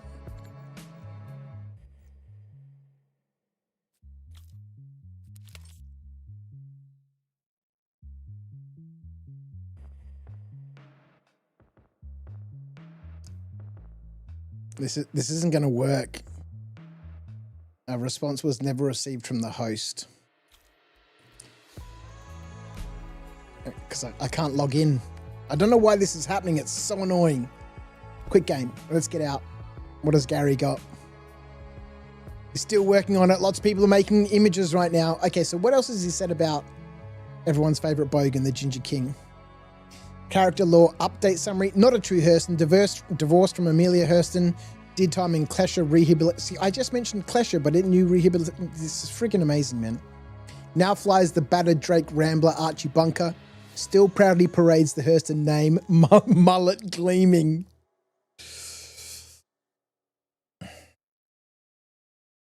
Story hooks from the Archie Bunker. Ship breakdowns. Players might regularly have to help him secure spare parts, salvage components, or jerry-rig repairs to keep the Archie Bunker operational. Debt threads. Because Amelia technically still owns the ship's original registry, something that Argo doesn't like. You know, he wants his own ship. Shady parties sometimes try to repossess or leverage it against Argo's activities. Drake Underground. Some members of the Drake loyalist underworld actually respect Argo for flying One of the last true Ramblers still in service. Unique gameplay events. Argo might offer special missions only accessible after helping him fix or upgrade portions of the Archie bunker. Oh no, metaphysical sound alerts aren't working. Don't spend your Tim Tams, man. For delivering so little game content that Curtis Crouch is utterly bored. He doesn't even want to log in. Argo on his beloved ship. This here's the Archie bunker, mate. She's a workhorse. Not the prettiest bird in the verse, but she's all heart, like me. Some folks spend millions on flashy new rigs. Me, I got character. Care, yeah, laugh it up. But when you're dead in the black with a blown thruster, this old girl will get you home. Probably.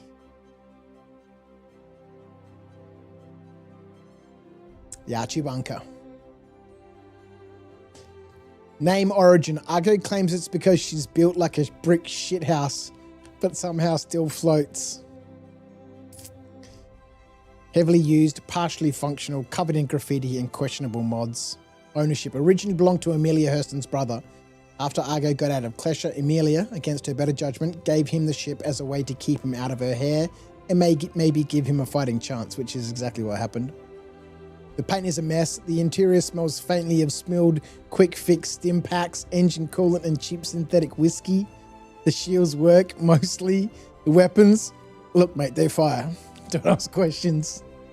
Mods probably has a few aftermarket salvage scoops, illegal scanner boosts, and at least one jerry-rigged cargo hold retrofit he swears is 100% safe. All right, let's try again.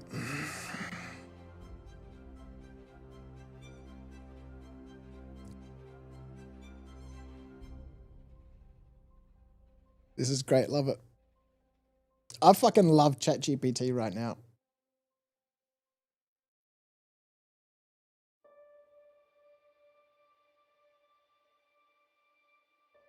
If you're ready, we can build out his core mission board, generate recurring quest chains for players dealing with Argo, flesh out his faction contacts, rivals, and ongoing storylines. Or we can even create an inverse mission briefing dossier like an official Moby-Glass contract. And give me all of these. Which way do you want to take the Ginger King next? Yes, sir. All right, come on. Have you got it? Have you got it? It's still going. It's still going.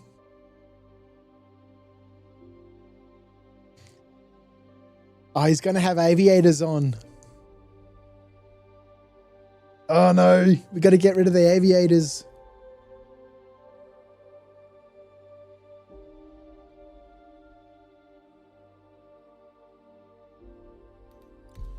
Damn it.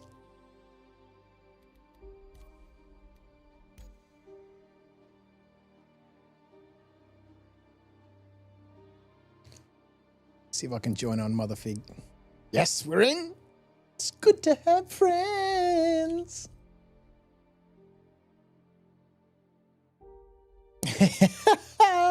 Good old Archie bunker. Oh, it's so good.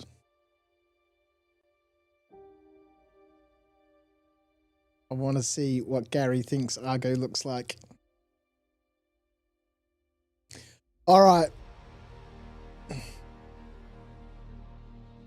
So we have, coming back, unlocking new locations, how to purchase a new random location.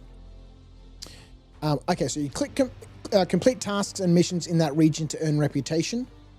Need to visit the administration office of any known location in that region. So again, as I mentioned before, you know, the mining outposts all have an administration office and the main landing zone has an administration office.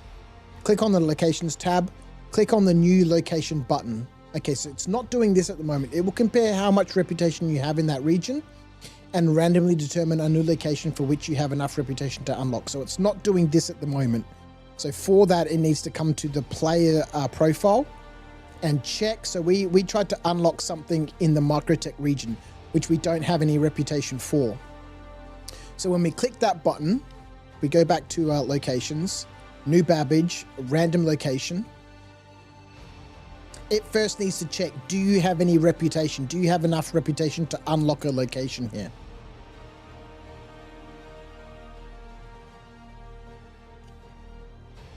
This is a wreck site, by the way, the Constellation 47 Lima.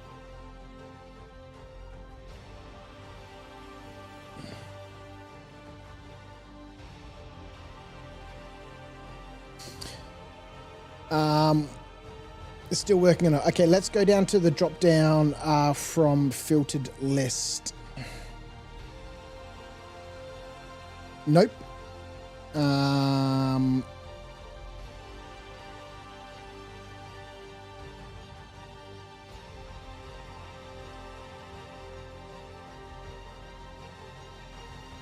Now you have random selection, user confirmation. Okay.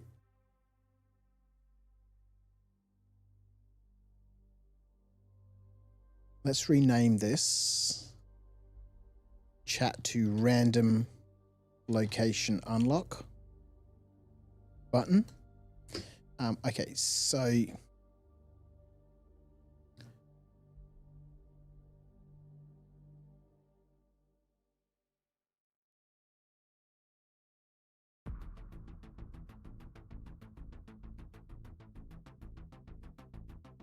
so after we have determined what region the location is in, we need first to check how much reputation we have earned in that region. On the player profile tab,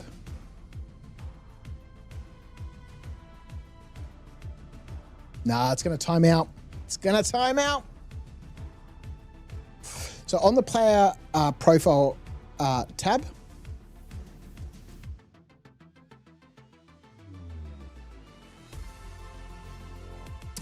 in the range A27 to A46,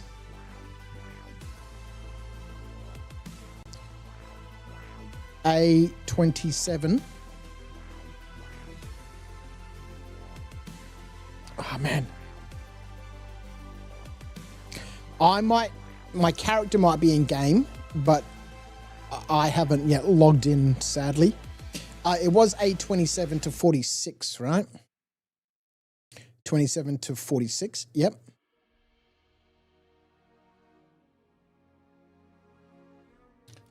Find the corresponding region.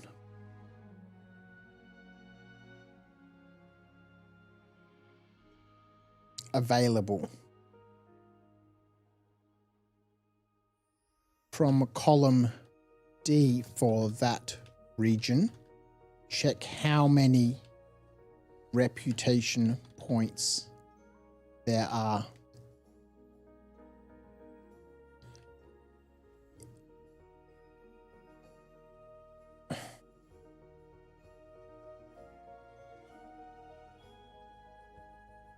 In the list of determined locations for that region, back on the locations tab, check to see if any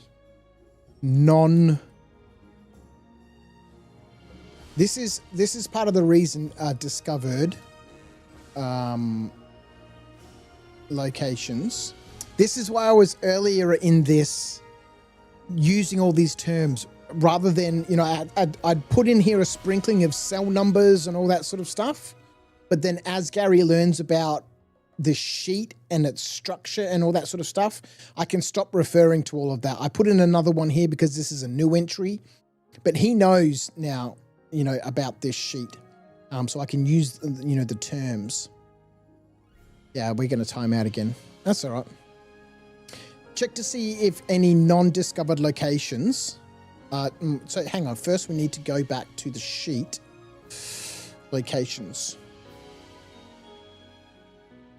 Column H. For that region, check how many reputation points there are. In the list of determined locations for that region, back on the locations tab, check column H to see if any non-discovered locations have less than the reputation points for that region. If so, select one of those locations to display in the message box and reduce the number of reputation points on the player profile tab. If not, display a message saying you do not have enough reputation to unlock a new location in this region. All right, let's see what happens. Maybe all the chat GPT shit is messing Star Citizen. You're logging out, motherfucker. You're not ready for Star Citizen at this time. We'll let that time out. All right, process flow, your full spec. Read current location, F1 on the locations tab. Yep. Find the region. Look through F33 to F. Yep. To find this location. Get the corresponding region name from column C in that row. Yep. Find region reputation. On player profile tab, look in range A27 to A46 for that region. For the matched row, get reputation points from column D. Yep.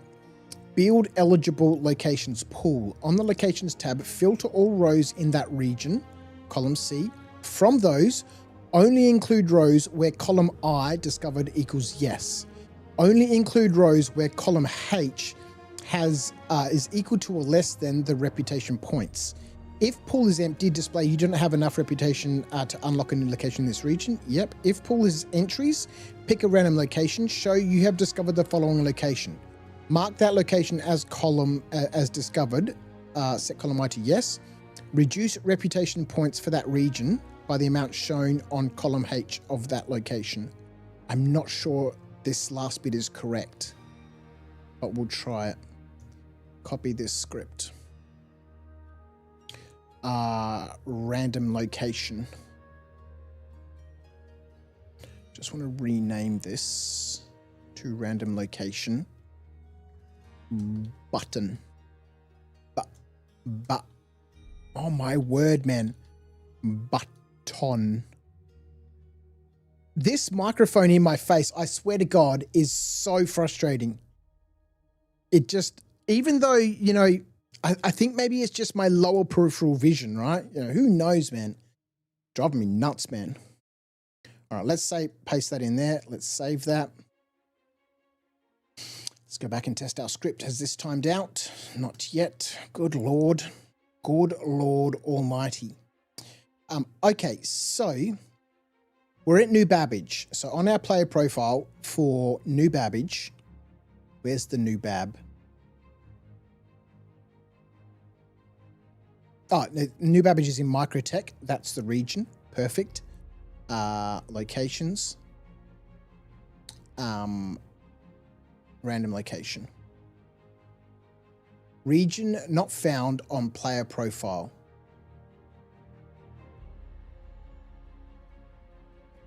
Okay, let's have a look and see what's gone wrong here. Let's get everything back in the list.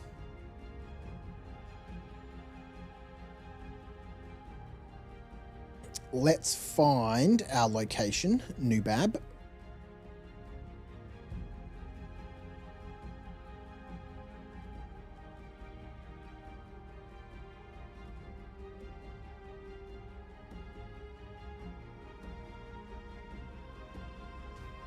Hello. Clear everything. Show me my word. New Babbage. New Babbage is in Microtech. Aha, I see what's going on here. Microtech. Okay, let's go back to our locations. Let's chuck everything back in the list, although it doesn't matter. New Babbage, random location. You do not have enough reputation to unlock a new location in this region. Okay, lovely. Let's go to our player profile and let's give ourselves 52. Okay, so this, by the way, should be equal to how many I've earned, less how many I've spent.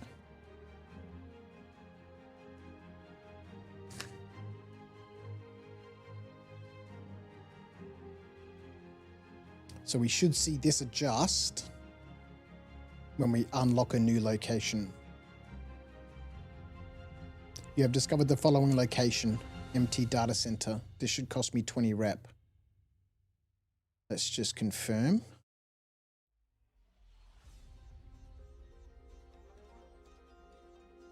Cost me 12 rep. So we should have gone down to 40.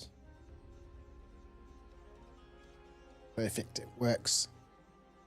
It works! The next step of version 2 of A Life Uncharted Star Citizen by spreadsheet is working.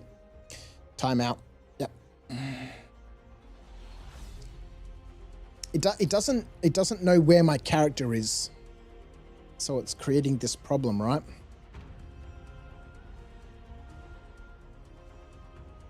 All right, Gary, what have you got for me? Oh, it's taking time. It's taking time. All right, let's come back. So now we come back to Life Uncharted, the rules. Unlocking new locations. How to purchase or how to unlock a new random location.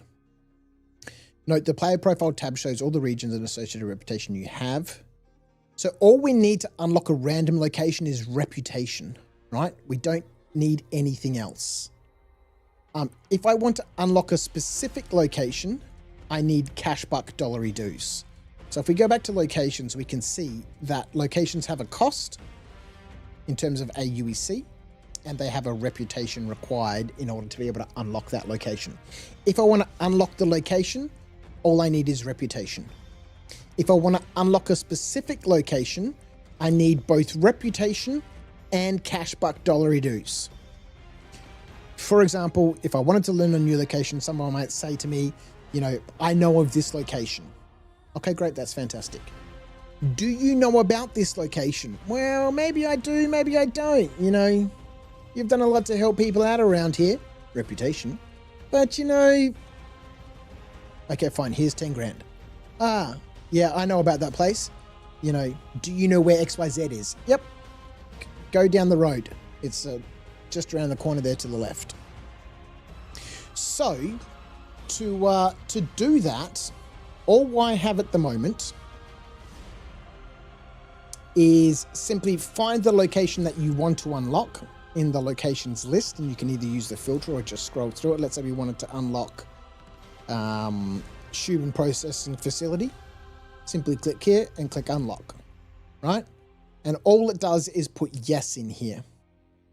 Because there's no way that this sheet can know how much cash buck dollary dues I have. So, you know, I can't have that on my player profile. How much cash buck dollary dues do we have?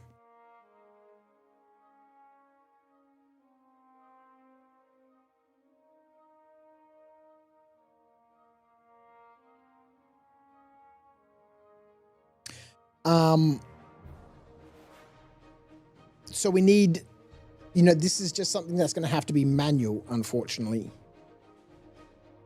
So when I discover this location, we can automate some of this in terms of the reputation.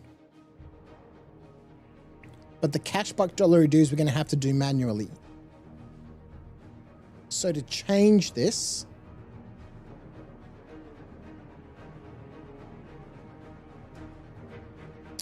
we need to do, let's start a new chat about unlock specific location, right? That should call my chat unlock specific, unlock location request. Perfect. Could you please give me a bit more context? Yes, we shall. See, it knows, even though I've started a new chat, Gary's learning about me, right? He knows that I'm using Google Sheets.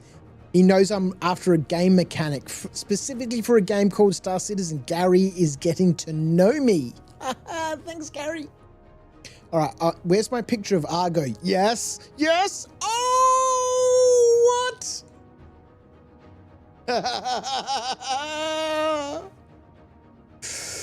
There's Argo, ladies and gentlemen. What do we think? What do we think?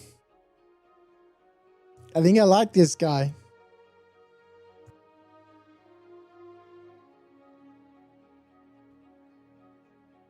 He's a bit more stocky than Argo in the game is.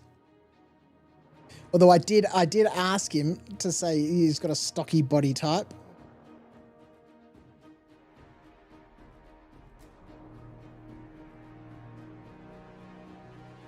10 out of 10 would kidnap. So punchable. What do we think, folks? Obviously, we know what Argo looks like in Star Citizen because we've had so many hours of gameplay with Argo, and so we obviously know what the character in Star Citizen looks like. But get ChatGPT to make him in Star Citizen. He needs to be skinnier. Yeah. Let's ask him.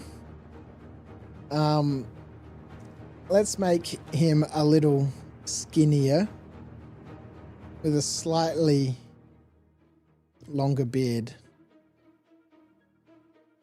Drop the glasses too.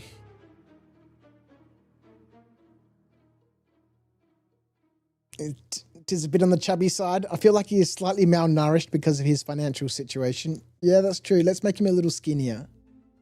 With a slightly longer beard. Drop the glasses too. All right, let's go. Slim him down a little, less stocky, still a working class vibe. Beard slightly longer, no sunglasses. All right, let's let. Oh God. I don't know why I'm having all these issues.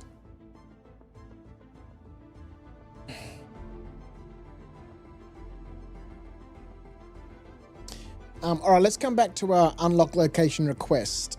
Okay, I have a button on a sheet called locations. When I click that button,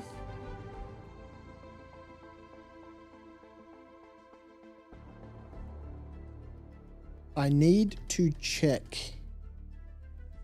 the location,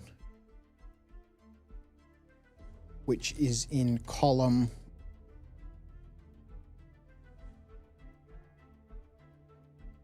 F of the active cell.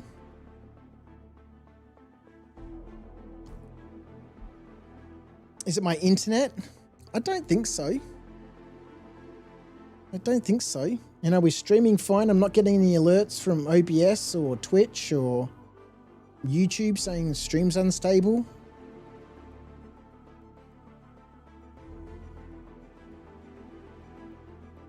I need to check the location which is in column F of the active cell.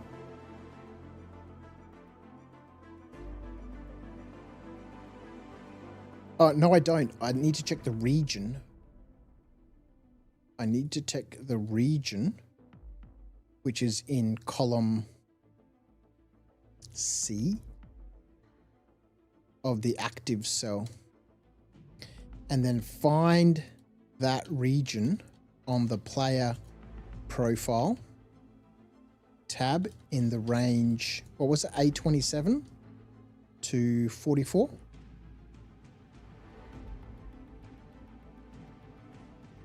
.46.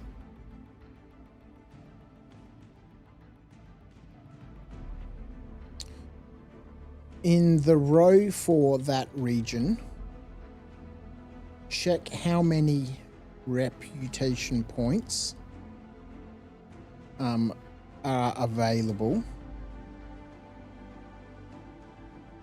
Available in column D, and compare that to the required reputation for that location on the Locations tab. If there are enough reputation points available, display a message box saying you've been given information about the specific location you are interested in, and it has been and its coordinates have been added to the star map.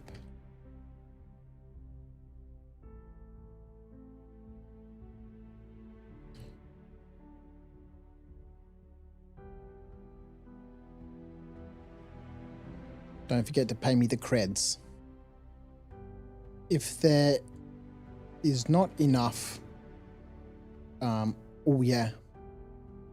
then deduct the number of reputation points on the Locations tab in column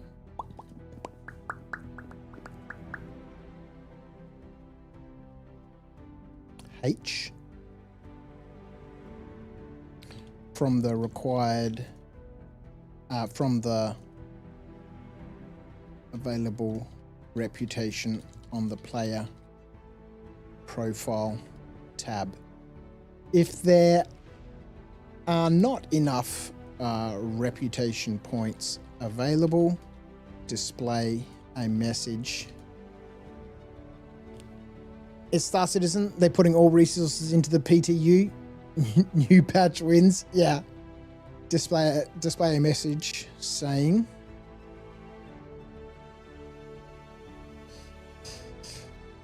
look, I can tell you,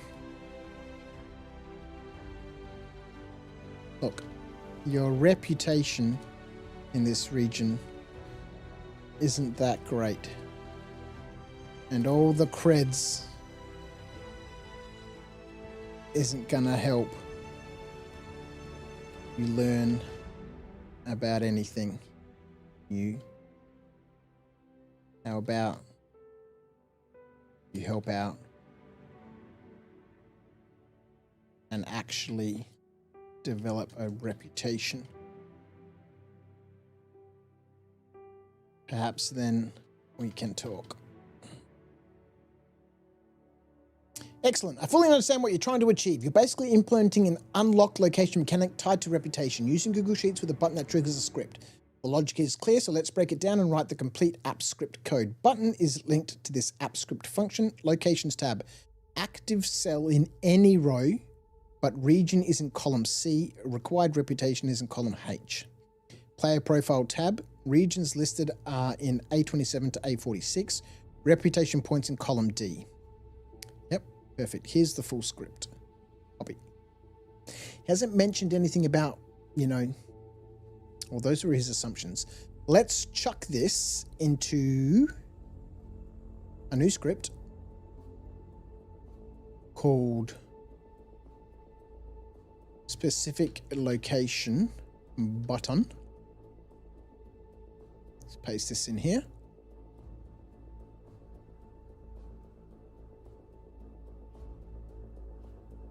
And take this, unlock specific location, which is our function name, and we'll add it to this button. Alternate text. Nope, that's the wrong thing.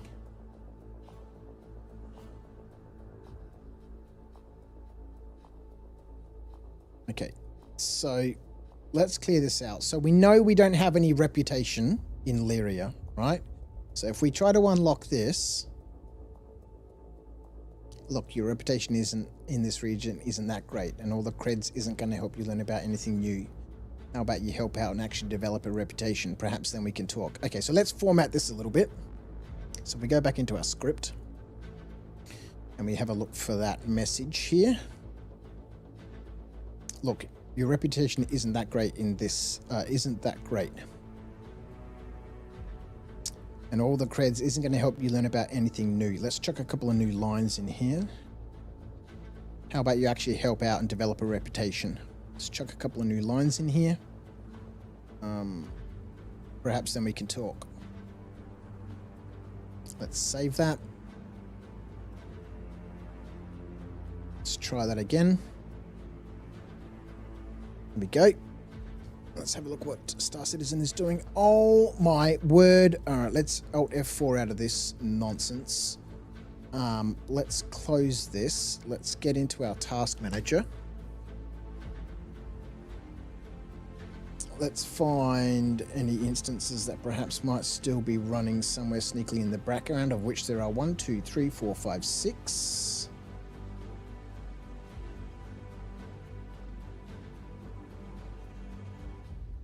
Okay, they're all gone. Thank you very much. Let's open up the launcher again. Should load. Here we go. Let's go back in. Let's go back in, ladies and gentlemen. All right, so the first part of the script is working. Okay, so let's go to Lyria on our player profile and give ourselves a bunch of creds. So we've got 40, right? This location is going to need 12. Unlock location. You've been given information about the specific location you are interested in, and its coordinates have been added to the star map. Don't forget to pay me the creds. Okay. Oh, it hasn't updated the box. So let's go back. Oh, let's check. It's deducted our reputation, so that's working. Beautiful. Let's go back and let Gary know.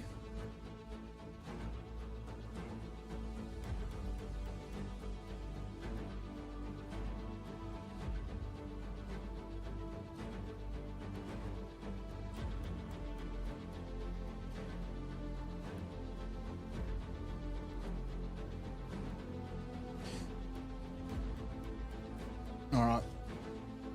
Perfect. Easy addition. So if the location is successfully unlocked, enough reputation, we'll write yes in the active cell. That triggered the action. Perfect. Copy. Hang on. Yeah, that's all right.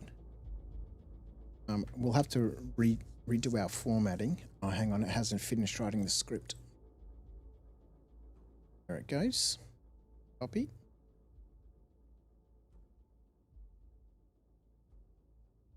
We'll have to reformat our script, but let's just save this. I'm really happy that, version 2 is coming along, and I appreciate everyone who's been chilling out with me tonight. I know that this isn't fantastic stuff. I can see people popping in and out, popping in and out, popping in and out. I do appreciate you hanging out with me. Let's try and get back in. Okay, here we go. We're in. We're in. We're on a different shard, but we're in. All right, let's check to see if that is actually working properly. So we want to unlock Lyria. We want to unlock Shubin Processing Facility, unlock the location. You've been given information about the specific location you are interested in, blah, blah, blah. And it marks a yes there. So let's go back to our player profile. Let's get rid of this. Let's go back to our player profile. Let's get rid of our points.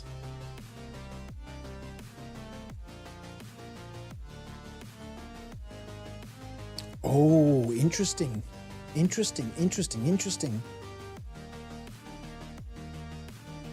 It's overriding our formula. Is that okay? It may not be. Wait, this may be an issue that we might need to tackle later on.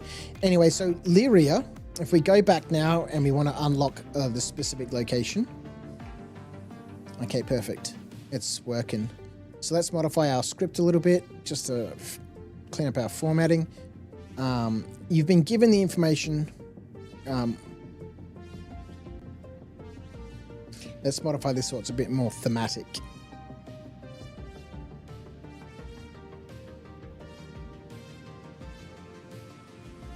A new location, huh?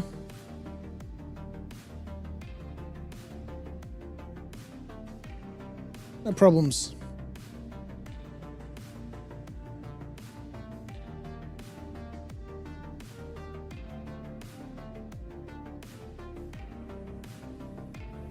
You've certainly earned the reputation to warrant the help. Let's put a couple of brakes in. Whoops, that's too many brakes.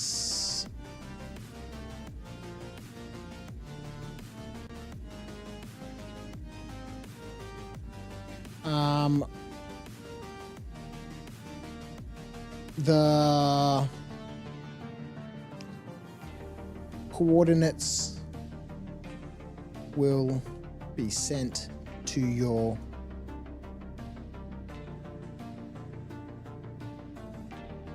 Mobi-Glass so you can program your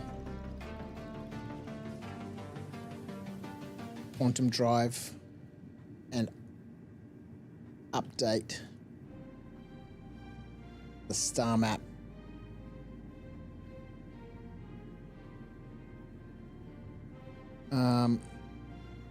Couple of new brakes.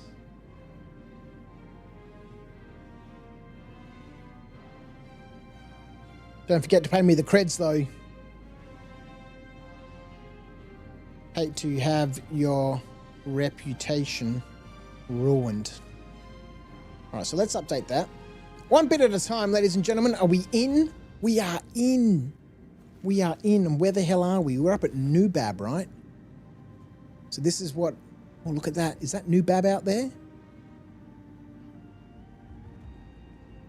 It's Nubab. I don't think I've ever woken up in a hab in Nubab. How many years have I been playing Star Citizen for and I've never woken up in New Babbage before?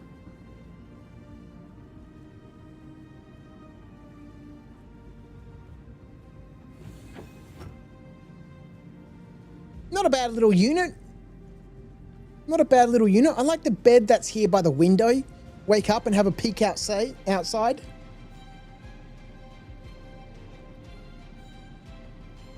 Got my little plants here, my spray bottle to keep them hydrated. Let's go. Is there a coffee machine in here? There is. Let's grab ourselves a coffee. Oh, actually, let's put that back here. And let's make ourselves a coffee. Make coffee. Let's go.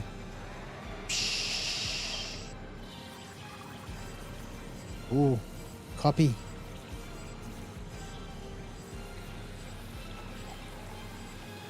Motherfigs find me for not closing down all the old Star Citizen login attempts. That's what the problem was, ladies and gentlemen. That's what the problem was. We had 6 different versions of the freaking launcher running in the background.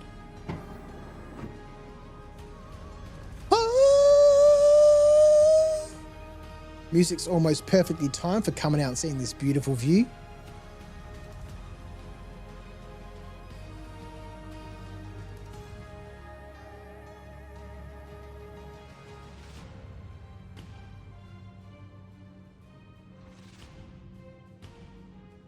What a way to wake up, hey? Let's get out of here.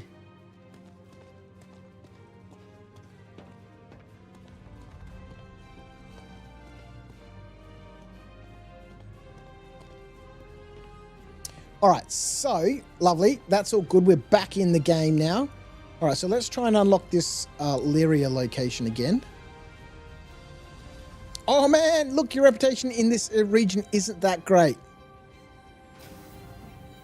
Okay, so let's update this bit. Now let's go back to our script.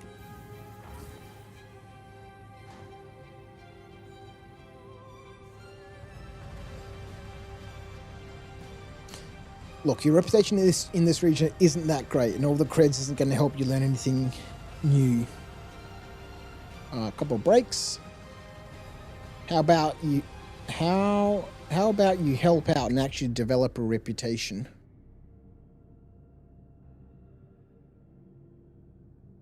Then people in this region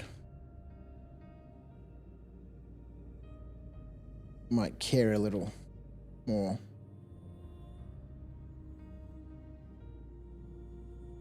Couple of breaks.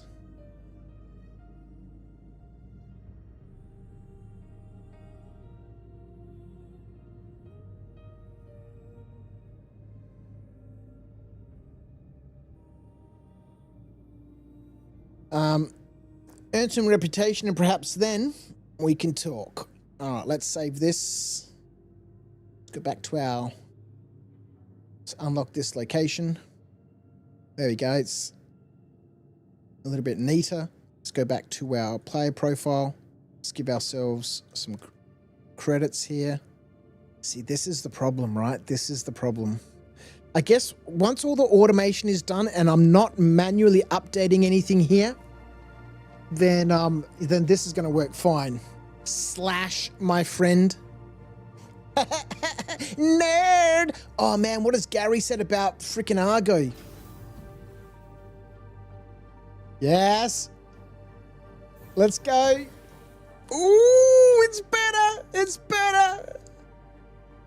Round 1 of Gary. Oh, this guy just looks great, though. You're not going to stay, mate? Le Mans 24-hour weekend. Just wanted to say, hey.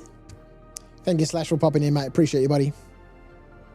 I'm totally nerding out today. We're full spreadsheet mode. We're full chat GPT. We're fucking getting well into A Life Uncharted version 2. Currently in game with the Mr. Curtis Crouch as we explore around. All right, so here's version 1 of Gary's rendition of Argo. Motherfig, you legend, super chatting. Motherfig fired up with a $4. Crouch, the IT king. All right, so here's... I don't know about that. ChatGPT's doing all the work here. I'm just giving it the logic. Here's version 1 of Gary's interpretation of Argo. I think I really like this one. Much better than this guy. This guy just looks too stern.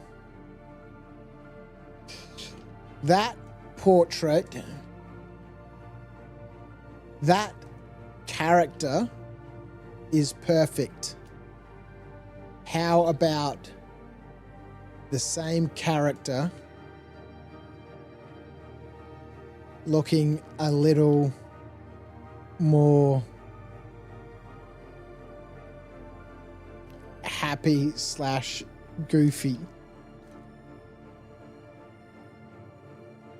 We also need to see more of his mullet.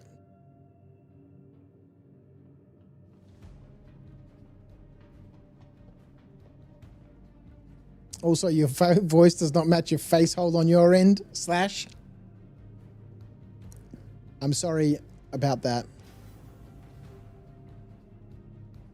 Excellent. I'll generate a new portrait of Argo. Same character, happier, goofy expression, classic Argo energy. Show off more of that magnificent ginger mullet. Legendary.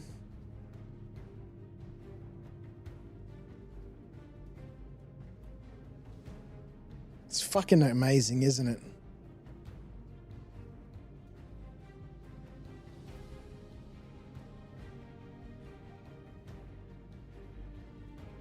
All right, let's go back. So we've given ourselves some points. We've got 20 reputation available at Lyria.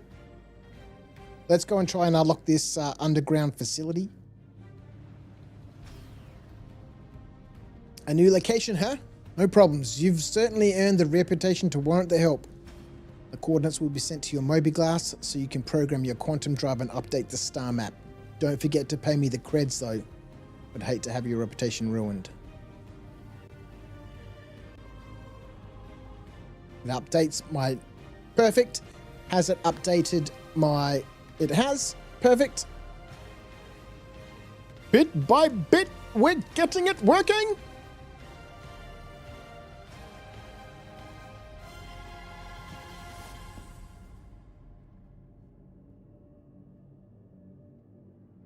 Discombobulated. 100%. Such a great word. Discombobulated.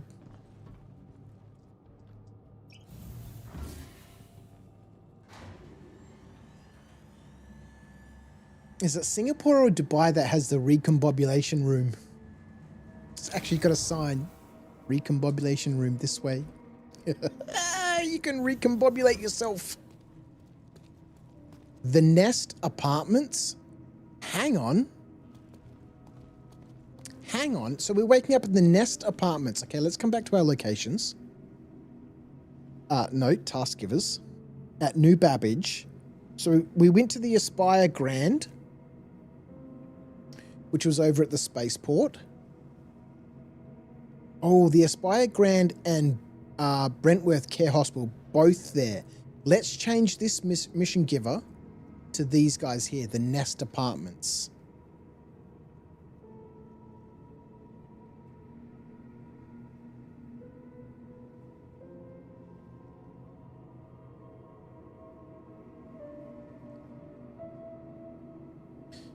All right, so this is where we can go find ourselves some tasks here in the Microtech region. Look at these guys. Twins. Twins! All right, so if we go to our activity log, we're in New Babbage. Are there any tasks available here? Nothing. Quiet sector. Sorry, Drifter. Nothing on the board right now. These parts get real quiet sometimes. Other locations might be busier. Fair enough. Fair enough. One always lies and one always tells the truth. Hey, boy. Which one is which?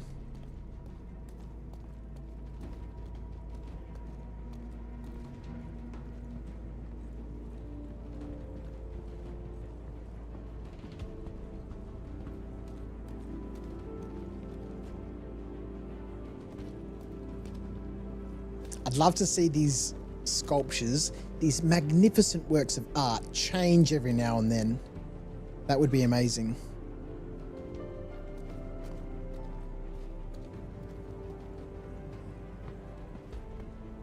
A new exhibit. Oh, hang on, wait a minute. Aspire Grand. Oh, okay, hang on, wait. Oh, is this tower called Aspire Grand? And in this tower is the Brentworth Care Center and that other place we just came from. The Nest Apartments lobby, the Nest Apartments. Okay, that's fine because we can go into Brentworth and then if we want to go to Hergequertler, there's no sign for Hergequertler. What the fuck? I thought that dude was climbing up there. How'd you get up there, brother?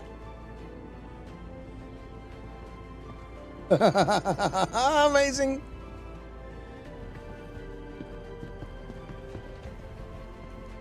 Pay view fines and citations here. Okay. There's no sign for the Nest Apartments. Imagine that. Imagine that. I mean, this is a pretty fancy apartment complex. Yes, I can understand the tower having its little lobby here. Lovely. Welcome to the Aspire Grand. But then, like, right here, hanging down, should be a big, beautiful Nest Apartments. Disappointed. Disappointed. All right. What's Gary got? How we going, Gary? Oh, it's still updating. Version 3 of Argo Hurston, the Ginger King, everyone's favorite bogan.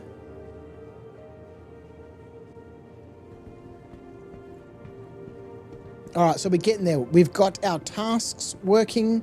We've got unlocking locations working, both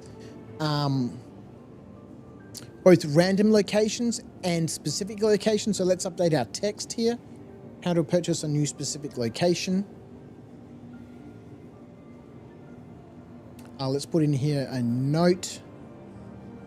You will require both reputation points in the region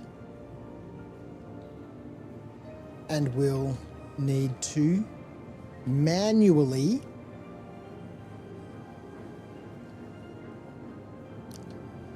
pay the appropriate AUEC cost from your wallet in-game. Where is up to you.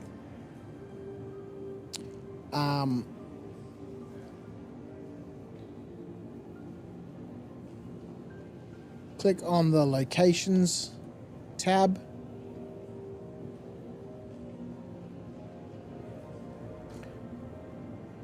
Find the location you want to unlock.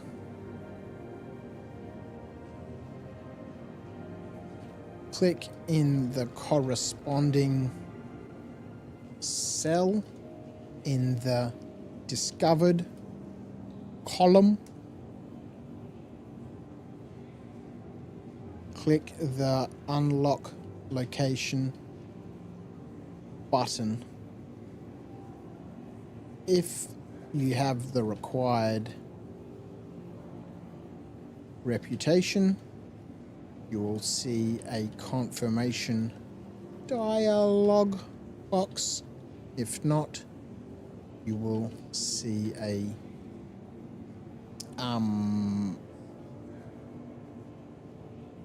an alternate dialog message. Reputation on the player profile. Let's go back this way. Let's go up this way. Let's get rid of the italics. What the fuck? For either option, the reputation on the player profile tab will automatically be updated.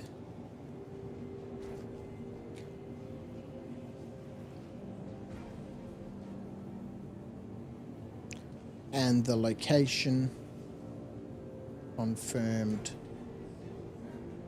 as discovered on the locations tab. I think that's all fairly clear. All right, so unlocking new locations. So tasks are working, missions aren't working, guild contracts aren't working yet. Unlocking new locations is working. Unlocking new regions. Something we need to get to. That's the way. That's we came down. We are at the Commons, right? Metro Loop. Let's head off to the spaceport.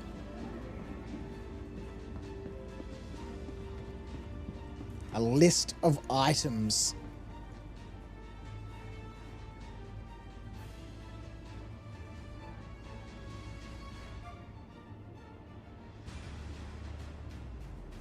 Let's have a look. Capsule now approaching station. Stand clear of disembarking passengers. Star Citizen Wiki. Items and equipment. The capsule will be leaving the station momentarily. Now, the issue with this... Careful, doors are now closing.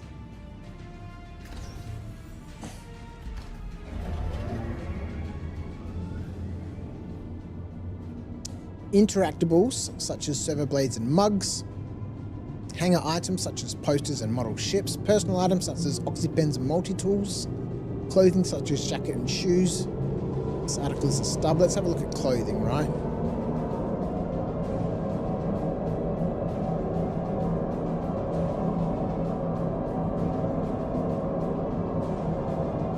So if we get too specific with some of this stuff, like footwear, right? Let's have a look at footwear, right? So if we get too specific, you know, with this sort of stuff, you know, the chances of us finding some of this stuff in the verse is going to be tricky, right?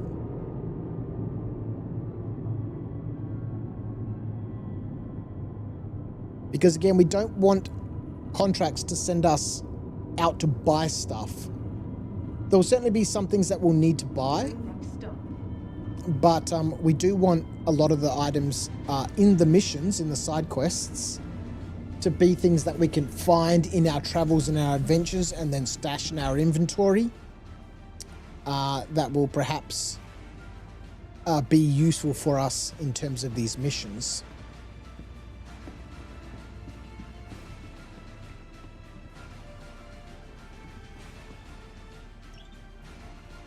And I do like how Gary, when he puts those missions together, is determining the quantities for us. So I don't have to say, you know, bring, you know, 2 boots and 2 jackets. Gary will do that for us. What's Gary got in terms of Argo? Still processing. Still processing. Come on, man. Give me version 3.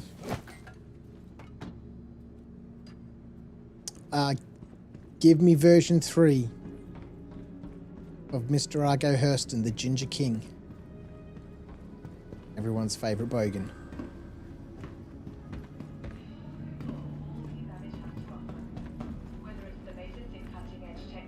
Oh, we've got to bring Amelia back at some stage. Maybe she had a kid that Argo doesn't know about, and she hasn't told him about, you know, the kid, because she doesn't want anything. She doesn't want him back in you know, her life or the kid's life. Welcome to the A But that kid's going to grow up as a Hurston. Please visit us again. Do I have a hangar, or do I need to get one? I do have a hangar. Lovely. Let's go to my hangar.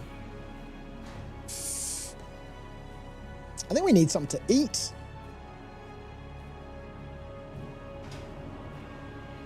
Let's go back up to the terminal. Surely there's going to be something in the terminal there, which is something that frickin' Lawville is sorely missing. Food at the frickin' spaceport terminal, man. They frickin' added it to ArcCorp. Why is there not somewhere where we can go and get something to eat at the spaceport at Lawville? Why is Tammany and Sons the only place to get food?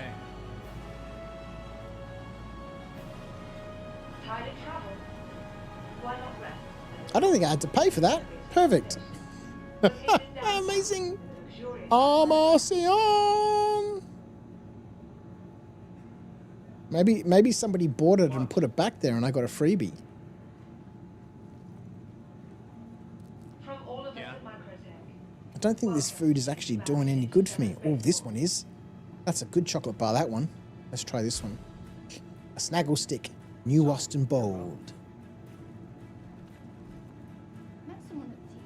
Ready to upgrade? Located in the plaza, the factory line has all of Microtech's latest offerings. Yeah. Turned it down. No burgers or anything here? But now I'm wondering if I just missed out. Calomel. Chocolate Deluxe Protein Bar. Right, dude. 5 minutes till roast is ready. Ooh. Thank you for the stream. But I'm going to go and watch films. Laters. Thanks, Mother Figure. Appreciate you, mate. Thank you so much for your generosity tonight, gifting out a couple of subs. You're a legend, buddy. Enjoy that roast. I'm so hungry. Hello. Welcome to New Babbage. Really enjoy a roast right now. Where creative innovation meets innovative creativity.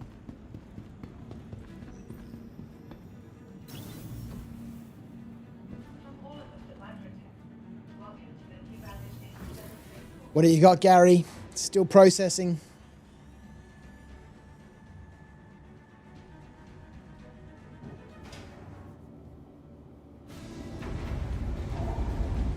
I guess it needs to have a look at the image it created and compare that to the new one that it's making.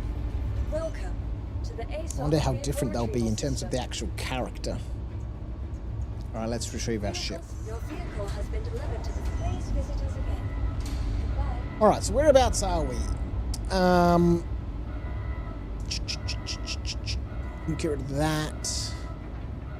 So our list of items, right? So let's start our list from scratch. So we've got boots, gloves, shirts, jackets,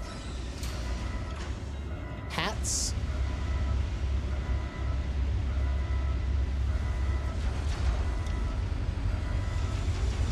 pants, These are our clothing categories, right?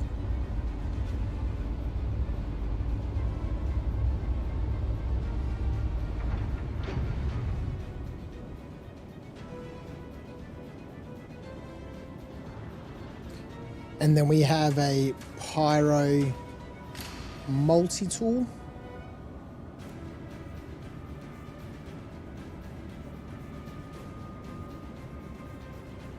Tractor beam attachment.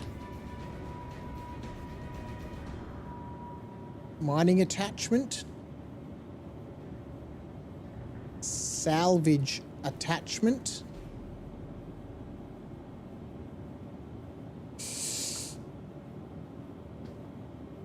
Metaphysical, my friend, you're so glad there's a decent Star Citizen stream on tonight.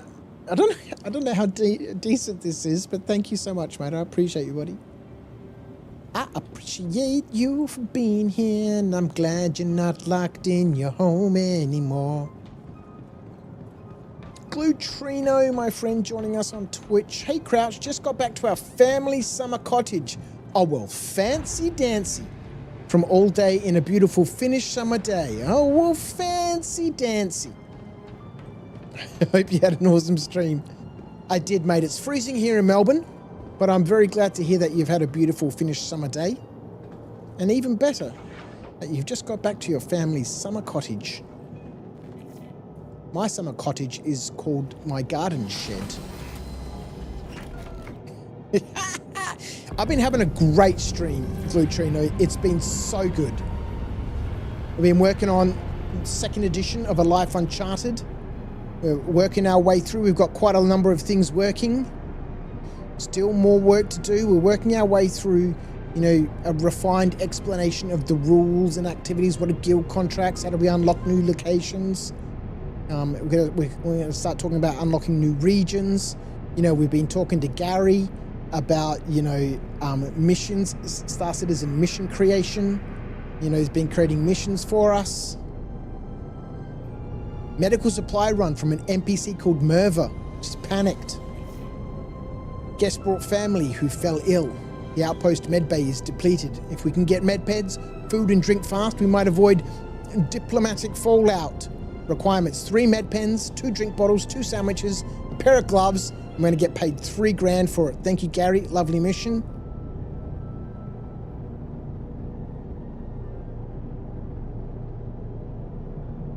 When we come back to this properly, when we've got the list of items fleshed out properly, so that Gary can build our missions for us, I want him to expand on the narrative a little bit more, like we had for Patch, right?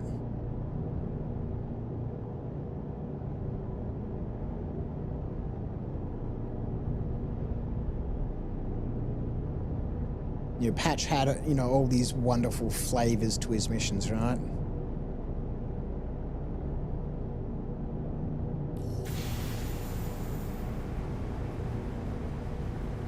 Tier 0 contract, the battery run.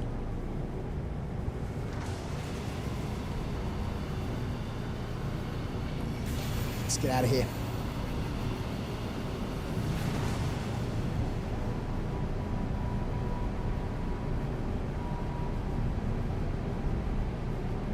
We'll get our list of items fleshed out. Then we can get our missions fleshed out. And then we can get our NPCs fleshed out. And we'll get enough missions, maybe about 100. And enough NPCs to have NPCs at various places around, you know, different settlements and stuff.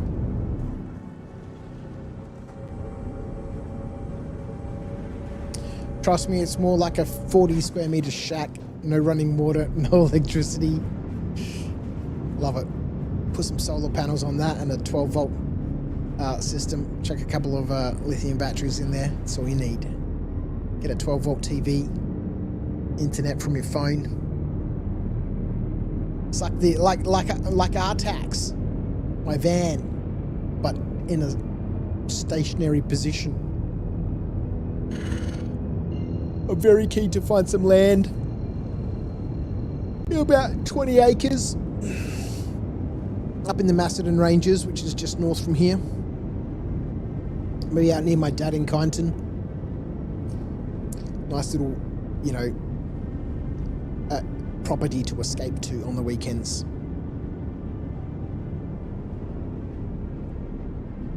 Insufficient fuel. Ah, crap. Let's refuel. Where is the Babs?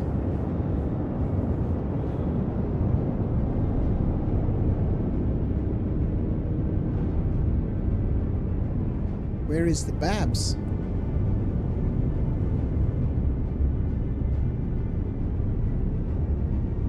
We just took off. Surely it should be below us.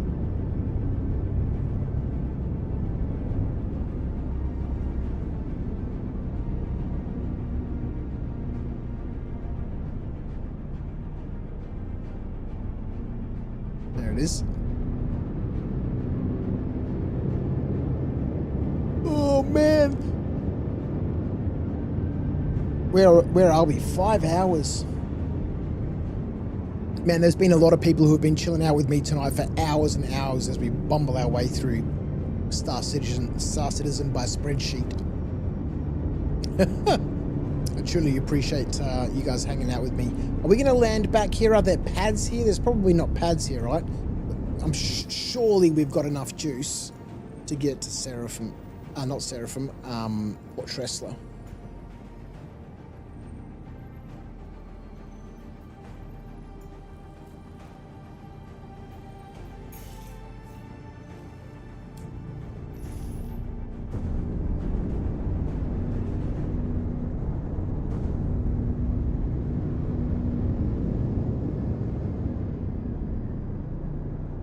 What?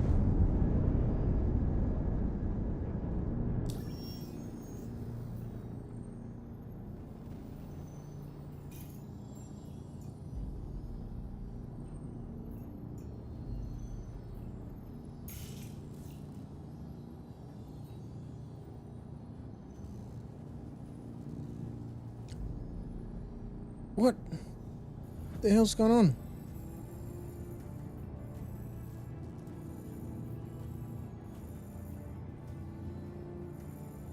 I want to go to Port Tressler. Thank you. Who says we're still here? That's true.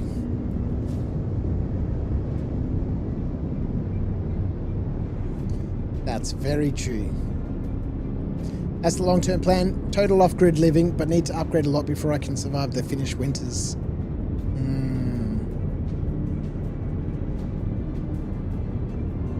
Nice wood burner. Potbelly stove. Alright, let's head up to Tressler. Let's get some fuel.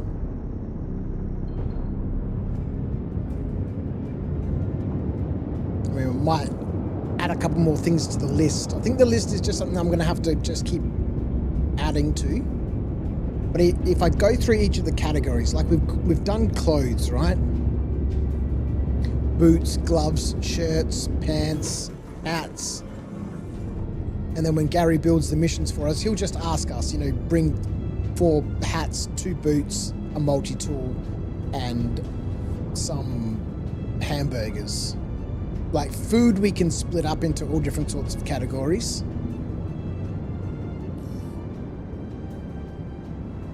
Protein bars, chocolate bars, MREs, fresh food. So instead of like sandwiches and stuff, we can just say fresh food. Oh God.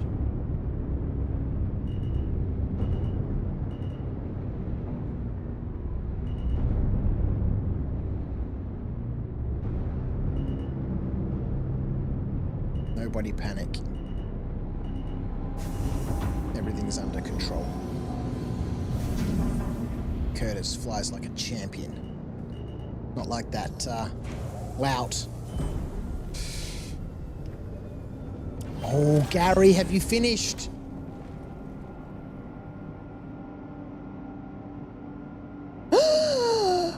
Okay, so version 1 of Argo, pretty cool. I do like this guy. As Acorn said, very punchable. Then we made some adjustments, make him a little skinnier, slightly longer beard, dropped the glasses. And it came back with somebody who was a little bit gruffer. And then we were like, okay, it's a bit perfect, but, you know, make him a little bit more happy, a little bit more goofy. We need to see more of his mullet.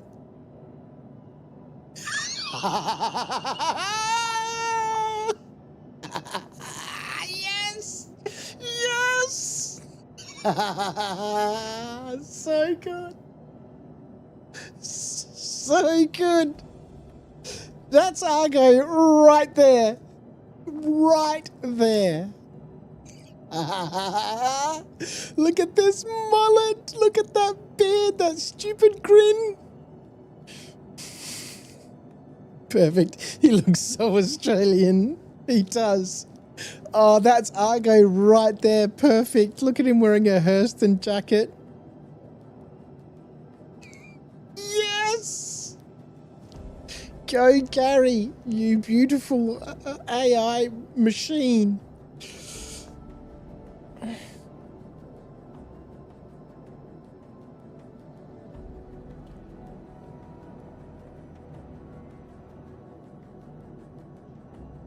Yeah, this guy was just too brutal, man.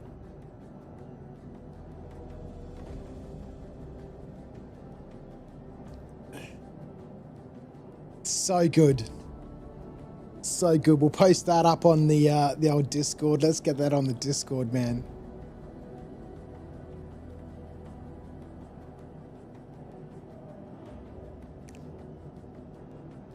Argo Hurston. After a little work with Chat GPT.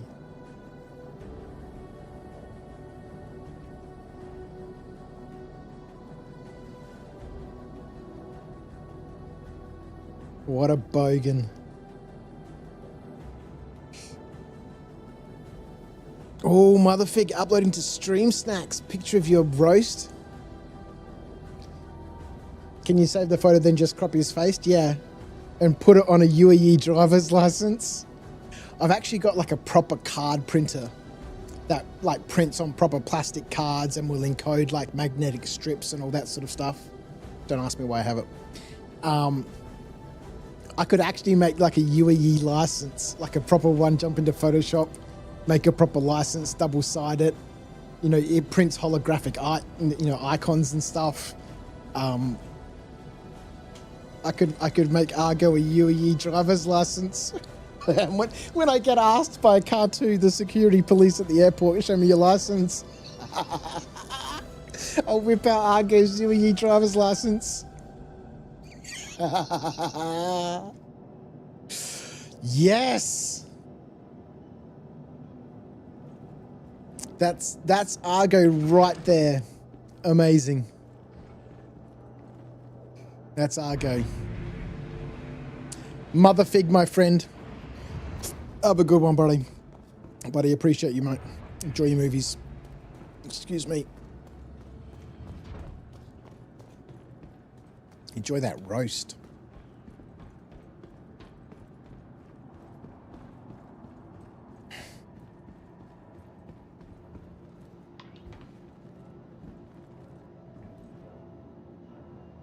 All right. Nope. We're doing the wrong thing. We need to refuel the ship. That's why we landed here. Don't know why I'm going inside.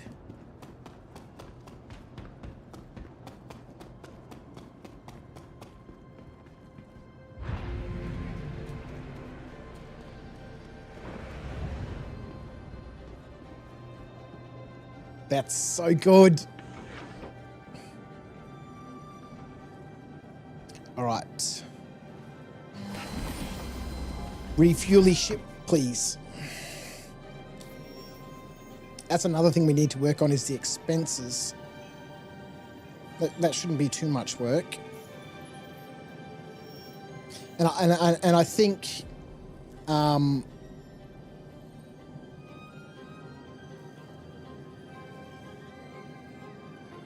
I think during like a session, you know, I'll add expenses into the log and then at the end, you know, organize the total. This is what needs to be paid from the wallet, and we'll pay that at the end of the session. Kind of like putting on a credit card, you know, swipe the card, need to get a train ticket, swipe the card.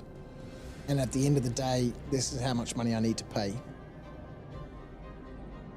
Right now, all I've got is mortgage repayments, insurance excess, habitation rentals, public transport, imprint regeneration, hangar rental, and landing fees. So for example, we've just landed here at Port Tressler. That'll cost us $1,000. We'll click the add button, which I need to add buttons for everything. And then it will just add an expense in the log here.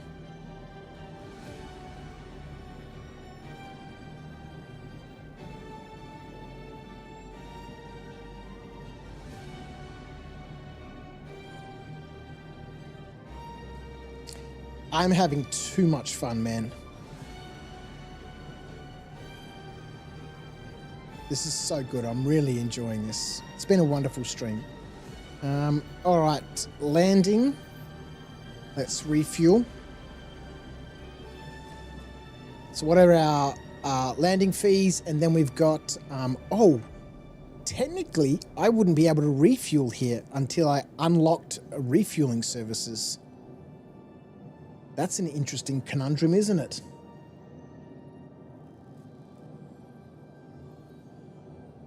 Player profile. Unlocks. So we need to figure out how much this stuff costs. Maybe we're going to pay a fee. A UEC fee.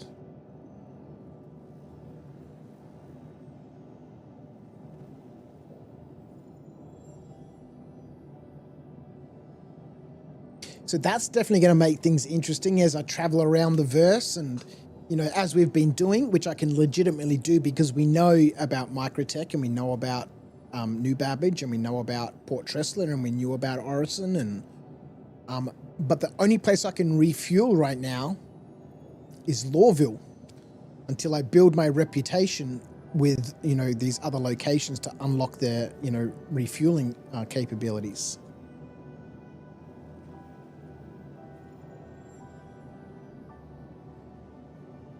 We've unlocked 11 locations. I'd love to have the totals here. Let's call this facilities. Unlocked. And I'd love to have another column here that shows the totals of all of these locations. Like there's 800 and, what was it, 930 locations. We've unlocked 11. Now we're getting into game sort of stuff. Oh, I've only unlocked 11 locations. Let me unlock some more sort of stuff. I've only unlocked 3 space stations. Let me unlock more. How many space stations are there? You know, 32? You know, I've only unlocked 3 of 32. Game sort of stuff. All right, so that's our business here complete. I don't think there's anything we need to go into Port Tressler for. Let's get the ship powered up. Let's get ourselves out of here. Can't wait to get some gamer glass action going on as well. All right, let's come back to our list of stuff, right? Pyro multi-tool, tractor beam attachment, mining attachment, salvage attachment. Let's go through our tools. Max lift. Cambio SRT. Let's put in max lift batteries. Battery. Cambio SRT canister.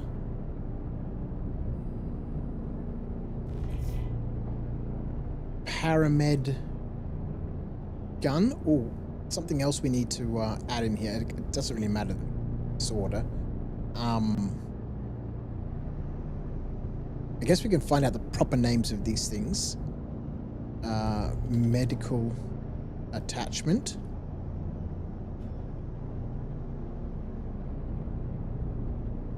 Yeah, actually, let's go in. Let's go in.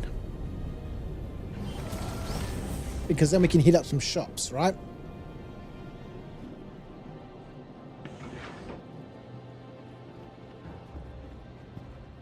Look at that view, man. Hangar open to space, protected by a force shield. Maintain the environment in here, the atmosphere.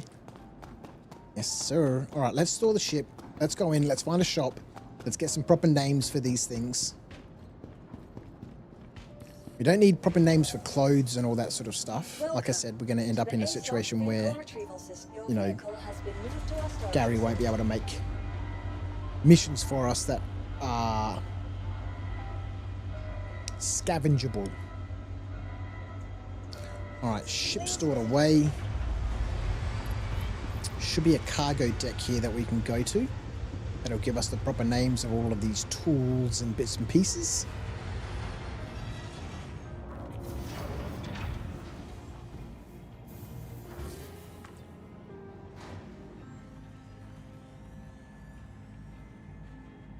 This is so much fun.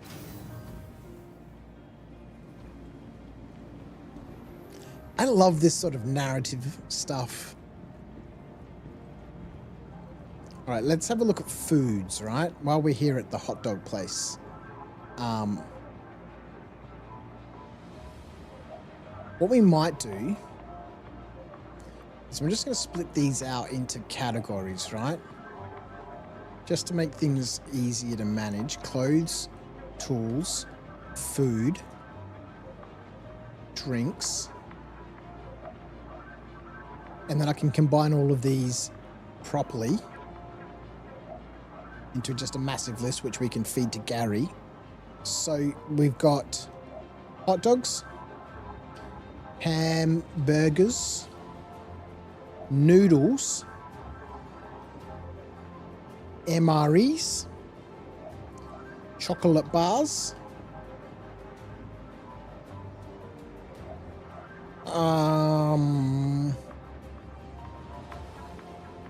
proteins. I mean, these are like those missions for freaking Wicklow, right? You want some pips and a chocolate bar sort of stuff. Except, you know, these ones aren't going to be as precise. Drinks, we've got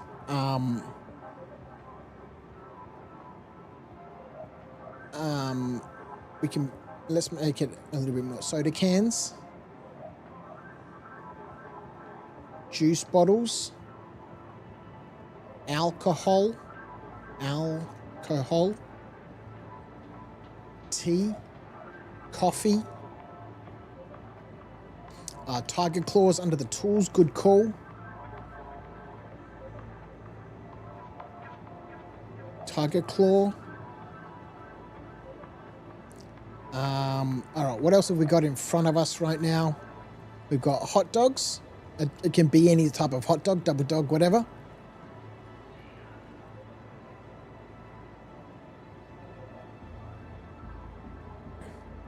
And we've got a bunch of soda cans. Any of these soda cans will work. I don't think we need to make it specific which cans and stuff we bring.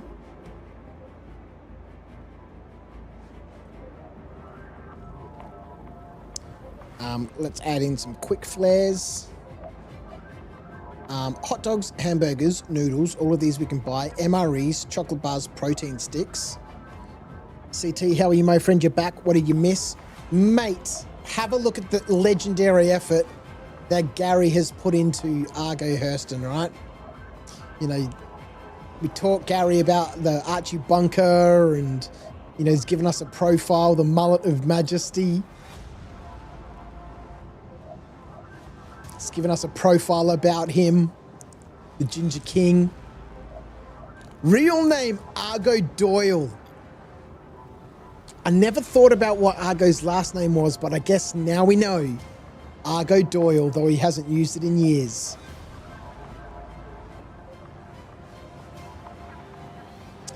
He claims he earned the name fair and square and refuses to give it up, using it liberally to leverage perceived connections, open doors, and give himself an air of corporate legitimacy he absolutely does not possess. Doyle is a great name. It's so good. So we asked Gary, I'm calling ChatGPT Gary now, what Argo looks like, right? And so, we spoke about Argo, ginger mullet, all that sort of stuff. And this was the first version. I've got a lighter, we can take care of that pesky mullet. Does all this save to a GPT account, or do you have to save it on a notepad or something? No, it saves all your chats. So here are all my chats with GPT. So, we can go back and have a look at the chats with Patch, and ChatGPT will remember everything we've spoken about in this conversation. And here's the one for Sierra, which is why I'm creating new chats for everything. I'm sure at some point I'll run out of chats and have to upgrade my plan, which I 100% will do. But yeah, all of this is saved on Argo's Gmail, Argo's Google account. Yeah, that was the fun. And then we went to this character here, make him a little bit slimmer, lose the glasses. And so it came up with this, much, much gruffer looking one. And that just wasn't Argo at all. And so we made some modifications and then absolutely nailed it. Absolutely nailed it.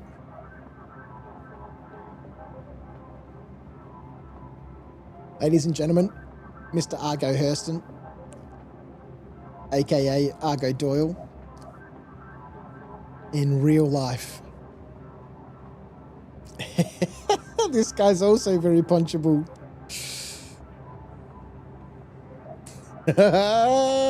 Yes, so good. All right, let's go to the medical clinic. We need the names of all of the pens. Because the pens need to be specific, right? So what we're doing now is we're building a massive list of items. If we go and have a look in Star Citizen mission creation. So at the beginning of this chat with Gary, I said, look, if I give you a list of stuff, I want you to make some missions for me. And so we gave him a short list of stuff that we just randomly put together. And he said, now let's build 10 Star Citizen missions using these items, grouped logically into retrieval contracts. So medical supply run, needs some 3 med pens, 2 drink bottles, some sandwiches and some gloves. Mining crew prep package needs a pyro tool, a mining module, using pyro multi-tool as a proxy, 1 backpack, a helmet and some boots.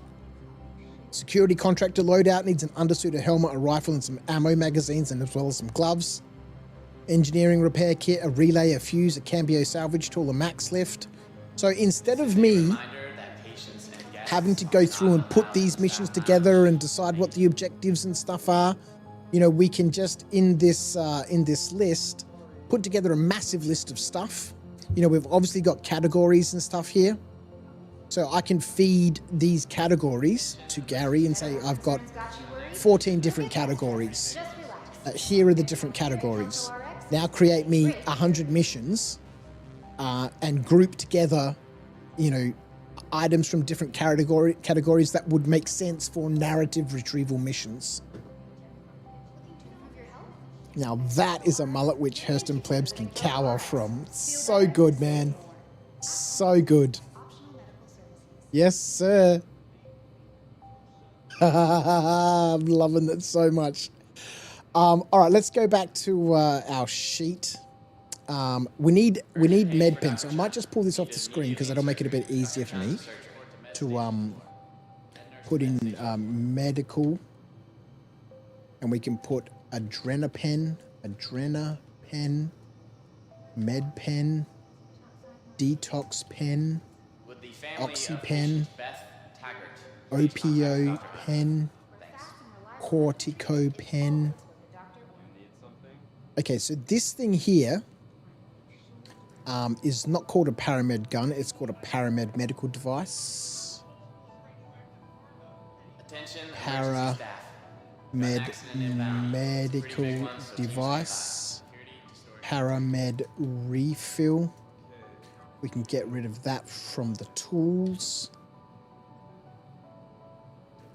Oh, there's that tool. What did I call it? Medical attachment. It's called a Life Guard medical attachment.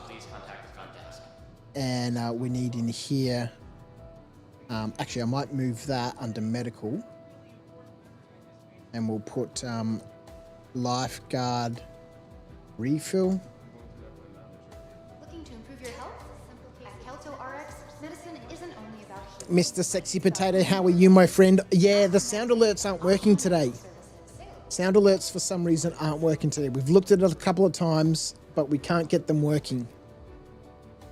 He's already on a quest. We are, man. Mr. Potato, Sexy Potat. How are you, my friend? All right, so they're all the medical devices. I'm having too much fun right now, man. Too much fun. We're working on second edition of A Life Uncharted. And we've got our friend Gary involved in the situation now. And Gary's been doing a phenomenal job.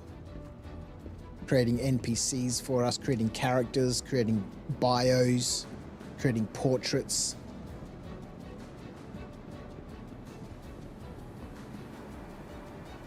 Good. Picked myself up a Guardian MX last night. Trying to try it out, but can't get into game. See, I've been having some of that problem myself. Ready to shift your perspective from the ordinary to the extraordinary. You zoned out? Did you zone out, Acorn? That's all right, my friend. All right, so I guess we could come into the armor shop, right? Let's have a look at... let's go through the categories. Armor, right?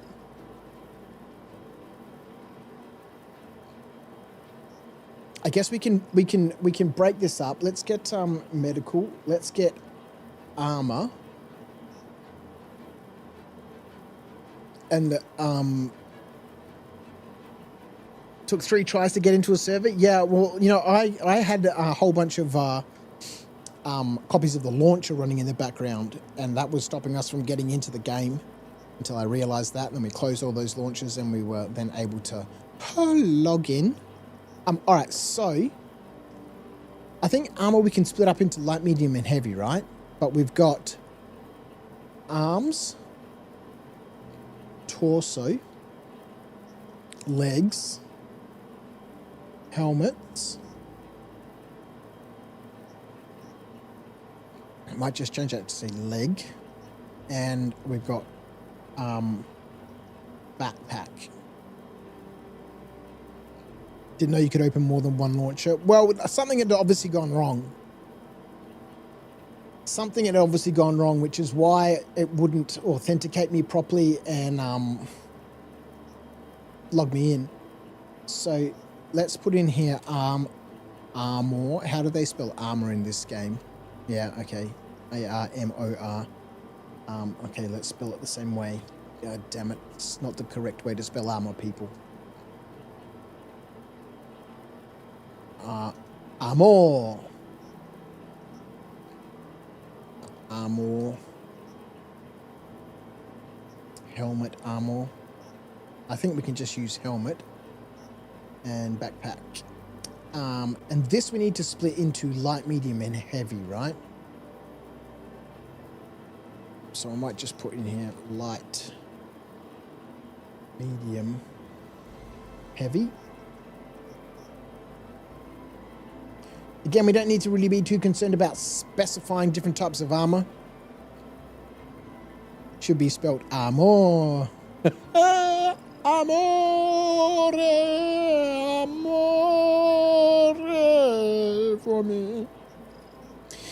I think that should be all we need for armor. We want undersuit.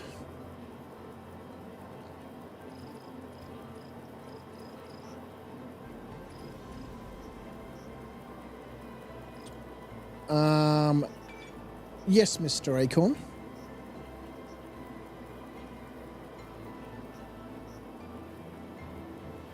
Don't zone out on your question. Does all that character building get saved on GPT? Yeah, I mentioned. Oh, you zoned out before. Okay, well, yeah, right. That's what I was explaining that before, man. So yes, if let me get out of here. So yes, all of my chats with ChatGPT get saved, right? So I can see all my chats here, and each chat I open a new chat whenever I'm talking about something new. So obviously we were talking about Argo, so I made a new chat for that. You know, unlock location request, which was a script function. There's a chat for that. There's a chat for the Star Citizen mission creation. There's a chat for Sierra Vaughan and her brother. We can split her brother out into, what was his name? Keelan or something? Yeah, Keelan Vaughan. There he is. Look at this guy. He's had enough, hasn't he?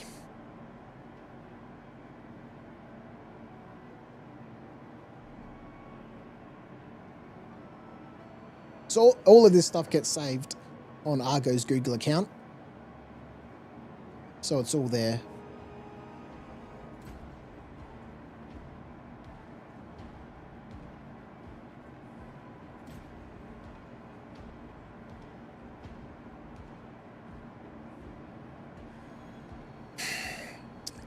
All right, let's keep going with our list of stuff.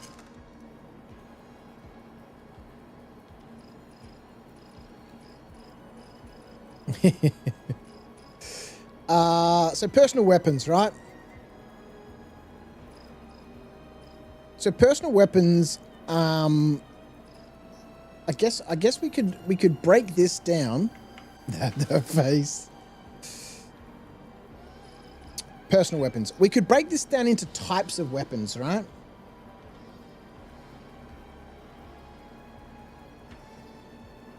So what types of weapons do we have? We have sniper rifle. We have SMG. We have energy rifle. Ballistic rifle. LMGs. Good call, sexy potat. We have... Let's make the missile launchers its own. Missile launcher. How do they spell missile? Same way I spell it, fine. Missile launcher. Rocket launcher. Good God, railgun.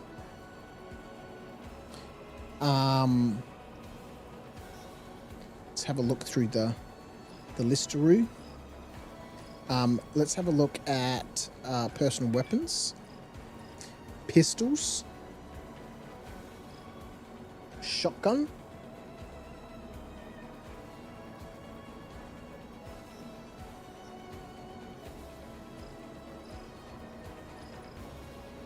SMGs. There are quick flares. Knives. Let's say combat knives. Combat knives. Quick flares is one word, capitalized. We'll stick that under tools. Perfect. Thrilling content, ladies and gentlemen. Thrilling. Personal weapons. But I am thoroughly enjoying this right now. Absolutely enjoying this. Personal weapons. Attachments.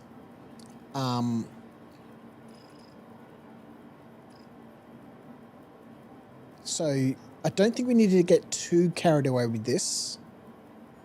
I think we can probably put scopes. Let's put optical scope.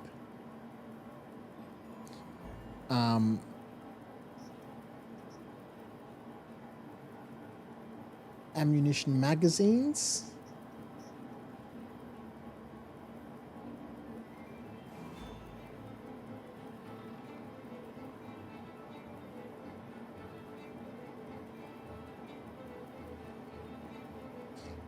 Should I make separate item entries for the different types of magazines? So SMG ammo, LMG ammo, etc. So that way when Gary creates missions for us, he'll say, look, we need some SMGs and some SMG ammo, and a railgun with some railgun ammo, and a shotgun with some shotgun ammo.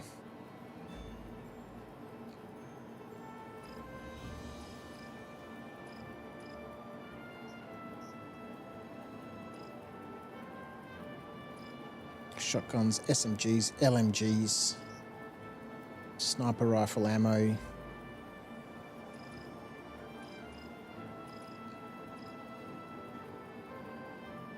Batteries for the energy weapons.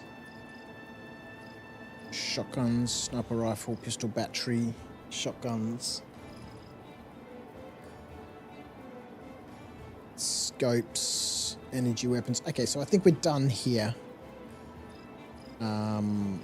with everything. And what's under miscellaneous? Med pens and oxypens. Okay, so we're done here at the terminal 4. Armor. Let's head over to the cargo deck. This is going to be so sweet. When this list of items is finished, we can get Gary to... I think we need to go back upstairs. Oh, actually, let's check down here first. There's probably a Kasaba, right? Just check our categories for clothing.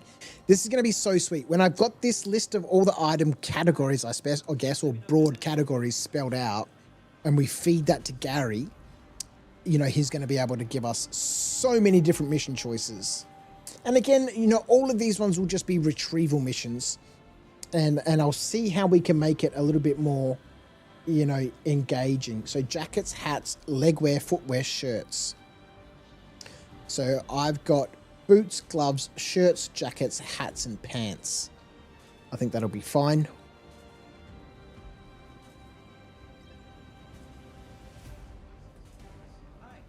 I really don't think it's necessary to go into specific brands or colors or stuff like that, styles or whatever. That'll be fine.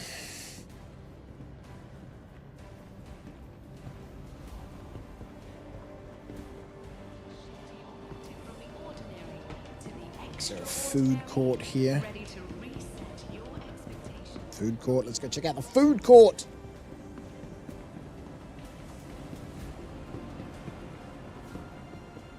What have we got for food?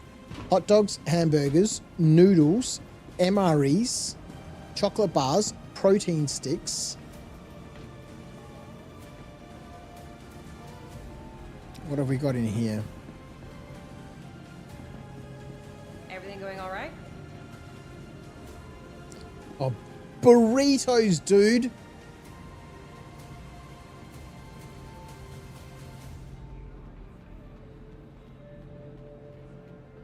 How do we forget about burritos? Unbelievable. Hi, thanks for coming in. Burritos. Under drinks, we need water. We've got soda cans, juice bottles, alcohol, tea, coffee, water, energy drinks. Hi. Let me know if there's anything I can help you with.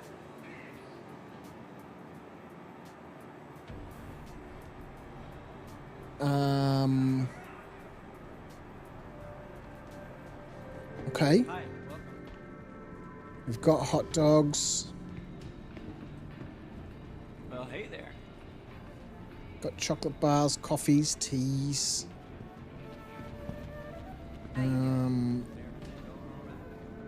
Anyone else who might be chilling out?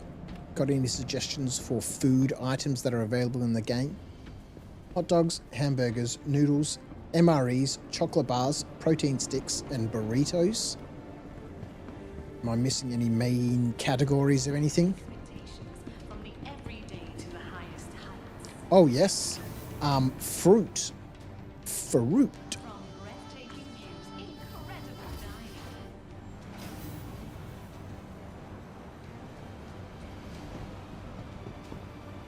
So that could include things like apples, watermelon, bloody all the weird Star Citizen fruits.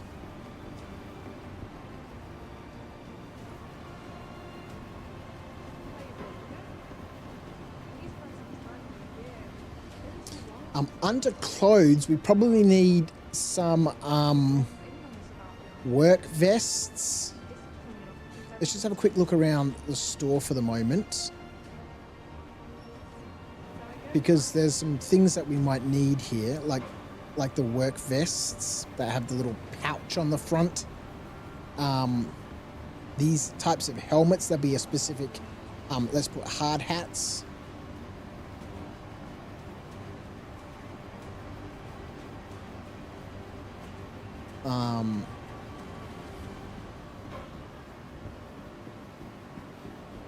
I might change boots to say shoes, and we can put work boots, because then when Gary, puts the missions together from a logical perspective, group items together from a logical perspective, he'll go, okay, well, work vests, hard hats, work boots, all those things go together, right?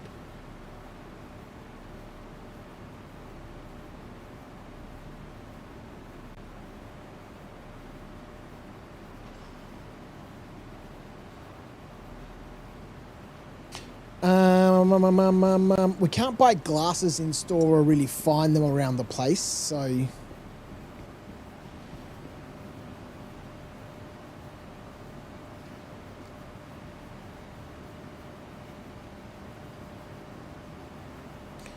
What are you linking up for us here? Stanton, Crusader, Orison, Cloudview Center, Stratus, Keltocon store.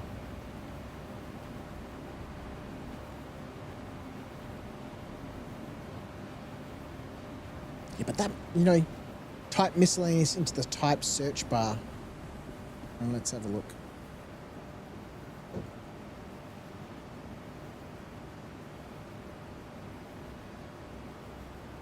Misk El Ain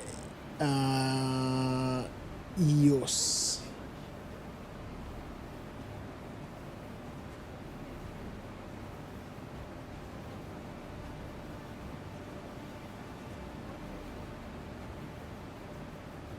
Burritos, hot dogs, chocolate bars, citrus straw smoothies. So do we differentiate between smoothies and juice? Oh yeah, sandwiches. I'm not going to specify the specific types of sandwiches, but we can say sandwiches. It's a good call. It's a good call. Sandwich.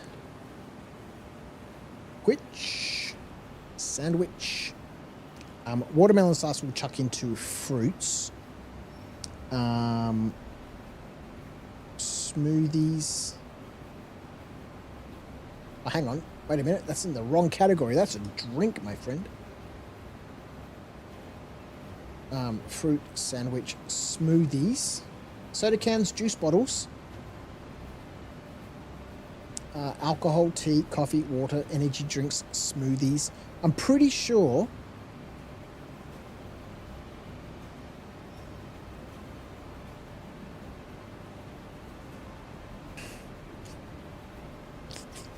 things like golden medmans are fruits. Patambus are fruits. You're looking good. Been up to much? Been on a bad streak lately, but my luck's due to turn any day now. Some sidekicks buying a coffee. Like, I think we could split up the plushies a little bit.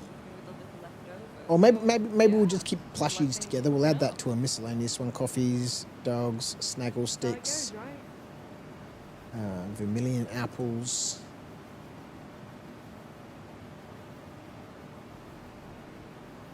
Under foods, I've got hot dogs, hamburgers, noodles, MREs, chocolate bars, protein sticks, burritos, fruit, sandwich.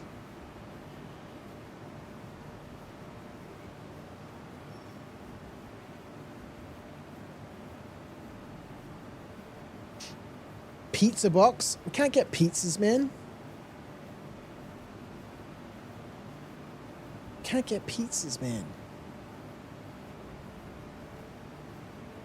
Club sandwiches and pips. Okay, so that's all the food and drinks then. Hot dogs, hamburgers, noodles, MREs, chocolate bars, protein sticks, burritos, fruit, sandwiches. Oops. Soda cans, juice bottles, alcohol, tea, coffee, water, energy drinks, and smoothies. There's pizza box in the game, but we can't go and buy a pizza box. Where do we buy a pizza box from? Where do we find a pizza box? I've never seen a pizza box. That's crazy talk, man. All right, let's have a look at some tools. And metals and coins, and yeah, we need to add all of that stuff. All right, so we want to have a look for utility.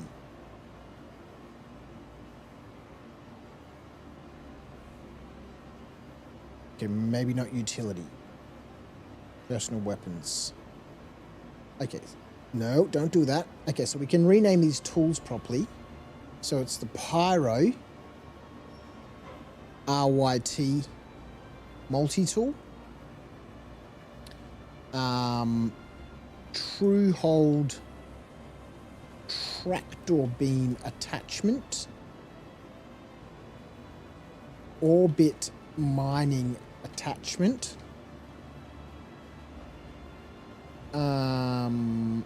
Oxy torch cutter attachment. Can't wait till we can use those. That's going to be sweet.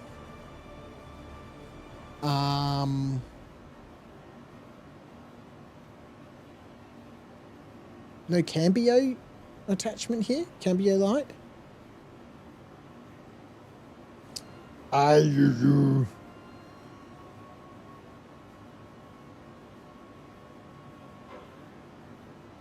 Personal weapons.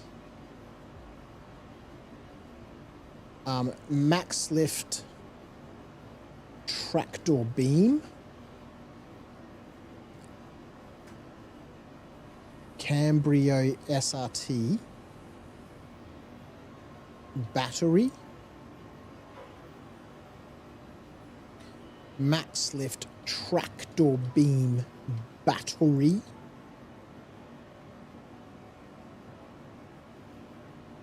Apparently they used to give pizzas to players for box delivery missions about 2 years ago. That's amazing. That's amazing.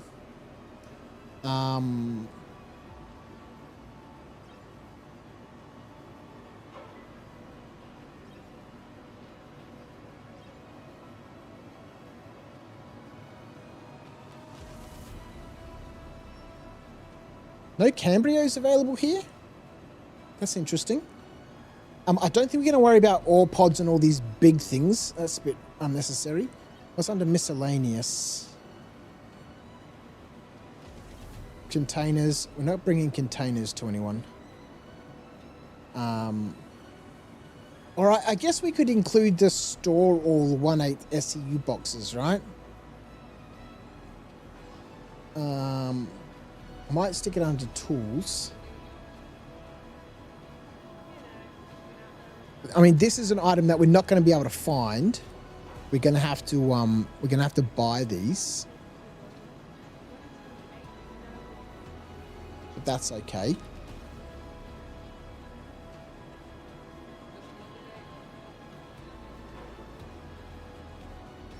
Drinks, that's an energy drink. These are chocolate bars and a protein bar.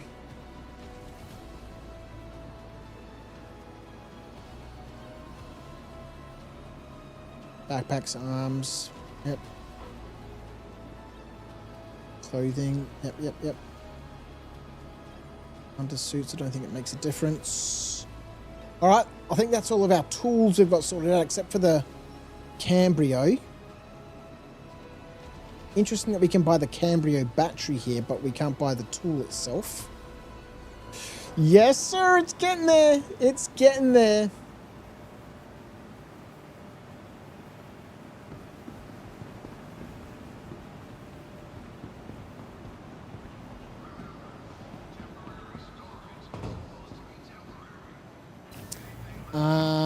What we might do is, while we're running around here for a little bit, cargo center done, gallery done, hubs and hangars done, and we might jump back in. Let's get out of here, and we might ask, where the hell's Gary gone? Here he is. We might start a new chat. NPC character bios. Chuck that in there. Of course, let's create a few NPC character bios. I'll assume a general setting, sci-fi, Star Citizen style, based on your previous conversations. See, it remembers my conversations, right? If you have a specific world theme or tone in mind, let me know and I'll tailor them further. So we already know about Sierra Vaughan, Tarek Dross, Dr. Elia Cross, Illyra Cross, Vex Cern, Orlan Creel,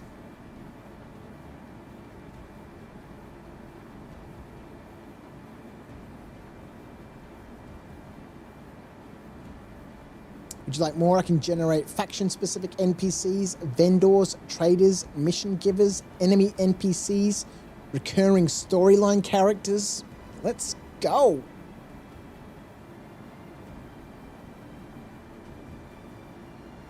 Okay, let's I need 30 NPC bios for different types of mission givers. From medical,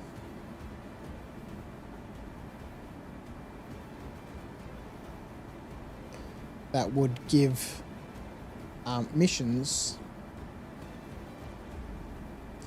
across various themes: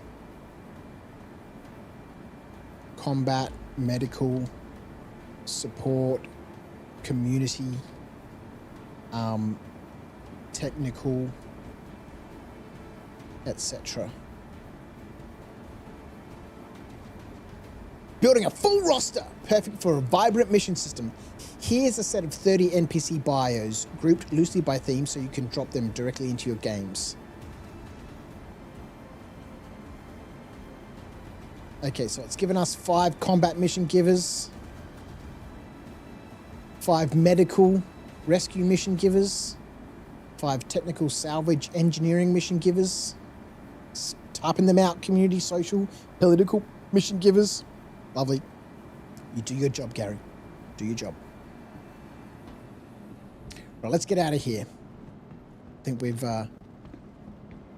found everything we need to find up here at Tressler.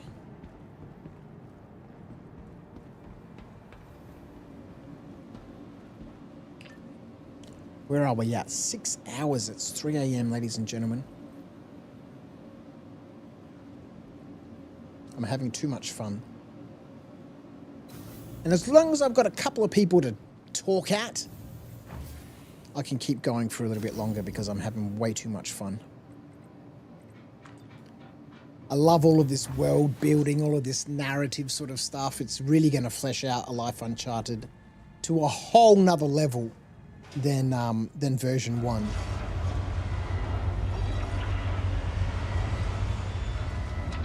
Especially when we start getting, you know, all of these, you know, the NPC dialogue and stuff into some speech engines, so that as we're coming along and we're triggering these missions, we can have like a, you know, a voice acted, you know, response to our missions. We can get some biopics up on the screen, especially when I start working on the overlay. That won't be for a while. It's exciting, man. It's going to be a long time before CIG puts a lot of this stuff into the games, so I don't mind spending the time and effort. I don't mind spending the time and effort right now if, you know, all of this stuff comes out next week. Because, you know, let's face it, really, you know, what is there to do in Star Citizen except just, you know, contract after contract and more money, or, you know, go rock mining for 4 hours, or, you know, there's no game to play. This is a game for me. You know, we're creating story, we're creating narrative. Plus, like I said, you know, all this stuff here on the player profile tab. Good night, Chris. Take care, mate. It's great to see you, buddy. Hope you're well. On the player profile tab, you know, we can add in here, you know, the total number of locations, so I can see, oh, I've unlocked 11 out of 830 locations. Let's go see if I can unlock more. Oh, I need to earn more reputation to do that. Let's go find some missions so I can get some more reputation so I can unlock another location. You know, here under the regional reputation, you know, regions unlocked. You know, we can put locations unlocked or locations discovered. for example. And then, you know, total number of locations, how many have we discovered in this region? So then eventually at Magda, I might have, you know, 7 out of 11 locations discovered. And I'm like, yes, all right, let's discover the other 3 locations so I can 100% complete Magda. The game. You need to divide the locations into subsections if you want to display how many you've unlocked. Well, the locations are divided into regions, and so these are all the regions. Everest Harbour. Each of the orbital stations controls all of the other space stations in that sector. So, for example, in the Hurston sector, you know, you've got her L1, 2, 3, 4, 5. All of those are controlled by the Everest Harbour region. And then we've got Ariel, Magda, ESA. They're each a region in itself. And then in the locations, for example, let's say ArcCorp, Lyria has all of these locations. But the region itself, so let's see, if we highlight this one here, if we go down on Lyria. So Lyria has 29 locations. And we can use scripts to pull all of this out. Walla has 61. A whole bunch of them are caves, etc. You need to divide the locations into subsections. Yeah, exactly. They're all divided into regions. So there's not a huge number of regions, right? These are all the regions. How many? 20 different regions.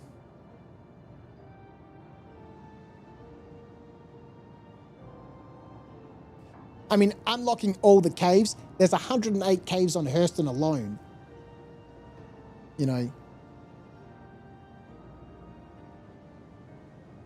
I could break that down into its own section. Caves. How many caves have I unlocked on Hurston? 3 of 108.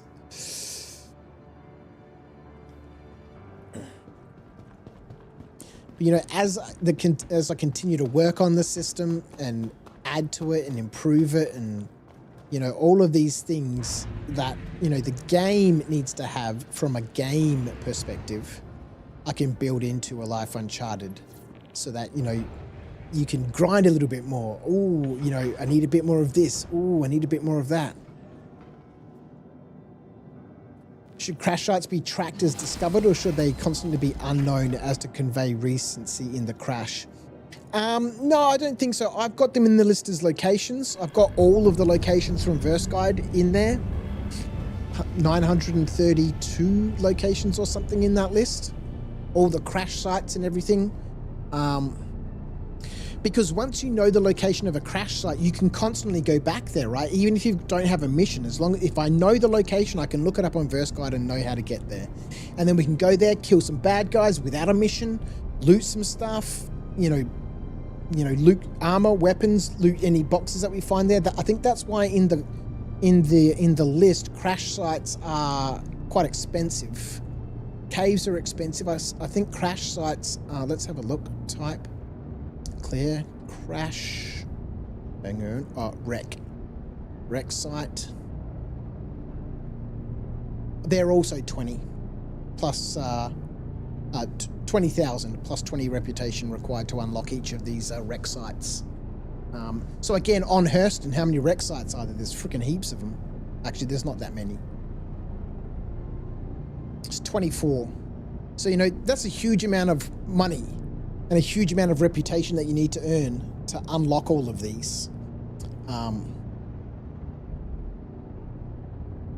You know, given missions, which Gary will do for us, will determine how many guild credits we earn and how much reputation and how many AUC we earn. The guild, he'll create all of this for us. I'll simply say we have, you know, here are the 7 or 8 different guild affiliations, and I need missions that give us a narrative description, what we need to retrieve, which guild affiliation that mission is for, how many guild credits we'll earn, how much reputation we'll earn, and how much AUEC we'll earn, and Gary will just spit out 100 missions, and I can just copy paste them into this sheet. He might even be able to give me a CSV to download, I'm not sure.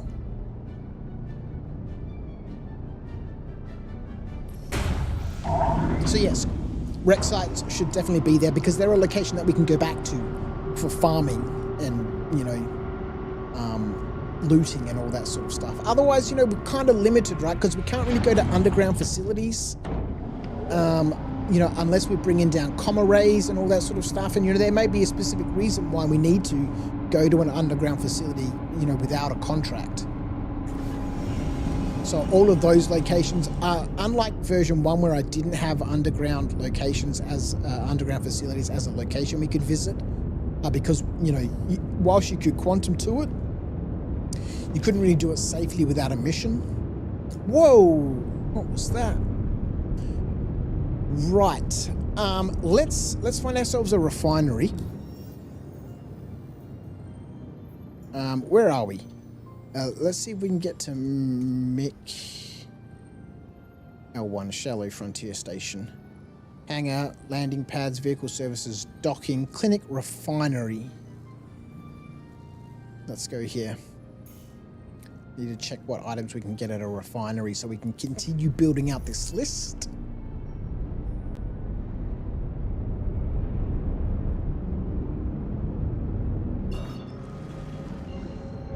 And then once we've got that list sorted out, Gary can give us everything we need to flesh out the missions system. And then once I've got a list of missions, we can get the activity log working properly. We've got tasks working there fine. We need the mission system working now. Let's have a look what Gary did in terms of our bios.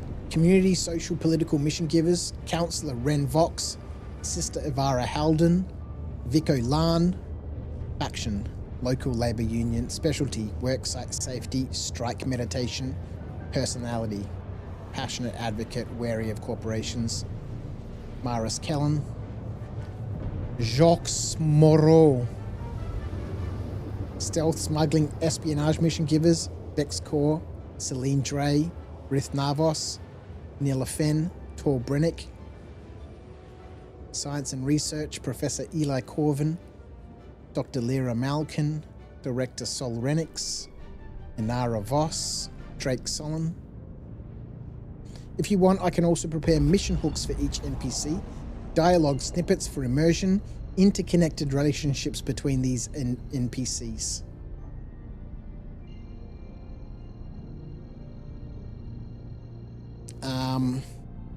Dialogue snippets. Perfect. Now we're getting into the flavor that will make your mission system feel alive. I'll give you dialogue snippets for each of the 30 NPCs we created. These can be used as intro lines when players talk to them. Commander Rin Voss. Pirates again. Sloppy. Disorganized. But dangerous. Clean them out before they spread. Carathale. You're after a bounty. Good. This one's slippery and worth every credit. Let's go! Alright, where the hell's this station?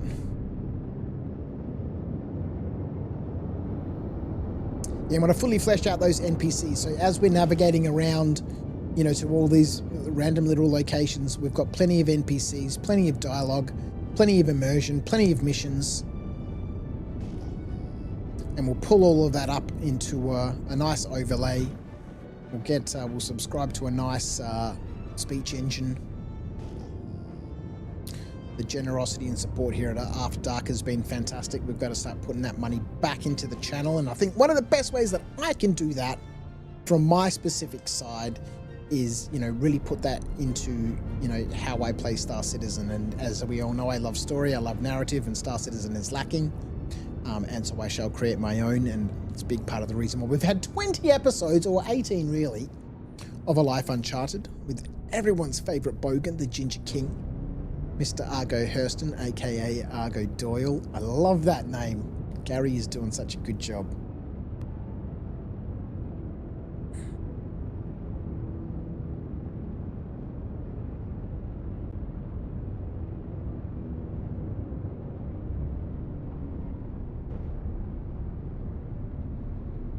All right, let's head on into the refinery and see what items we can add to the list.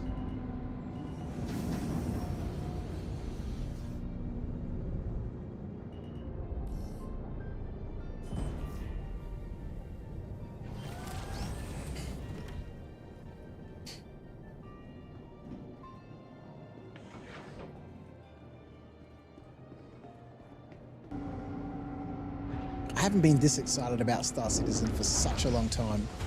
Every time I play A Life Uncharted, it's just amazing. I have so much fun. You know, I really enjoy rock mining. We've done hundreds of hours of rock mining, but you know, it kind of just gets a little boring. Without some sort of narrative or story or reason or purpose, you know, the game just gets stale after a while. But, you know, we can manifest our own version of progression through, you know, the Life Uncharted rule set. All right, let's head off to the refinery. There's the medical clinic. It's not going to have anything new for us. What have we got in our medical devices so far?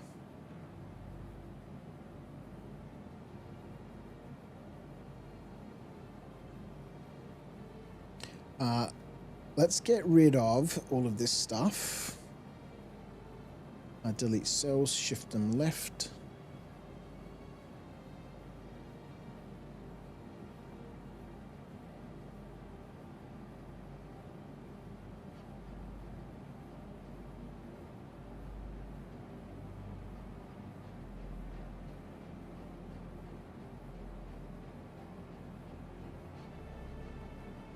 Shift the shelves up.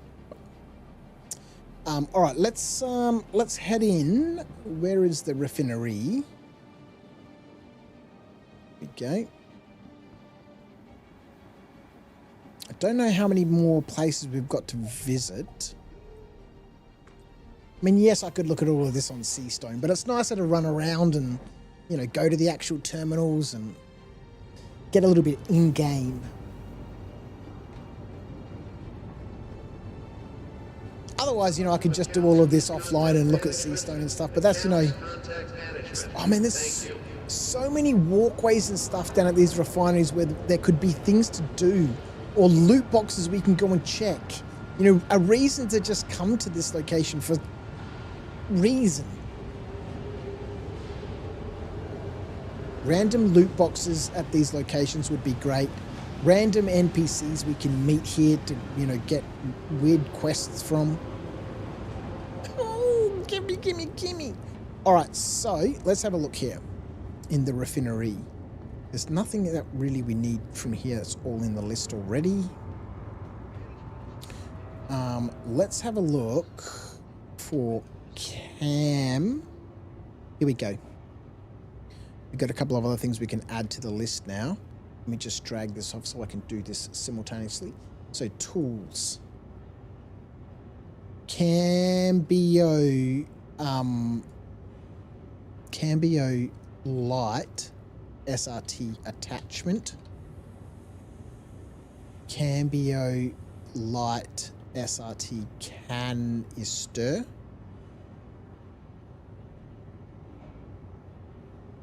Why is there a Cambio light SRT canister for 275 quid and a Cambio light SRT canister empty for 275 quid? Weird. Okay, but there's no Cambio tool. Or the Cambio SRT. Where's the Cambio SRT? Anyway. That's alright. Alright. Categories, utility. We don't really need any of this stuff.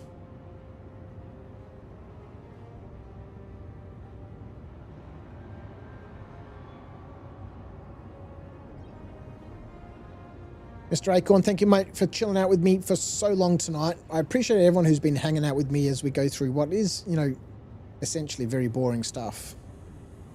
It's not actual Star Citizen adventures or gameplay or contracts or missions.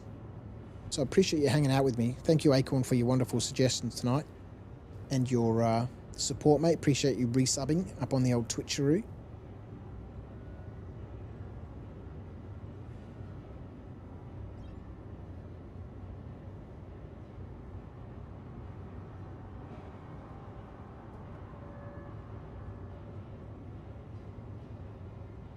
Oh, you know what? We need a ready up helmet.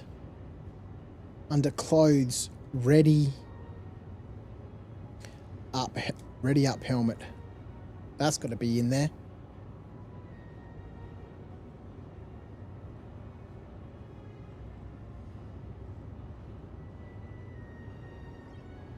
Yeah, okay, I don't think there's much more.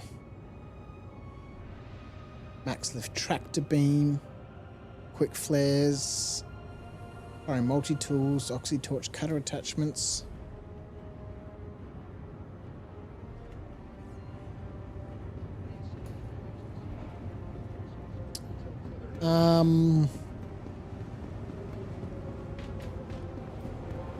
So we do have some other things that we can add in there. Things like the different types of gems. Hadanite, Dolomite, Aphorite, Vein Malign, Glaucosite. What's the other one? Gormon or something? Gormon. Alright, there's nothing at the refinery. I don't think there'll be anything at the gallery. We've got a pretty good list of stuff. Gary's doing a good job working on our character bios.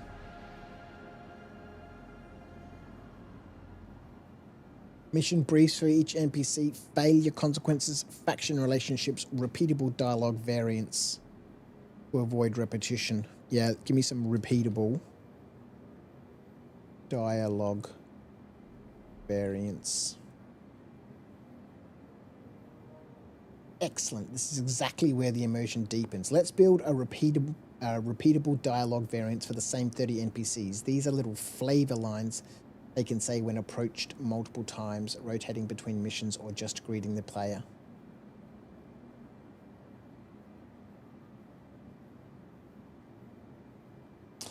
Right.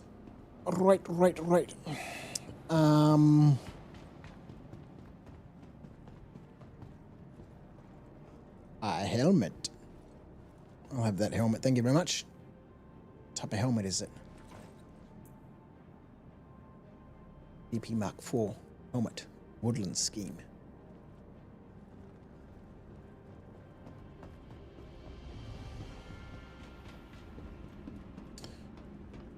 Alright, I can't think of too much else I need to add to this list. I think we could have probably something that's called miscellaneous, in which we could put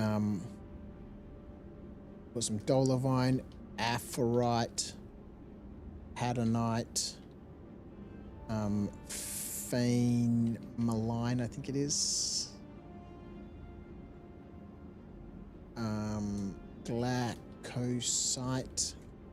Glaucosite.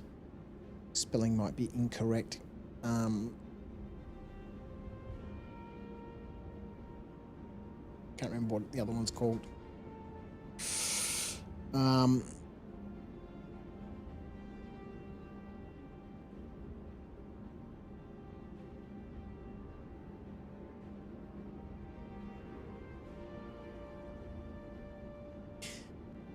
I'm not 100% sure about things like ores.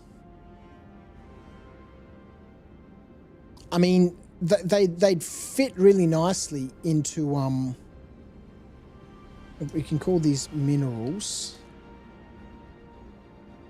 We can put ore in here. They would fit nicely into some of the storylines for or missions for you know, manufacturing or technical sort of missions, scientific type of missions. It doesn't have to be refined, but if it's not refined, how do we get an SCU? How do we get an SCU of iron ore, for example?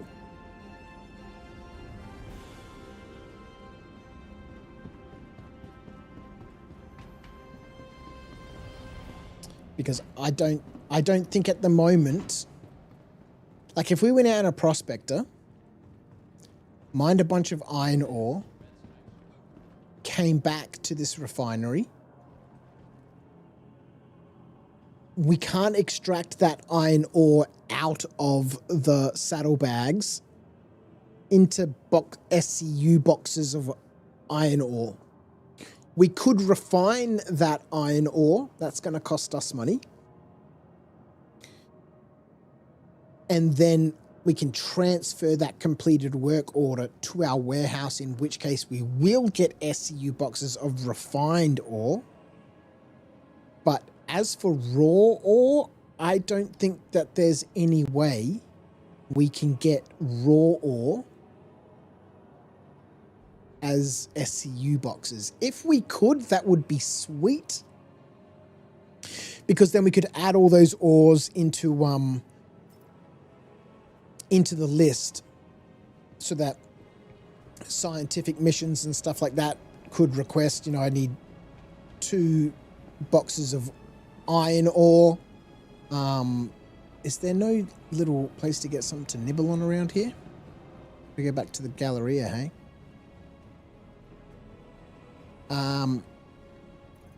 Yeah, 2 boxes of iron ore, a box of tin, and some gold.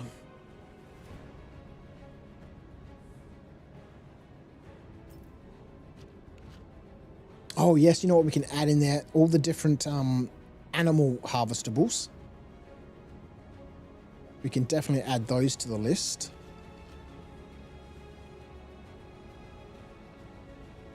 Minerals or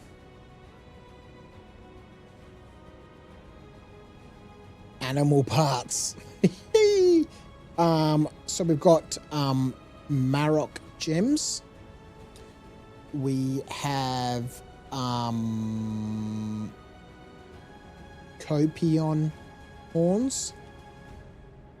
They can be any type of horns. I'm not going to really specify them. We've got Quasi Grazer.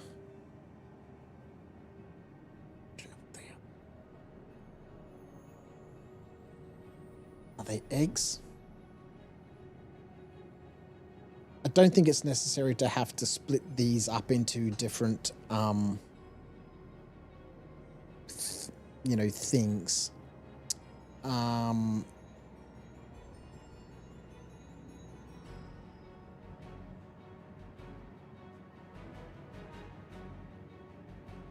really would like to put the ore in, but I don't want to have to use refined ore. It just slows down missions and stuff, and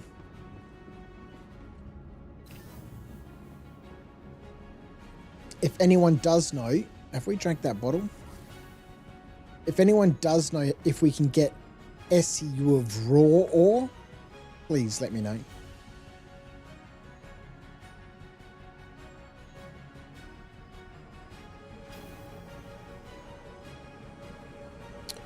Righto. Righto. Pressurized ice.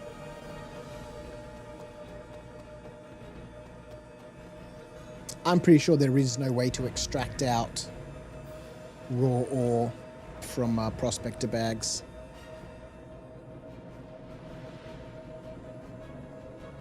Coming in the next mining refactor. Refractor!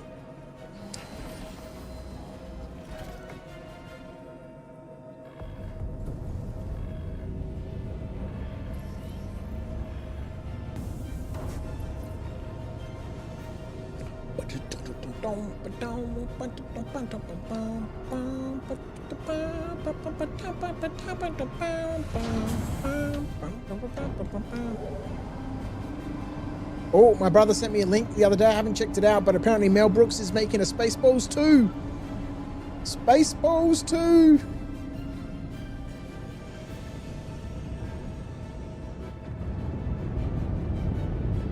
Yes, sir. Keen on that. Oh, what, 30 years later?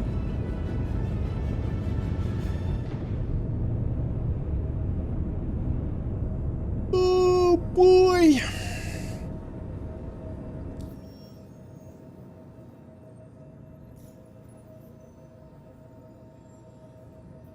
Salvage.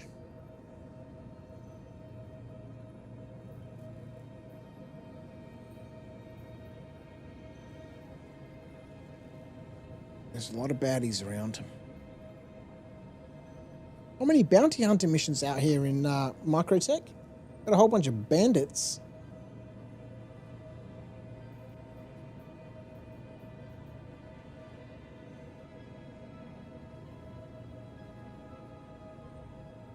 Security contractor evaluations.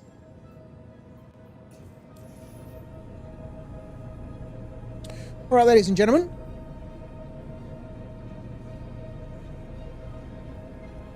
The chat has quietened down. So I think we might call it there for tonight. It has been absolutely wonderful. This has been a great session. Certainly in terms of working on this rule set. We got several things done. The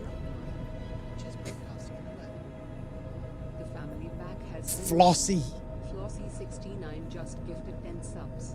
Enjoy the dance, folks, and welcome to After Dark. Mate, Flossie, you're a legend, buddy. 10 community subs out on the old Twitcheroo. We definitely need to put effort into this rule set. Get subscribed to one of the really good voice engines. Get all of this cool stuff that Gary's working into those voice engines. Get some characters created, and really, you know, get this A Life Uncharted system really, really pumping.